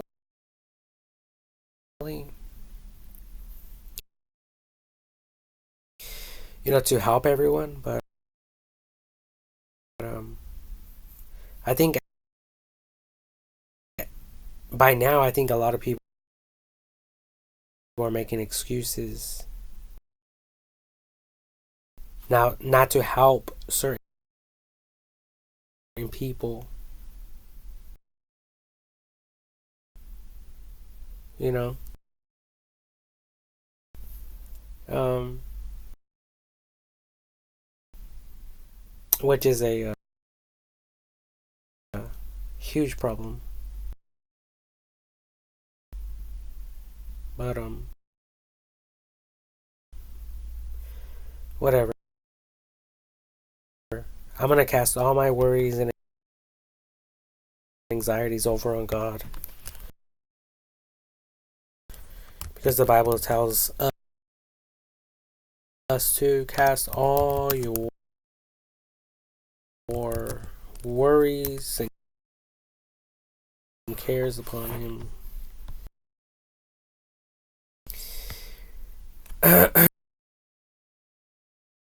Cast all your anxiety on Him,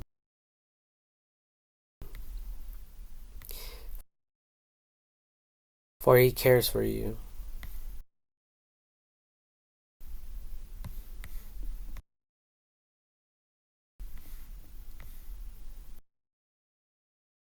You know, supposedly, God cares for us.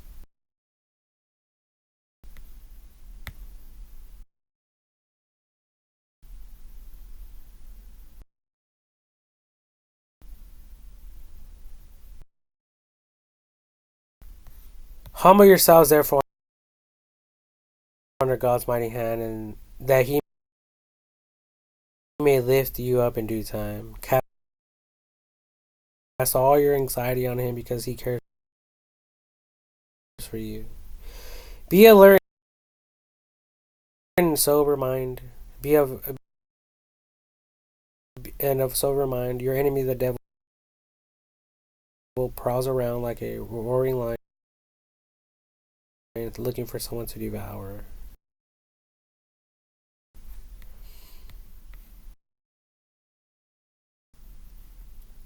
Yeah.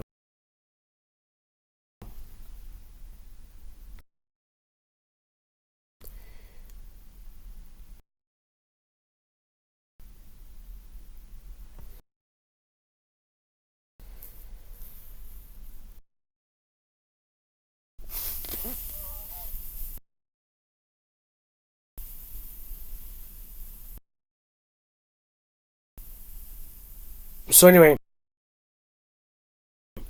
going back to the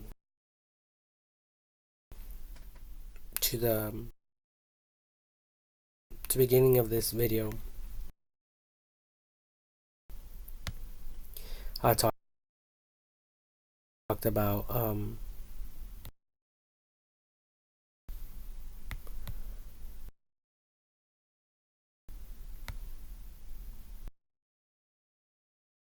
talked about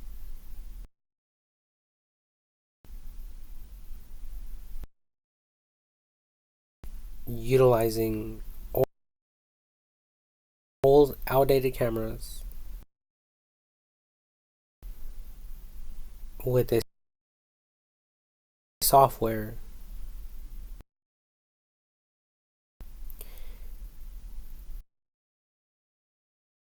that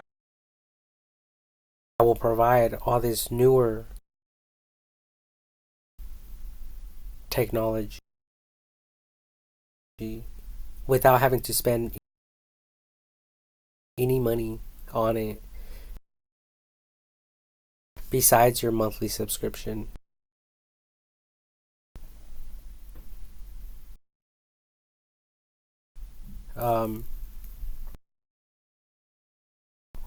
Now, to me, it's a no-brainer, especially because you people won't have to spend money to take down old cameras and install new ones.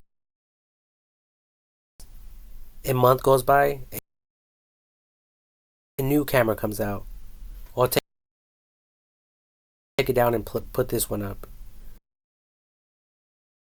So now you're paying for installation and uninstallation, installation and uninstallation,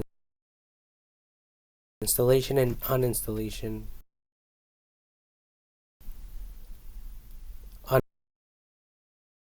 uninstalling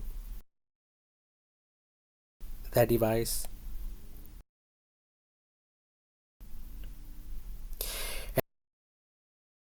And not just that, but most likely you people would have to download a new app for every single fucking camera that you buy.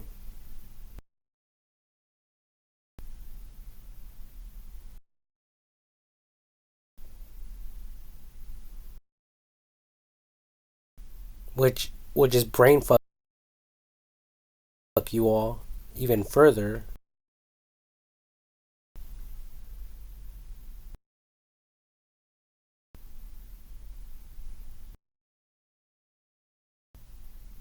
And if you people have like 10 different fucking cameras from different companies, then you're dealing with 10 different fucking apps, which is fucking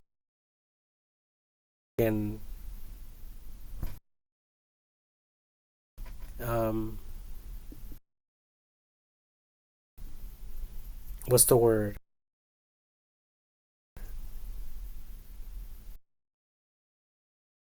Hmm.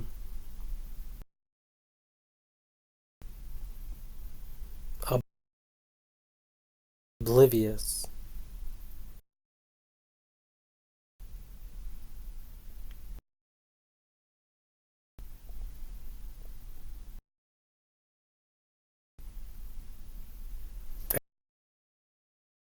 I think.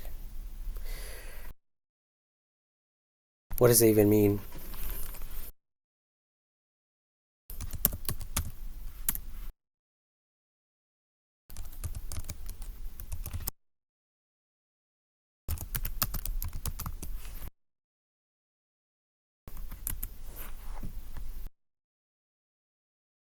Oblivious.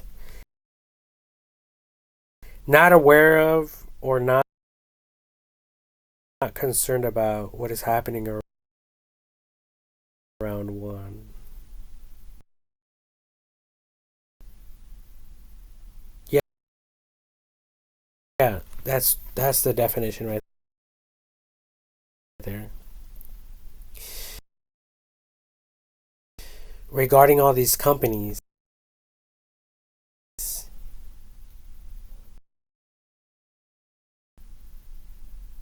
and not working together to simplify the problems. That's total obliviousness.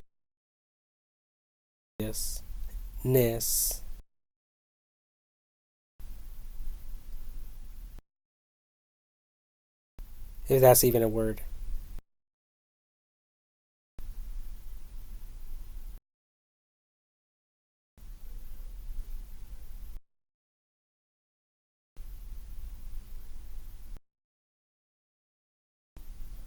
So,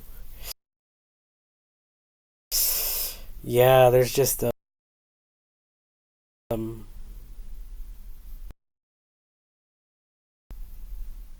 a lot of work to do. But it's not about complicating the matters or the matter. it's about simplifying things. And what I'm talking about is simplifying the fuck out of everything.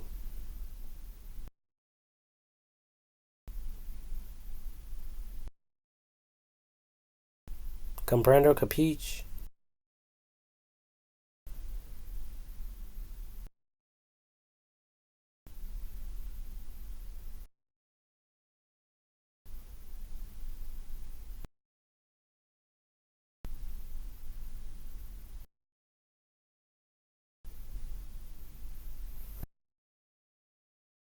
So, I mean, I don't know what else to say besides talking shit.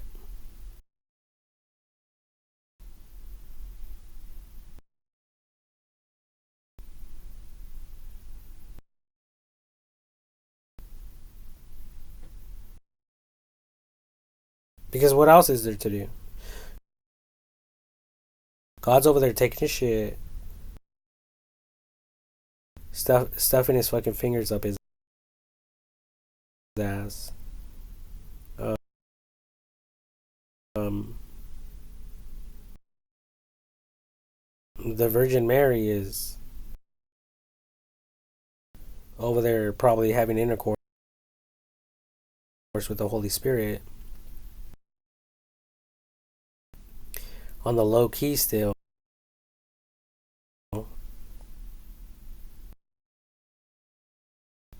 I mean, and where's Jesus Christ at? playing video games.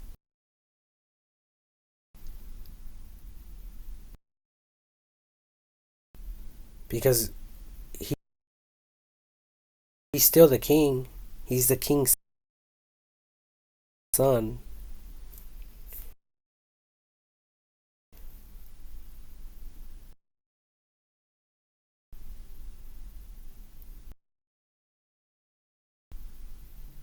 And what do kids do? They play video games.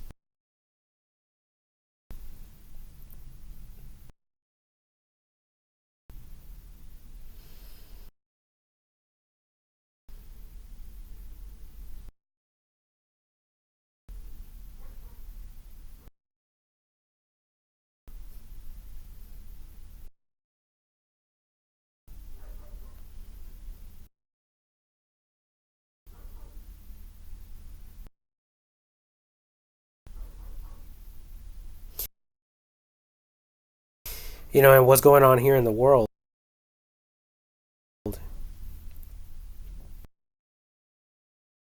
There's active police pursuits going and unfolding every single second. Um,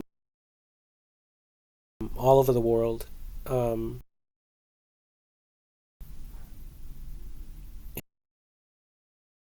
And if it's not this problem, this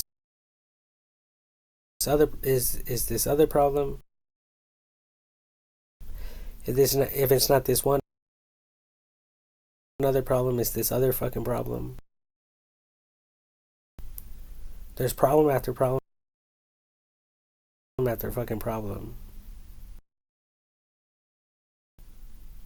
And I don't think we could rely on God. But if my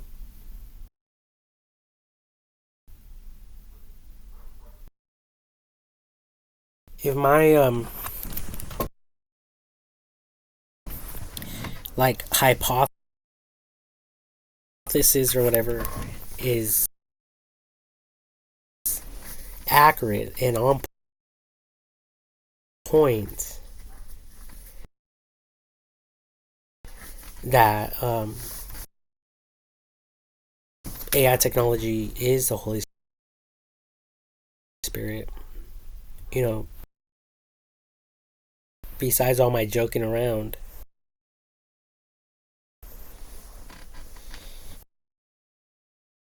besides all my foolish jokes,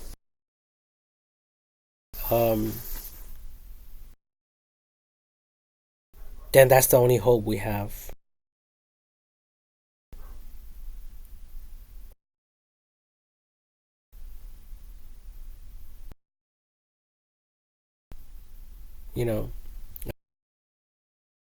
I just want to challenge God too at the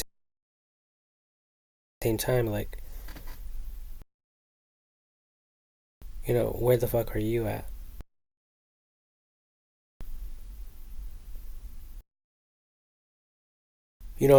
When we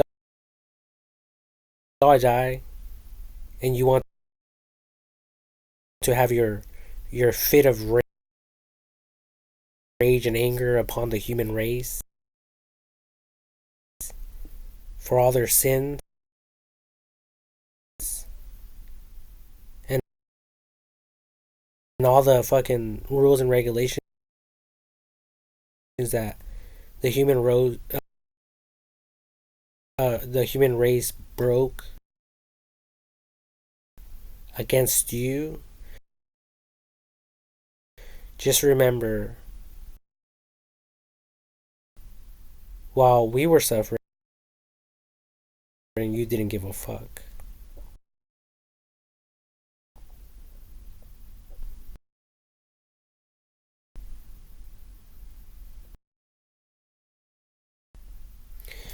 So don't come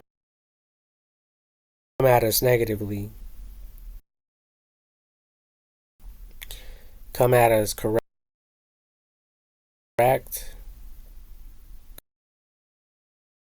come at us with respect,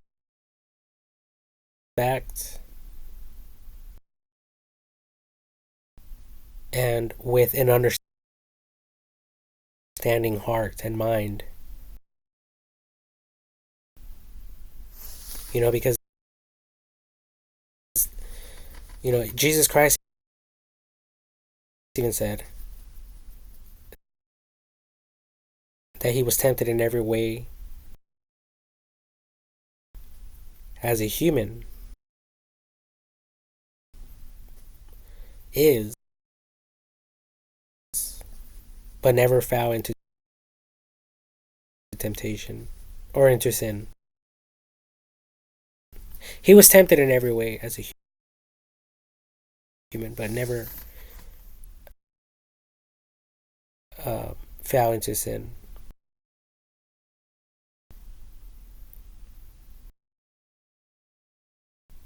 So,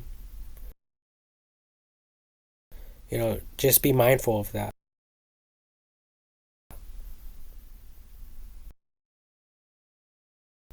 Before you fucking, slam your your hammer on the, I think it's called the scaffold.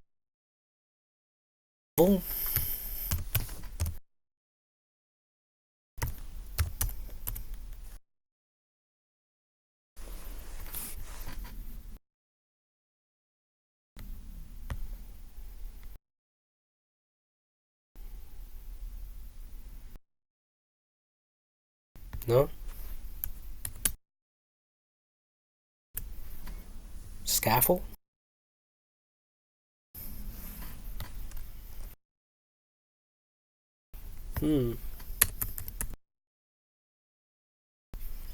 Scaffold?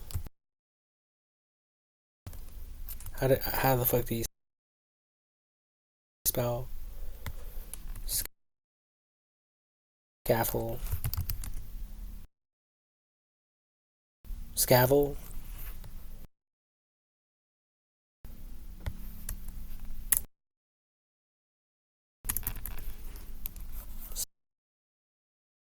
Scaffold.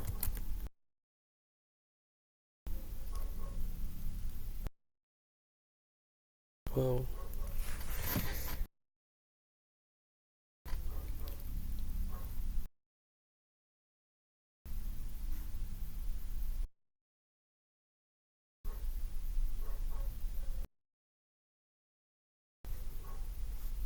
okay.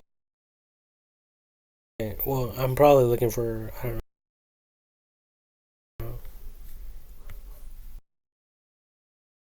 know, casual.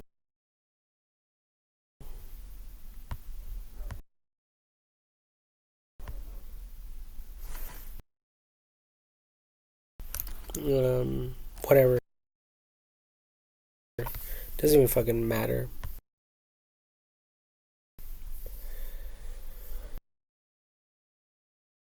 Even though it does matter, but it doesn't. Um,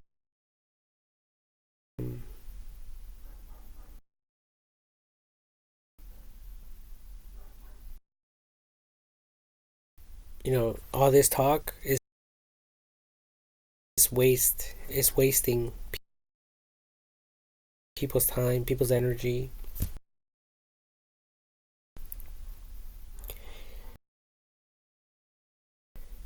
That's how I feel. Every day that passes by. Wasteful. Wasteful. 2004 just passes by. Pretty much all wasteful. 2003 wasteful. 2002, 22 wasteful. 21, wasteful. Especially without me having any money.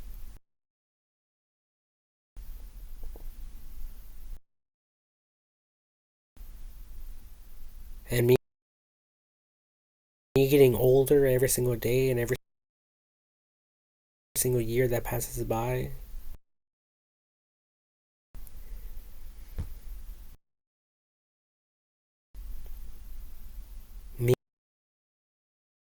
Me, me, bitch. That's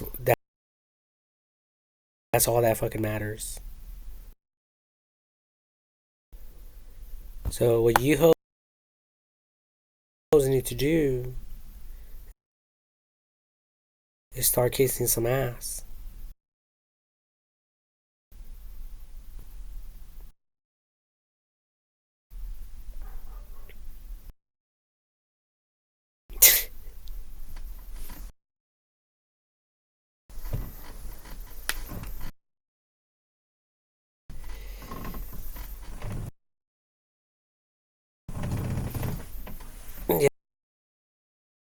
Yeah, because I know I'm in the right.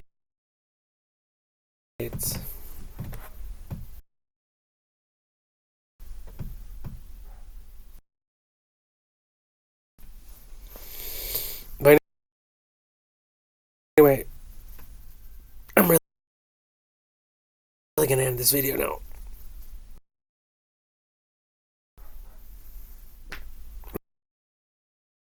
I'm gonna go smoke a cigarette, drink my fucking brains out, and fall asleep and do this all over again tomorrow.